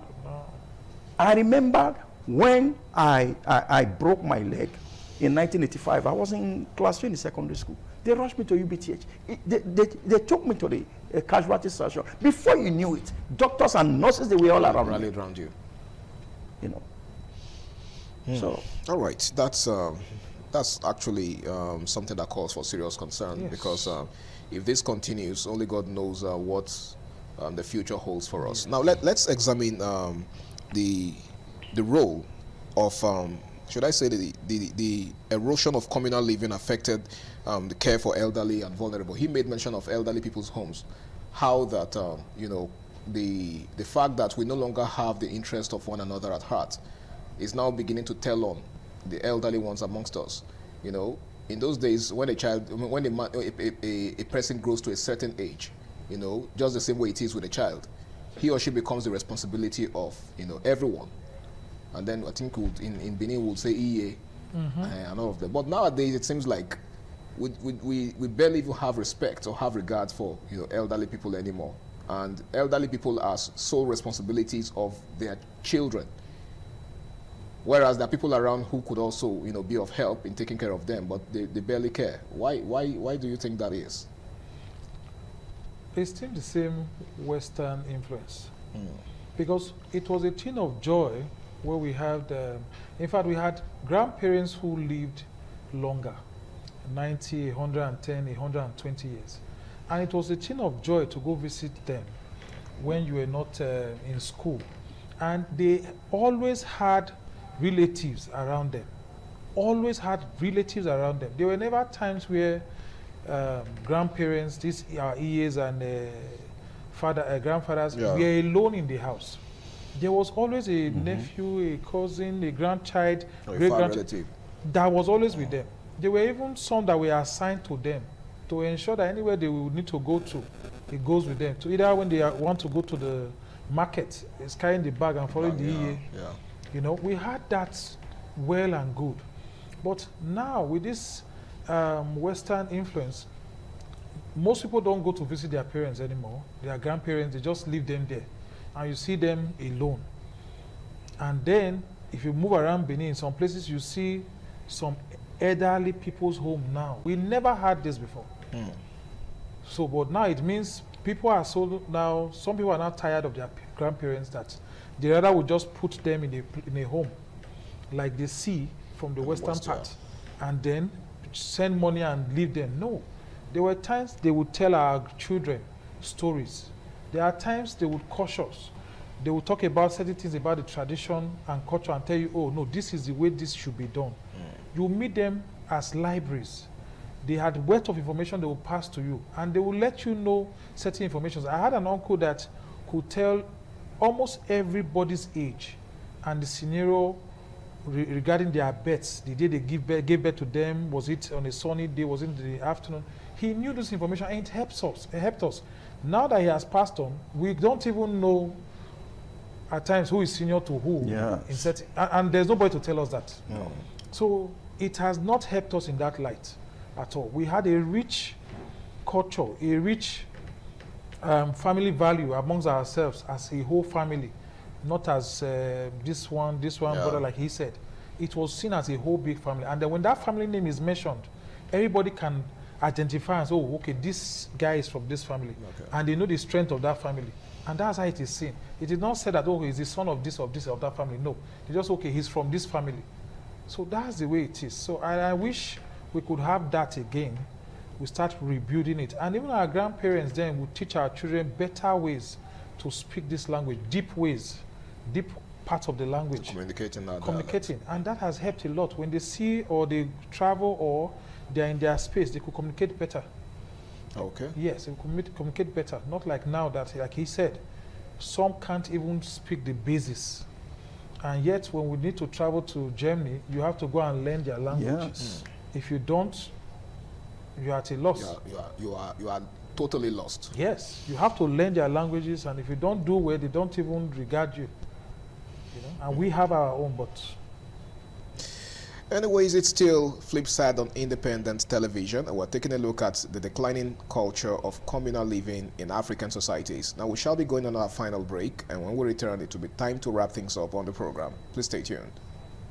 All right, it's still flip side on independent television, and this right here is the final lap of the show. Now, I saw a video, Mr. Foster, on social media, a pretty disturbing video of a child that was, I think, that the child was crawling towards the road, and there were adults around him. They were just so engrossed in their gadgets, pressing their phones and surfing the net and all of that, and not even one of them noticed that the child was crawling right beyond their reach. Now, I think at some point one of them just got I think just decided to stretch for a bit, and then noticed that the child was crawling towards the road, and she quickly ran towards the child and rescued the child from crawling into the road. Now, that is a typical example of what we're saying. And some persons have described the internet as a Trojan horse, something that came with lots of goodies on the surface, but beyond the surface, some vices. So the question is, what has the social media got to do with this? How has the social media affected, communal living? Okay, thank you very much for that question. The social media is a means that helps to transmit information faster than it used to be. And alongside social media, alongside information, there are some other things attached to it. Not everything that we see in social media are factual. Some persons can just come with one idea and put it on the social media or talk about it on social media, and many people will now try to adopt it. Social media has become a source of a kind of advisor to many of the young ones that we have today. And that is why things are going wrong in our society. Now, those days, there is a saying in Benin that says, Ori eva biomo. What does this mean? It means it is two people that gives birth to a child. That is the father and the mother. But it is the community that takes care of that child. Because whenever that child is going astray, when the parents are not there, or is going to miss his route, when the parents are not there. I remember as a child, we went to a church program. I did not know how my hands slipped from that of my mother, and the place was crowded. Do you know, a man now picked me up and put me on his shoulders. That was how, when my mother was now looking for me, she turned back and she saw me. Saw you easily on someone's shoulder. Yes, because the man knew that I have lost touch with my parents. Yeah. So he had to put me on his shoulders. But today, does it happen like that? If maybe the man was busy using his telephone, he couldn't have noticed you. He couldn't have noticed me at all, as well as others too. Just like you said, a child was crawling to the road, and they were some persons, they were busy with their telephones or what have you.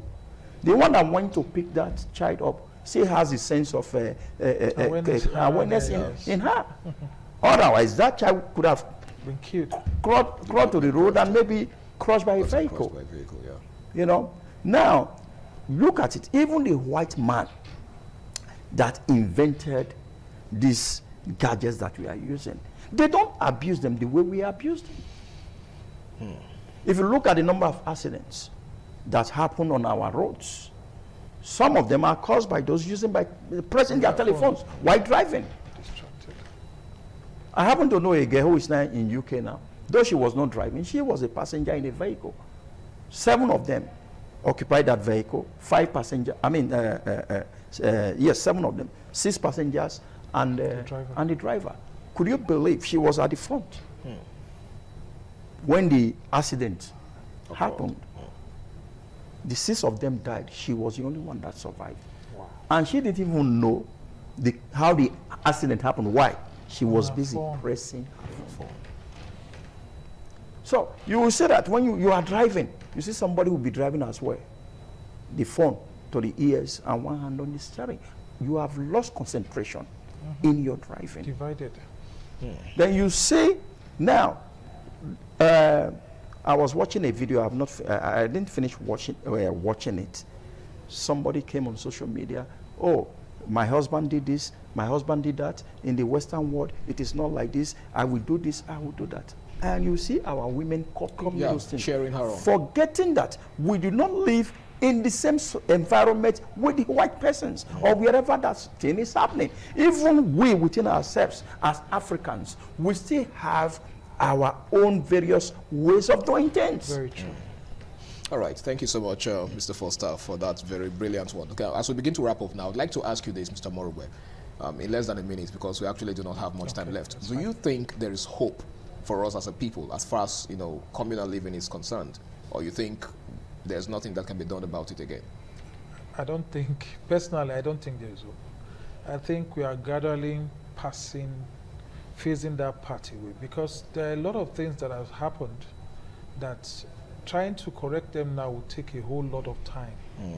And the attention of a lot of persons is towards this Western culture and Western way of living and doing things. So it's going to be very, very difficult. But I think, I don't think that. I don't. Well, I like your bluntness. What do you think, Mr. Foster, as we wrap up? Well, I concur with him because we are now subsumed in individualism. True. Rather than. So you think we've gone too far to yes, we have retrace our steps? Let me tell you the truth. There are some of your cousins you don't know. True. Yes. Some of your cousins that you don't know. True. And it wasn't like that. It wasn't like that. All right. So I don't think there is a way we can go back to our old ways. So I'm alone. I'm on my own as far as this optimistic mindset. Exactly.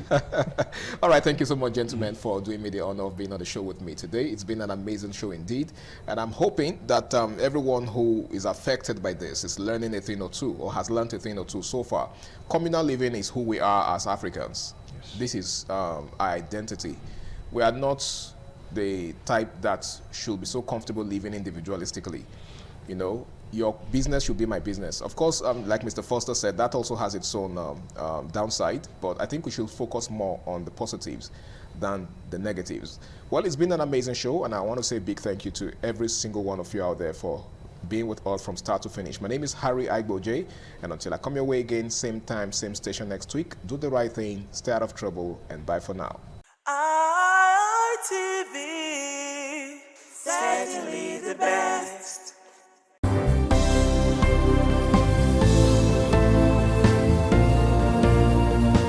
Thank you very much for joining us on the program, Healthy Living. What is the kidney? The kidney is an excretory organ in the body, which is for metabolism. Tuberculosis affects many organs in the body, but the common ones it usually affects is the lungs. Epilepsy is a neurological problem. Okay. It is an injury in the brain, which causes someone to begin to convulse, to go into fits. It is curable, but the cure is a long-term thing. If you eat well and avoid those risk factors that will make your immunity to be down, then the risk of contracting tuberculosis will be reduced. If you're healthy, then you're wealthy.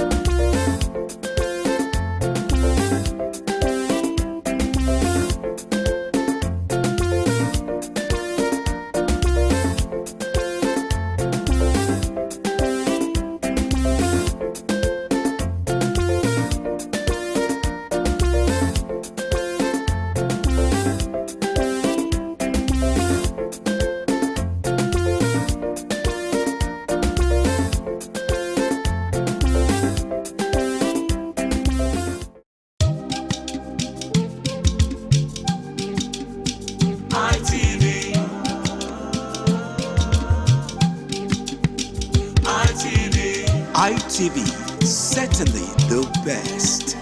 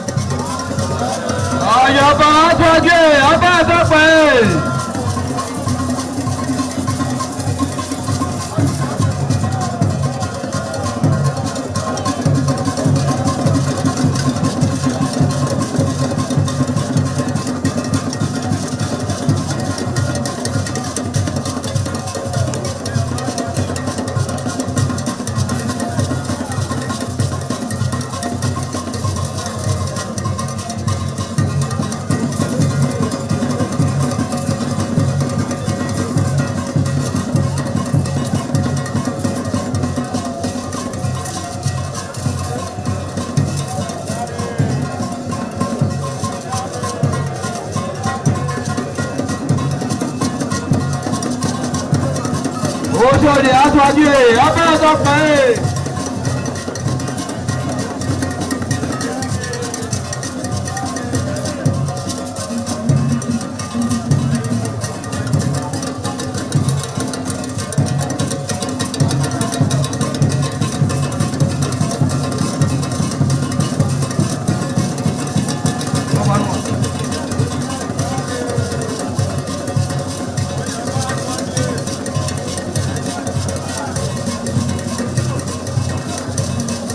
Àyàbá aṣáájú ẹ̀ abẹ́rẹ́ tó pẹ́ ẹ̀.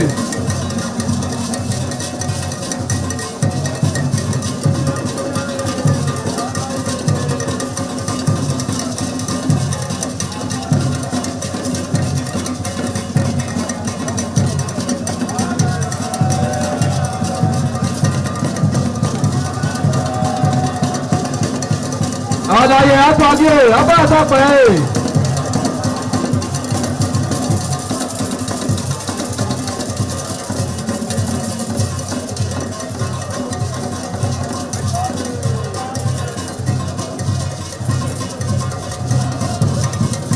Gwajua.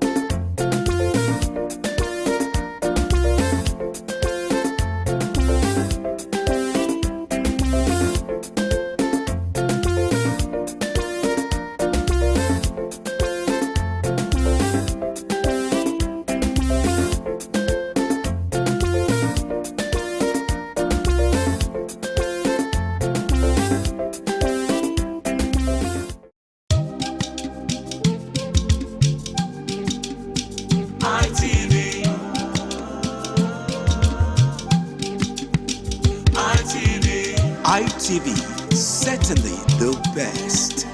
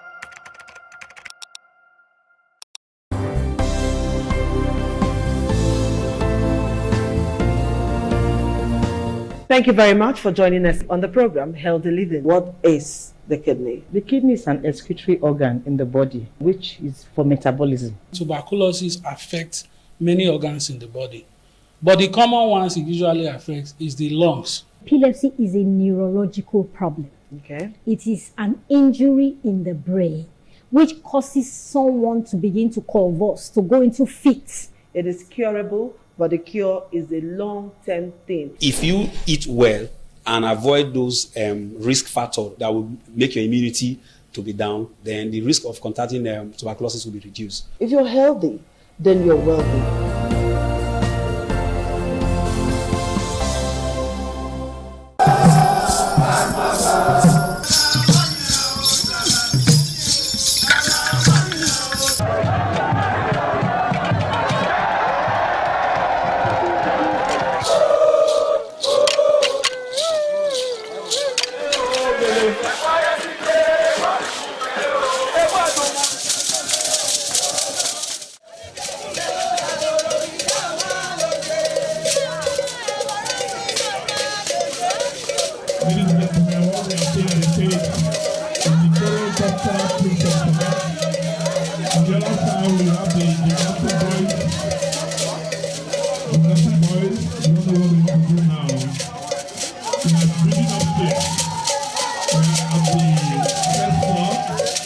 We got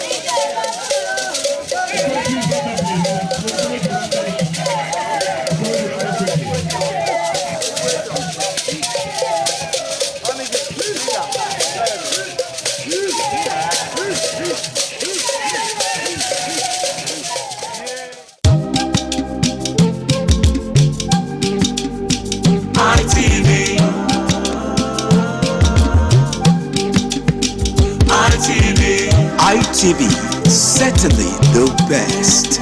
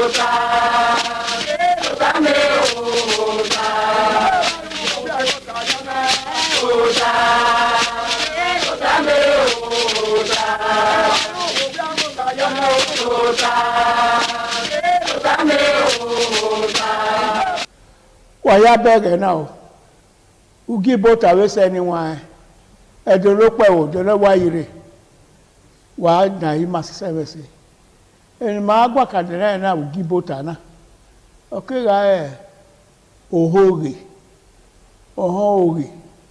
na yogi ka oge we bi o mesia awa odole wo yi awa odolo wa yi awa eni ya ni wan weni no ba wan oge oku oni no ba da oge a ope ani no we ba ewa ewu oge we no record we owe mu ya ba oge police station adomwe wo ya ye be dagbe e ma o ma gwa ka wo oge etan ni agun egun ayo wo oge na ore wa ge tan pastor kabanu na mo ibe donogo me ofun egbo sabago waro wa bi chota wa bi dan yo ofun egbo sabago wa yaro oba atope ise owere wa tan ge ibusu gbe Victor adonewu zomo ugewese ege no ya temata ima gbe na hina huda na teme mano manyamia arinu na rieme na time mano ya erewi yori o ewoku ohoge de bi o mesi owoge ima na ba mai oba atope ise me sa boss ege no bi e o no ri edo ba yo kai ki no be o ka gbo ibi e ya o ta mo ya fe worldwide me to wa ya fe so pe ni ya mo e lo wa mi ti gun e si won na gbogbo eta gbogbo ege gbogbo eta mulele atata mu fe sakasi yeye sakasi yeye loko zaye onde gala yiwe esowo kanso iso oso yegbe oyure sowo da ya mo to iso oso yegbe kwa oni no ma pare bo musu e mara we yeso mara yeso ogwogwodo oyure sowo anyone oge de mai ori aiwo ogwo ma o si egbe koto weno we ta ko we si we koto oni won so to nda oge no ba wa oge no ba no mu ba ma o me no ki egbewe ọma legbewe ni ka bo ri ara o se gbiwo emi nu ka oge ma oge orile Nigeria na oge na wata orile Nigeria na oge na ta orile upe mi na ge here the politics ige otosege oge egi no na kotu na pa ola na owege no ko na pa ola na amami wo bo se emi no ma deru wa wo oge ema o te ve pastor domosa zebe pastor chewe honor omosa oge oye domosa osanu odo apagi toge ma nda gba ike don wa doge mane mana gbon ma se tin jo oge yi nda we si eke ni ma o mana si eke ni ana mi wo ma la tene mama ujaji so pa okobo o yeme na tama eji okobo ozuo benene gwa loto benene zi egbagbon ni egba okoto ni edo we ya gwa lote be na okobo ga heme o ga ye ko nwo wa na gwa ka ezi egbe egba okoto yesu we ga itu okobo be de agbe oba wa gbagba ogun anyoke ka na kota ana di pu yo to na wo kin ogwe ọmọ no gwa elobi na to oge mabason ede ga gbe ye igwa so ma okun ara yun ebe we ni ebe babe mo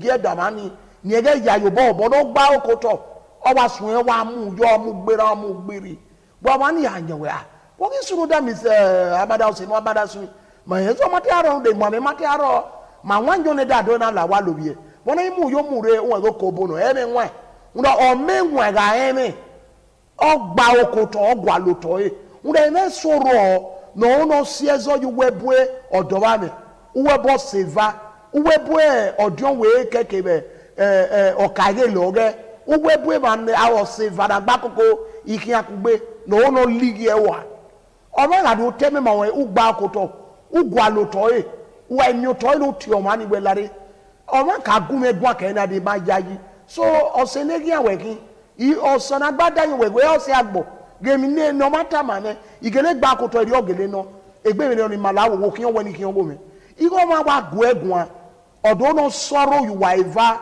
uwepo ndo oge yin ebe soro na wa asa na baba no ya gwa lo oge do taba me egbe ma me ri oga odio we ebo ivegu yo obo uga nogie ebo iligi yo obo uga odo no nya wa we uche ti yo ku opa yin unda we ke emi oko oge ne uga mi oga mo kaka bo mo no nu make na mi oligi oba atop pe ese oge magwa ka ni wa oge emi no ki e denja no kwa e no wa e no wewo e no wo tu oge a je hu emi dan e no e ma ye o teme bizugbe eme na yugo aka na ohoge ma no ba ma hoge na ba hoge salobo na egi ma mi enwe ohoge ebi o mesi okie ti o mo ho ema okie ti o mo hoge ema o mo hoge esu no ekeni eriri la to zagawa zero no teme ka taban aga hasade ma so no ya to hoge aya okwa we iri ewe wa ye mana we ga ayo me ma wo ayi nye so nbo e de no ni se ti do to oge ma emi ni eho ni ehu ona ho ni o we yimi na ri eyepo oni wa bi agogo kan yire we ogba na yo oge gba to fan no kwa ogbe mata ebi ro pa ti fan no o we yire wo kieke ohun oge e ma yeye ile mo na yin mi wa we amada we mu pogbon ga aye e ma ta agogba ne dagbe do wa doge mi kina tan hu da we oteme yunu kan ban okobo agado ta mu we gwa lo to wa anyin yan mami okobo wo mumu okobo ga iune onwanyo dane oyo ye yaku o mumu o se ti dolowo ma be yi e dolore gbe yi o mano ye be ri o ese ti bu ere ti diabo ese ti yin se oba atokpe anyway oge magwa kana oge ro wuwe a oge re ewuwe a enoge okun ewuwe a deveni ya do aka ma won iye we ewodoga we odon we dan hama we gwalo temo ku ya ika we ku ya ri no aruwa oge ege ne de ni wa upo agbawe nu po gbana o me minaru we da de ezira no aru ebo no lori aro de na ayo poru no e ba ni wa na fi anyo fi ya o wa no we ni emu ewo na ri ayo wo bo no we ni yo ko we gwewo na ho o we ni ewo na we ni ewo na e tin yo de agodi wa we no jon ya gba e ri anyo enika wa bege ewo no wa dole inu o pa no ku no we ni emu ria owo ni yo ko we gu ma fe owo oto ni makena owo ni yo ko we ria wa owo ni ewo na emi ni oruso na ya bi oge wori gbe uda we ga ya ru ihe ni elegbe we gu ye nu ta he o meti we ne resu egbe kunie noka no giver no ge ya se unie wo kwara we ogbe owe mi na we uligi to so egbe ma me ya ne we ebi no ki oge e ma edole wo yi edolo de yi edole ro pa yi oge no owo no ba won oge na ge no orun ai awo ma ko eri eku ame ona ti ona gi eku a o so wa ni igbo no ba oge owe no ma ti ebo to ti uki o ti uki e mo oge ki o te pastor ge domo we kiane oge magun aka mo oge magun aka bo si oge o ya si awo na ya le to pa be bi no wan bo bo si oge ọma no ma we mo e gwa no awe we aga no na o eji no onu ya no kwo ye ba no ya la o igbovo ojo ma to ge dama to ma ni me we e ba ni ma keke amo ye ba na mo ma be yo o sa no go do han no eze ba so pé ku we no we gbe e fo ko para re bi no wan o ko na ni a so pé bi no wan ma ka igbe aza no so pé e ma no ku e do ba e Kristi ina ju gbe mo bo iya we amu e wo alamu re dado wa ko na bi alamu re u gbugba fi lo gbe no wu e Jesu yen na no so ni ma fi gbegbe o magun ya gun nda yen okobo no ta oke sora imo Jesu na gbun koto won no se na gbun koto we do no ka o wo ni o pa we mu re wo we mu adamu re eyin abo pi agba du ekini bada gi miere no pi agba wa mu re be na miewe de ku wa kari ere da ho na we no pa ma we ho o de ku wa kari ere da ho na wa ga nyunyi me no wa yin na no pi ani ai gba we wo owo na pa gba yo to bo wa gbalamo re ona wa mu egbe e wo ona we no pi ani agba we wo na Jesu ke ye we emeni atara o ge ruwe o yo okobo o yo oke so ga mo Jesu yi jogi ati no nya ni ma fi gbegbe a ma no wo to wa nwa owo na lo mo go na mi o wa we na we yen na ga o yo o do bogi tuhumu ona we wa ya fe no bi gbe mo bona no do gwan na de no ma ewo horu wa ya fe we no fi gbe no ka ona na go na no pa na re no pa yen na ko ari gbe yo toto ona de oto na no to Jesu na gbe mbu ko to o ge se pe ya je amagi yen mi kian ama iwo won ni yo ana we o ge ba na we ona ibo ni no ko na we e ma no fi gbe ya su we si ma wo o ko na be tu mo wi o ko no pa ire ma no nya ma Jesu na we ahia eyi we do be ona we ya bo ori ko ni ya pa o ma ga bo ma o ge do ta ma we kakabo we o ma no gu we gbo o ka we bo ma ni e mo ge bana ni e te mo na bi ku ya eva ka ye nu we ya o yi o we imaya yi ogwale bi no ya va egbe ba be ni no ya oge ijo egbe okobo no ta e chema we kia we ga okobo ojo we kia we ga agwalo teni uke ga yin me ri oke ke ga re uru ati ima wu da mi samada so ki o wa do ba igbin of ya oge mame me na wa oge mata no ire wa mu igbin of ya na mu ye pupo ni re keke ire ni e ba o me do ran iya kin no te bo na fo we ka gwalo teni ne uke ga kare duwe oba atokpe se eniwa ege be ki abane oge e magwa kana we no ka le no do aro ni no ro na we ka ba ma oge ele ko do la wa we ka ba oge ko do la eri o wa be ba we oge eri o wa no suda oni wa enwa ni enwe de u me ka ba ma oge we na we anado aba we enika o wa ka se enwe abe ni ka o ti ma na yeri o wa si no wa se wa ge aro so pa iye soro be wa wo ka gele ya wa ezezo no u wa do mewe ni nwa ni wa ge ebi masin abo o to na kin wa ga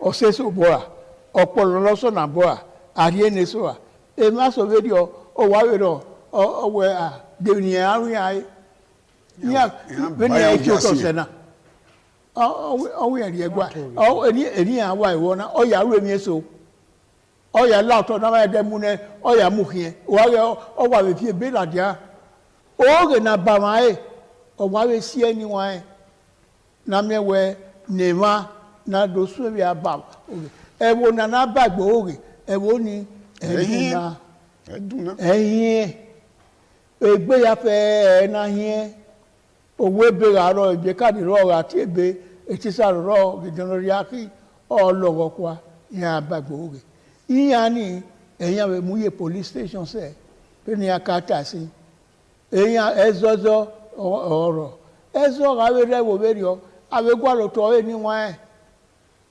ezo na wo ya fo aki aladin ayo awe ge hu na we wo le so se wa no ikinori akin o ezuloko no ezoka no aroto no awejo no emi ni mayake awe do be ne de wa egbu ita o no Amada jaji ọmọ egwu ero kwa ma egwu otagbo ya fe no na wi ero agwa mi ewo na ma mi wa ite ikeferi o no kin eri ni o no yegu gbina do na ro ko yewo anehu no no wa ko anehu no mo oge ne ma ba ma emi ya fe berio ma ni wa abe ejon weni ni makabe ta wono we okagele o ma esu egbe u okagele ya kin lo to kin lo kun we ojon we ma esu egbe oba ma won u ya kin lo to ya kin lo kun u fi oyepo wa ye edagbon won uda we ma mu oba uda mat oge we adota emi ni uwe bene motai wa kia do wogele wa so egbe obusi wa heme no bata ni wa unda moi na aro nebe ma agbohia wa be bege Solomon ge na duna ni ma na no duna ni ma ni wa ma ne hu yi duna o duna ni ma ya wala wo wa re ibagbo oge ma eye wo re ni kene iho ni rite bo o ge win ma ya ka mo e ba anawe emene mata o wana ri ba oge bo ke kenu bedo o na ge na awe ti tagbo nu aka em na bedo o ene do ya gwa lo to e do o ta de ge mata ta no ga u la me na ya mo eme na ihe ban awe ma yu la me ara me wa ba wa oge asin tumanika o neru oba osa baba yemena yebora owe no mate ebo oge ti uki mama wa na ba oge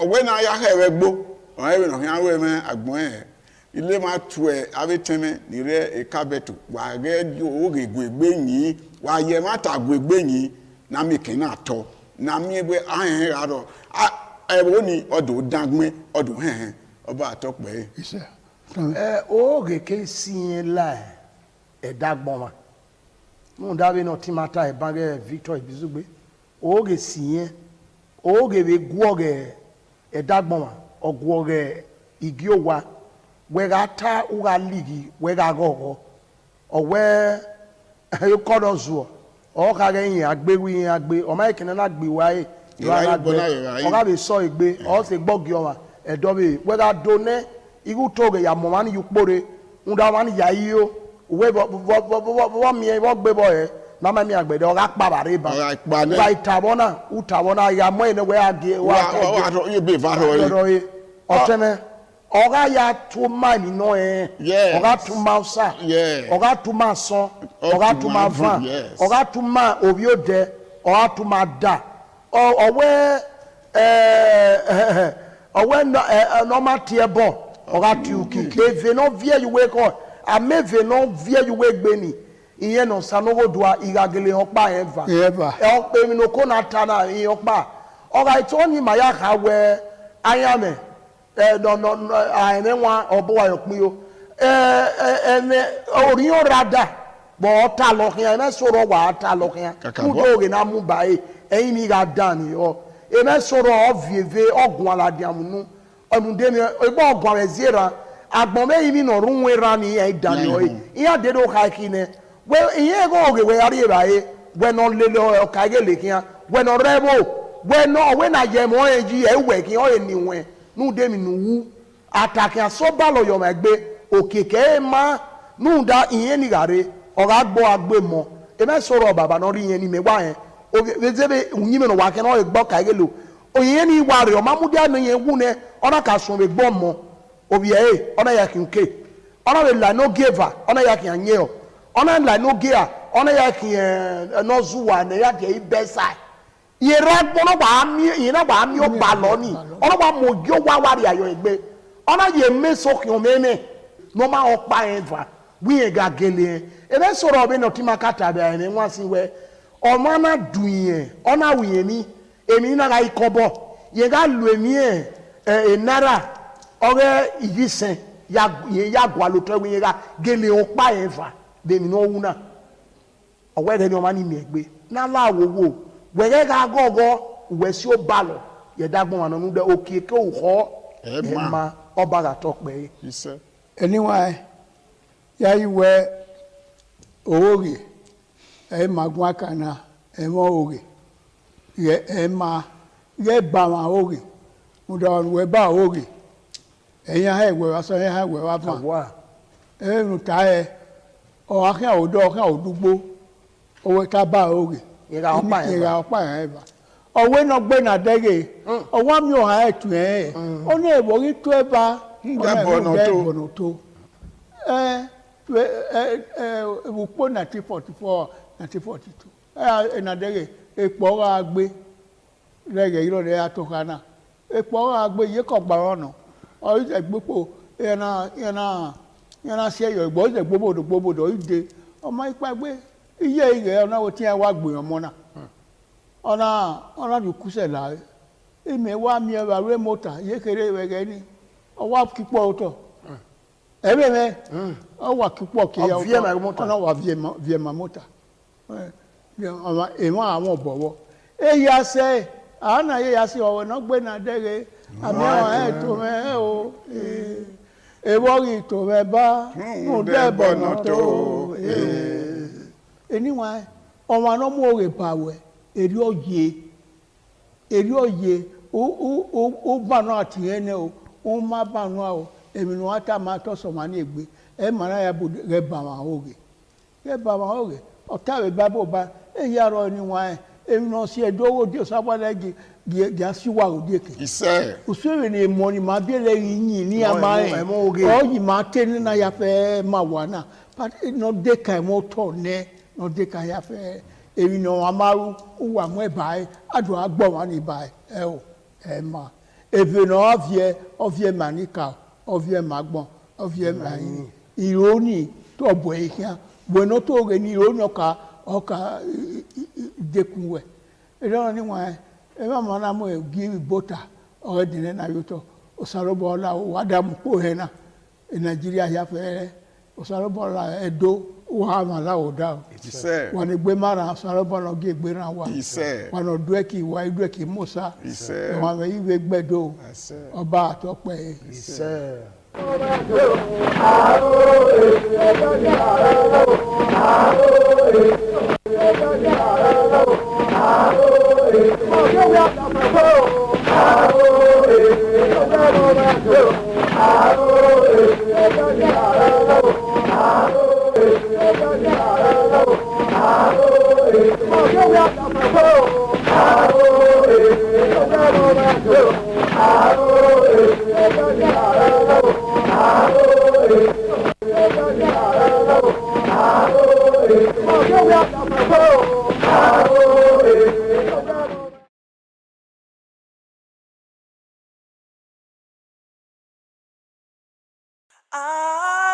ITV, certainly the best.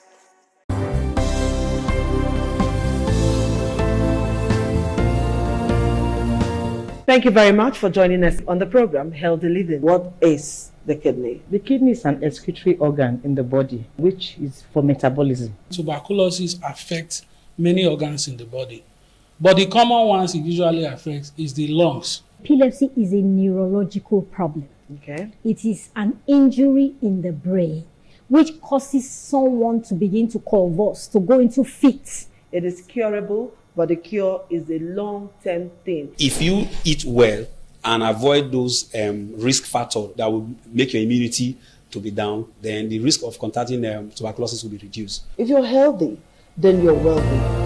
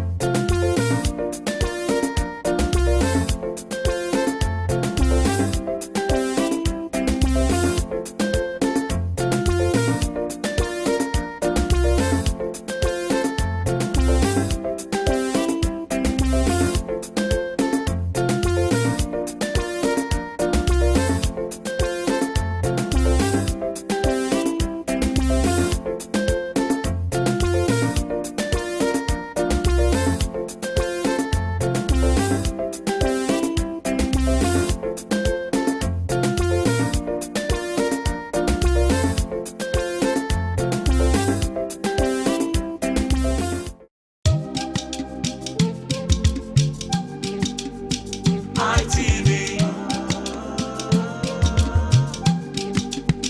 ITV. ITV, certainly the best.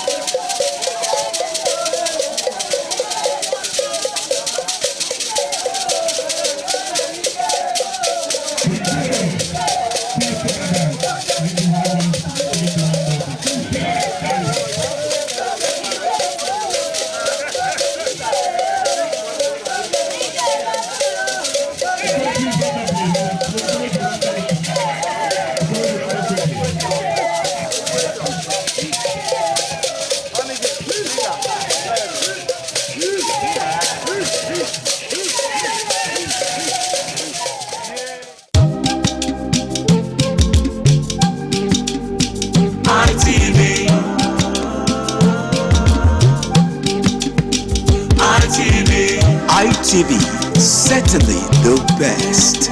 ITV, certainly the best.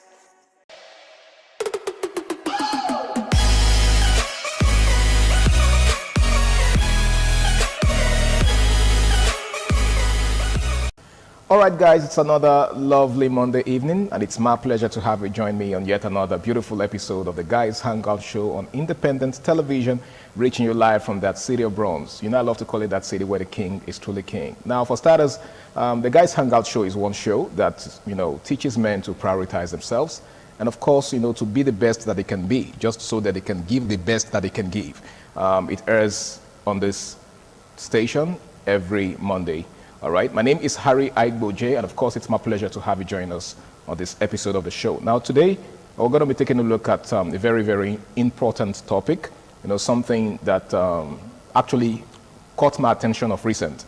Okay, sometimes you're just going about your daily activities, and then you just, for a second, certain things just cross your mind, and you begin to ask yourself, what has actually changed? What has gone wrong? How come things are no longer the way they used to be? And one of such things is the growing lack of parental discipline in our society as we have it today. What exactly went wrong?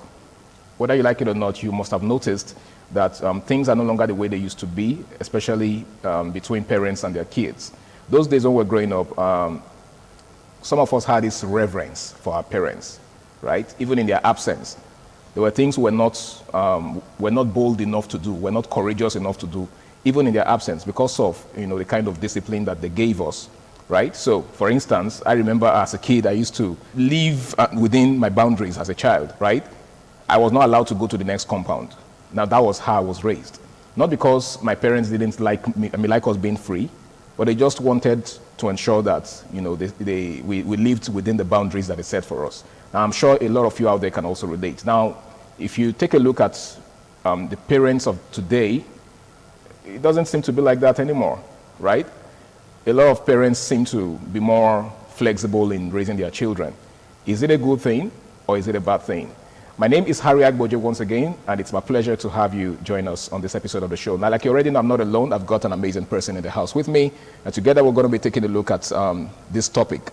Now, he is an educationist and also, a social analyst. He's really passionate about lots of things that are happening around us, and he loves to share his wealth of wisdom and experience on such matters. It's good to have you, Abu.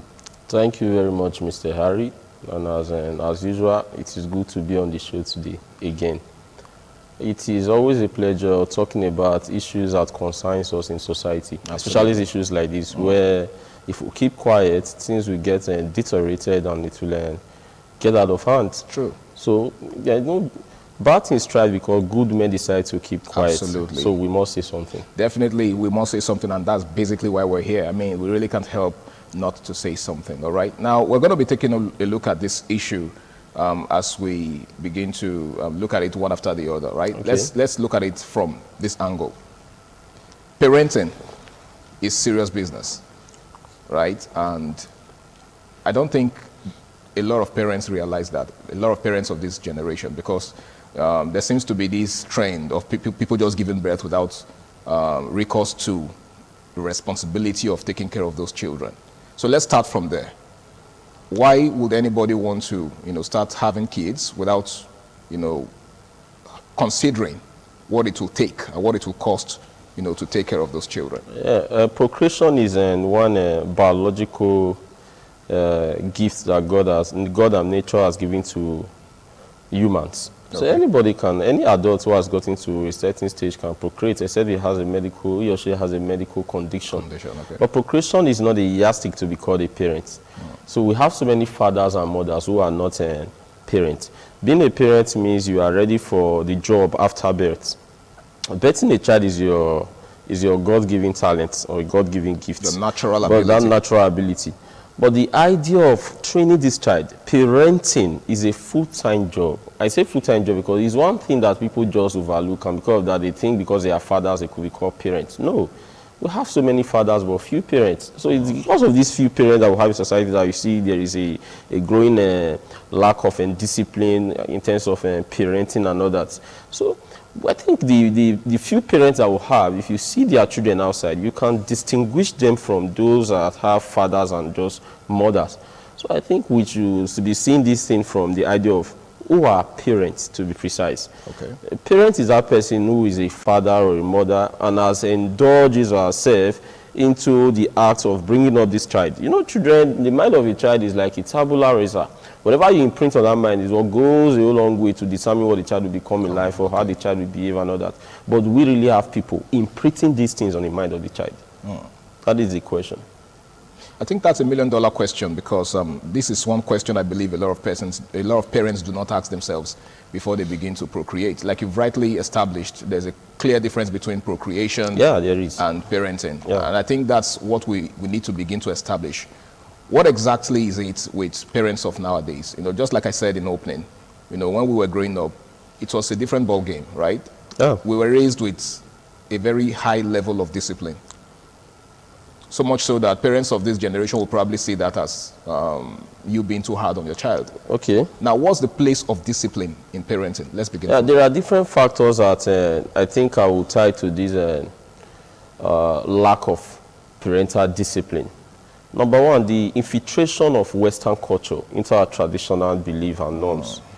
Secondly, we also have this idea of laziness on the part of some people who call themselves, I use the word who call themselves parents, laziness on their part.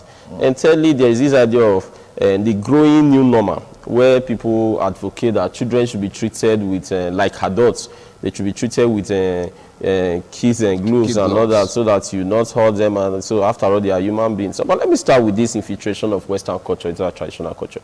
Now, you see, the white men asked us at the time to marry a fellow man, a woman marry a fellow woman. Many of us did not dispute it. Some African countries are already doing that. They also asked us to wear the suit, the sleeve, the waistcoat, the tie, and all that, despite our hot weather. And many of us did not also dispute that fact. And we are doing it. But very recently, they are also asking us to treat a child as an adult. And so many parents have started, many fathers and mothers have started treating their child, their children, as adults. That's the problem. They want to train them in the Western way. They want their children to see themselves as adults. They are rushing them through that childhood. They don't want them to enjoy that childhood. They don't want them to see themselves as children. That state of innocence is no longer there. A child that just here, you call that child that you want to reason with the child like an adult. What's his reasoning capacity in the first place? My brother, what is the rationale behind you sitting a child down to say, let's discuss? You are just 4 now. And who told you that a 4 years old is thinking like an adult already? It's not. I know many will say this is a computer age and jet. Leave that computer age and jet. Children are children. And most of how were we brought up? We were told that if you misbehave, I will flog you. I have so many parents in my area. My father was not just my father. Yes, he was my biological father, but I have so many fathers. Before my father even come back from his workplace, someone else have disciplined you if you misbehave and all that. Do we still have such in our society? No. You see, everybody wants to say my family. So you're saying that in those days there was a communal mindset? A communal mindset. All parents were parents, and all children were children to all parents. Now, these days, you see families saying, you don't touch my child, I know how to discipline my child, you leave this child for me to discipline and all that. So that's why we're getting children are going haywire. Some of them are even going gaga. You know, some of the hairstyle that a 10-year, 11-year-old will put on, you begin to wonder, is this one coming from a home? You see some young girls out there, 11, 10, some of the things they will wear, like, does this one even have fathers and mothers at home? So the issue now is we are drinking too much from this cup of Western wine. I think we should come back home. We should come back to this African tradition. We are Africans. And in Africa, there is discipline intrinsically buried in our totemic mindset. It is in our subconscious. That discipline should be resurrected. That parents should see themselves as not just parents, but as role models, as disciplinarians. Correct these children when need be. Don't reason with a child. It gets to a certain stage, you reason with him, not at this stage. It is some of those things that you imprint on him when he was still a child that will model him into a very good adult. A good child definitely will become a good adult. Absolutely. Now, when you lead them, you think they can think of themselves. What you fail to tell them, their friends out there will tell them. And that is what we should avoid. So that idea of Western culture, I think we should come back home. Beside that, sir, this idea of laziness on the part of parents. They think now that you already have a child. So if you can provide for this child, you are performing the work of a parent already. The provision we are talking about here is not just finance. Many of them thought it's just finance. If he's attending a very good school, I can provide. If he wants to buy anything, I can give him more. No. Emotionally, psychologically, this child needs you. Morally, you should be there for him. Who are his friends? Do you even know his friends? What are his routine? How does this child carry out his daily activity? You should be your child's best friend. You should have a roundtable talk most times with him. You should be able to tell him, if you try that, I will flog hell out of you, and he will not try it. Don't let him see himself like an adult already. You hardly even see children these days bathing outside. And someone said it's civilization. I think they know too much. Okay. Their parents make them know too much. So why did I say so? They've gone past the phase of innocence. You see that state of innocence? It has been killed. Every child now, the parents have been able to inculcate in them that they are no longer children, but they are now what? Adults. And there is no way a child can behave like an adult. He will be an adult in a wrong form.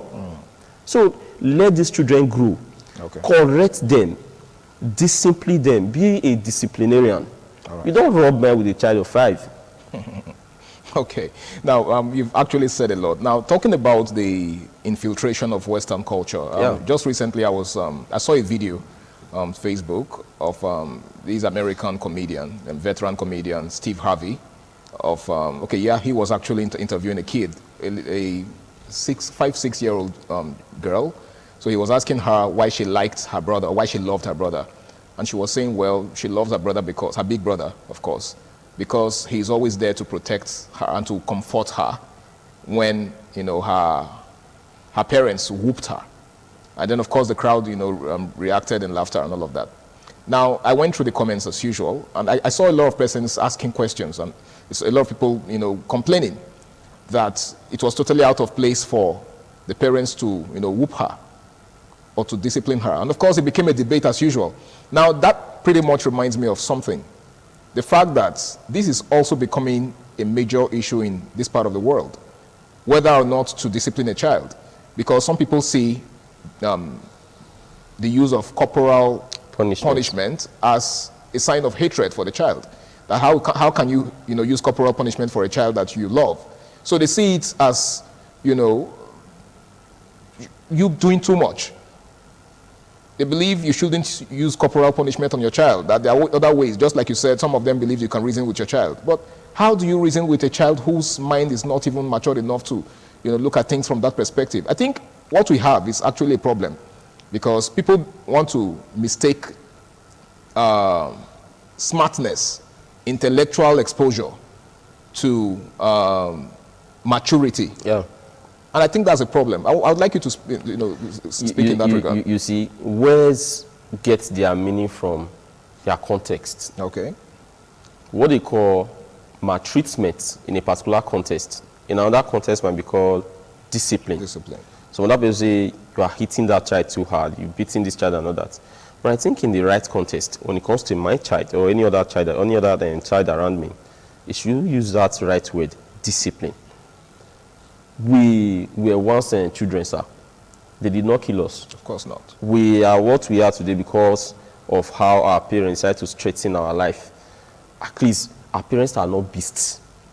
They know what they are doing. You don't expect a mother who gave birth to a child to kill that child with her own ends, except she's maniacally derailed and all that. Yeah. When children are being disciplined with love, you can discipline a child with love. There is no need you bringing in ideas of you are abusing the child rights and all that. He is a child, for God's sake. The reason why you are saying I am abusing his right because you want to protect that child. The reason why I even discipline that child is to protect the child also. Now, this is what the government are fighting against, is that you should not abuse, assault a child. Discipline will get to an extent, becomes an assault. So that's where we need to draw the line now. At what point does discipline become an assault? When you begin to inflict serious pains, bodily harm on this child, it is not an assault. Okay. When you are not correcting the child with love, it becomes an assault. When you are doing it with hatred, it becomes an assault. When you forget the fact that this person is still a child, it becomes an assault. But when you are doing it in the circumstances of these things I'm saying, like he's a child, I want to correct him with love, he's my child, and all that, that is discipline. And we should not rule out discipline because some persons are misusing it. I know I am not in line with so many parents or guardians who have decided to inflate pains on children because you want them to listen. No, that is beyond discipline. Okay. That is now an assault. That is now an hatred. That is now a corporal punishment. And if I ask my child to kneel down there, for example, or get a cane and give my child 2 or 3 strokes of the cane for doing something wrong, next time he will not try it. But if you now give a punishment that is more than that child, to that child, then it becomes an assault. An assault, okay. You're asking a child, for example, you get pepper, rub on the child's body, or give the person some scars, marks, and all that. Rub pepper. No, that is wicked and that is evil. But you're asking the child to kneel down there, or get a cane, flog this child 5 times or more, as the case may be, and after all this, call the child, next time, don't try it. I am your father, I love you, and that's why I'm doing this. I hope you will not try it next time. Such a child will not try it. But you're not letting the child know the reason why you have flogged him or disciplined him and all that. It is hatred. Hatred. So we should draw the line between discipline and hatred. So I am not advocating for that idea of that battering, that corporal punishment. No. I am saying we should not rule out the fact that these children are still children. And children have a mindset that is as clean as a tabula rasa.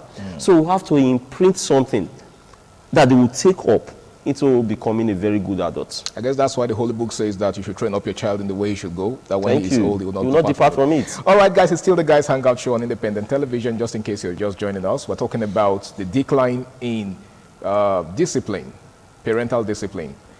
What has gone wrong? What exactly is the problem? Why is it that, kids are no longer as disciplined as before? Why is it that kids nowadays can just do whatever they want without, their parents or a parental figure, putting them in check? Now, Abu, just a moment ago, you were talking about the difference between correcting in love and correcting, in hatred, right? Yeah.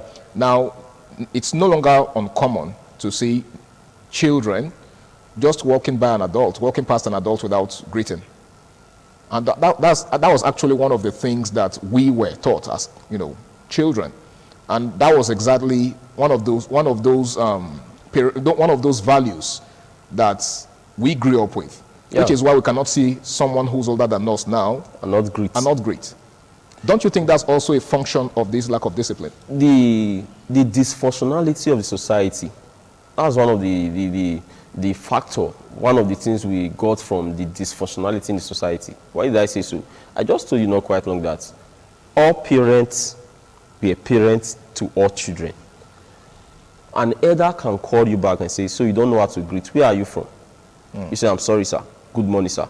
Or in my dialect, you greet according to your family lineage, and you must do that. That's how we grow up. But these days, many parents have restricted themselves from doing that. Before someone else will come somewhere and say, don't talk to my child, it's my child, I know how to train my child and all that. So that communal nature is no longer there. And you can see, that is just a microcosm of the larger one. You could see, apart from this idea of greeting, you could see children, they hardly even get up from the seat for an elder to sit, if that's the only seat. That's another dimension to it. Now, you see some of them, they are very disrespectful. They have begun to euphemize what we call disrespect. You see some of them will say savage reply. What you might want to call obscenity, I think that's one of the effects of stupidity, social media. Yeah. You see some of them will say, there's a new one now, we listen, we don't judge. That's not even good. They are indirectly promoting children to go haywire. Go wild. They are promoting this idea of you can always do whatever you want to do. And they are promoting immorality. And the question we should even be asking is, what do we call judge in this context? Judging is discipline. Discipline we're talking about. It is a discipline they want to eradicate. When a child does something wrong, you're supposed to discipline that child. So you say, but to children of this generation, you listen, you don't judge. I will judge, you say, you listen, you don't judge. Besides that, sir, you see, when these children were growing up, they were given this orientation that I am your father, I am your mother, I am the only person, I should be the only person that has the moral right to discipline you. And that's bad. Let these children know that all parents in this vicinity are your parents. Even adults. even adults, Not they necessarily have the right parents. to discipline you in my absence. When I was growing up, something happened. I went home to tell my father that a teacher has flogged me in school. He said, okay, the next morning we'll go. He followed me to school. And when we got there, he took the cane himself and flogged me again right in front of the teacher. These were adults in unity. Adults having a meeting over me that I don't even know about. Their primary aim then was, this child must not go wayward. Now that I am an adult, I used to think like, okay, could it be the reason why my dad have to flog me again? You know, that sends a message. The message was, you are safe in his hands and don't misbehave because I'm your father. I'll flog you again. But these days, we've seen parents that will follow their children to school and start constituting nuisance. Some of them will not even ask. You'll be telling your child right from the home that your teacher will die today.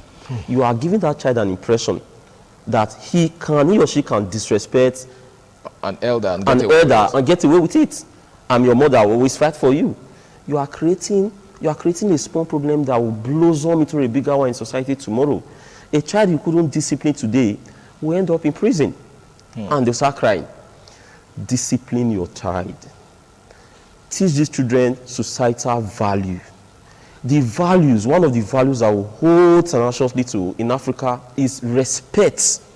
They should be respectful. Leave this idea of we are in a civilized world, this is a computer age. And in America, you don't touch a child like that, they'll call the police on. Trust Nigeria police. Okay. They'll be very quick to tell you, no, it's not like that. You must respect your parents and all that. So that is one of the factors. Okay. Though there are other factors. There are factors that we have this single motherhood and fatherhood. Yeah. It's also a contributing factor. Broken homes. A broken home. Now, if a child is coming from a broken home, that parental care, love will not be there. Of course, it's not easy for one person to train up a child. Okay. You need a father figure, you need a mother figure, and this person is not there. Definitely, it will affect the child's psychology, and that will metamorphose into an adult that will be antisocial, okay, or that will be maladjusted in society. All right. So that is another angle. Okay, once again, it's the Guys Hangout Show, and tonight we're taking a look at the issue of the lack of parental discipline. What has gone wrong? What is the difference between the way it used to be and the way it is now? Now, Abu, in closing, I just wanted to give a word of advice to parents out there who are not living up to expectation in terms of disciplining their child. Those who think, letting their child get away with everything they do is a sign of love. What's your advice for them? In less than, They shouldn't be just a father or a mother. Okay. They should be parents. And parenting is not an easy job. Okay. If you are capable of giving birth to a child, you should be able to parent, take good care of that child. Don't be scared. Don't be scared to discipline your child. Don't be scared to discipline your child. I guess that's the parting word for tonight. I want to say a big thank you to you, Abu, for taking out thank you, my brother. Time to be with us on the show today. And of course, to every one of you out there who have created time to be with us. I hope you've taken something away from tonight's discourse. Of course, the most important thing to take away from this is parenting is serious business. All right? So the moment you decide to become a parent, just have it in mind that the future of that child lies in your hands. If that child is going to grow up to become a responsible person, it's totally up to you. And of course, it's up to the adults that child is surrounded by. So another thing that Abu said in the course of his analysis is that parenting doesn't just end with you as a parent. You should also give the adults around your child the responsibility of raising your child, just like it was in the olden days. Don't have this mindset that you are the only one who has the responsibility of taking care of that child. My name is Harry Igboje, and until I come your way again, same time, same station next week, do ensure you do the right thing and stay out of trouble. Do have yourself a lovely night rest.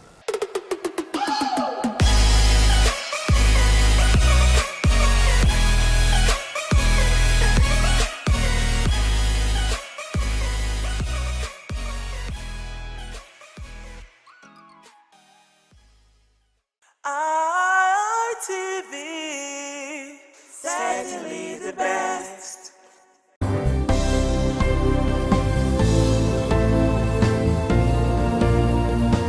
Thank you very much for joining us on the program, Healthy Living. What is the kidney? The kidney is an excretory organ in the body, which is for metabolism. Tuberculosis affects many organs in the body, but the common ones it usually affects is the lungs. Epilepsy is a neurological problem. Okay. It is an injury in the brain which causes someone to begin to convulse, to go into fits. It is curable, but the cure is a long-term thing. If you eat well and avoid those risk factors that will make your immunity to be down, then the risk of contracting tuberculosis will be reduced. If you're healthy, then you're wealthy.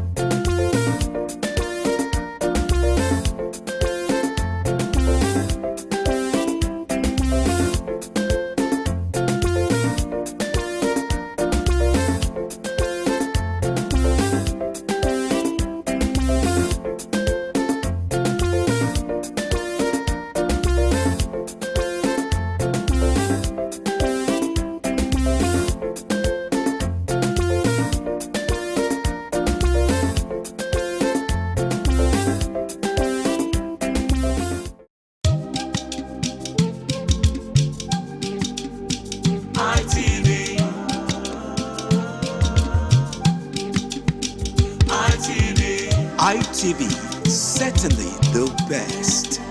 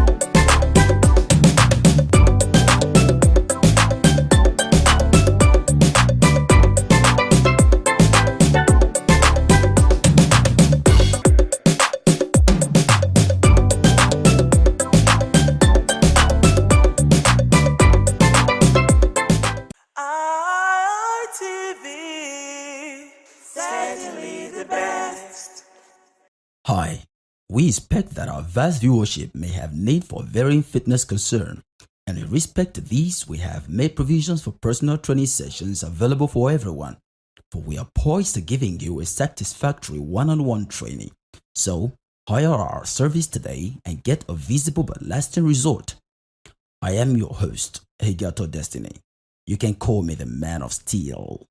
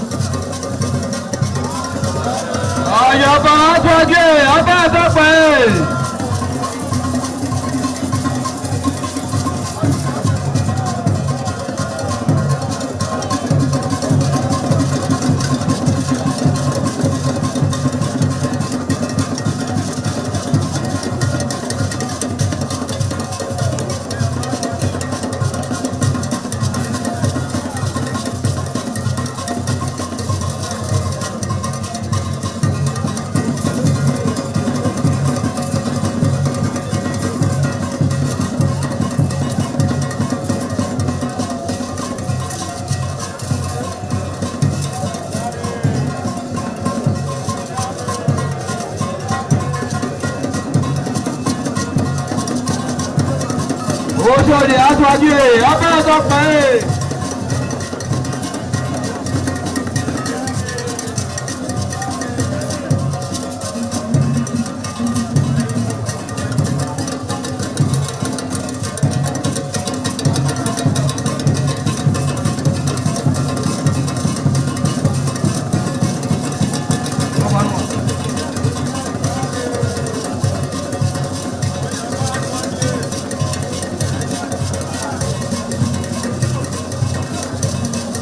Àyàbá sọ́kì ẹ̀ abẹ́rẹ́ tó pẹ́ ẹ̀.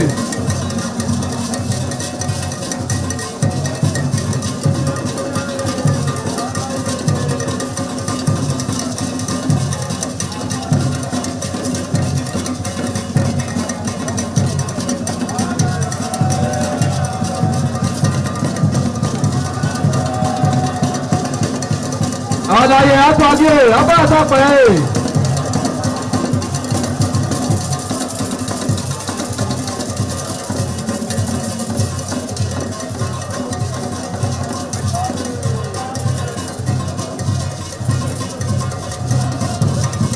Ẹgbẹ̀túwà.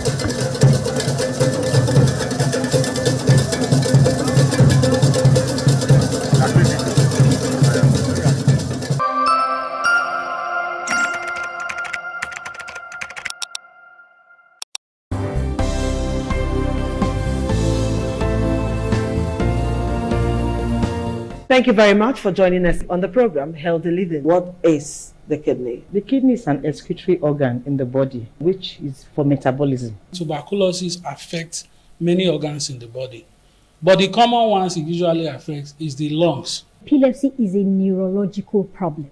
Okay. It is an injury in the brain, which causes someone to begin to convulse, to go into fits. It is curable but the cure is a long-term thing. If you eat well and avoid those risk factors that will make your immunity to be down, then the risk of contracting tuberculosis will be reduced. If you're healthy, then you're wealthy.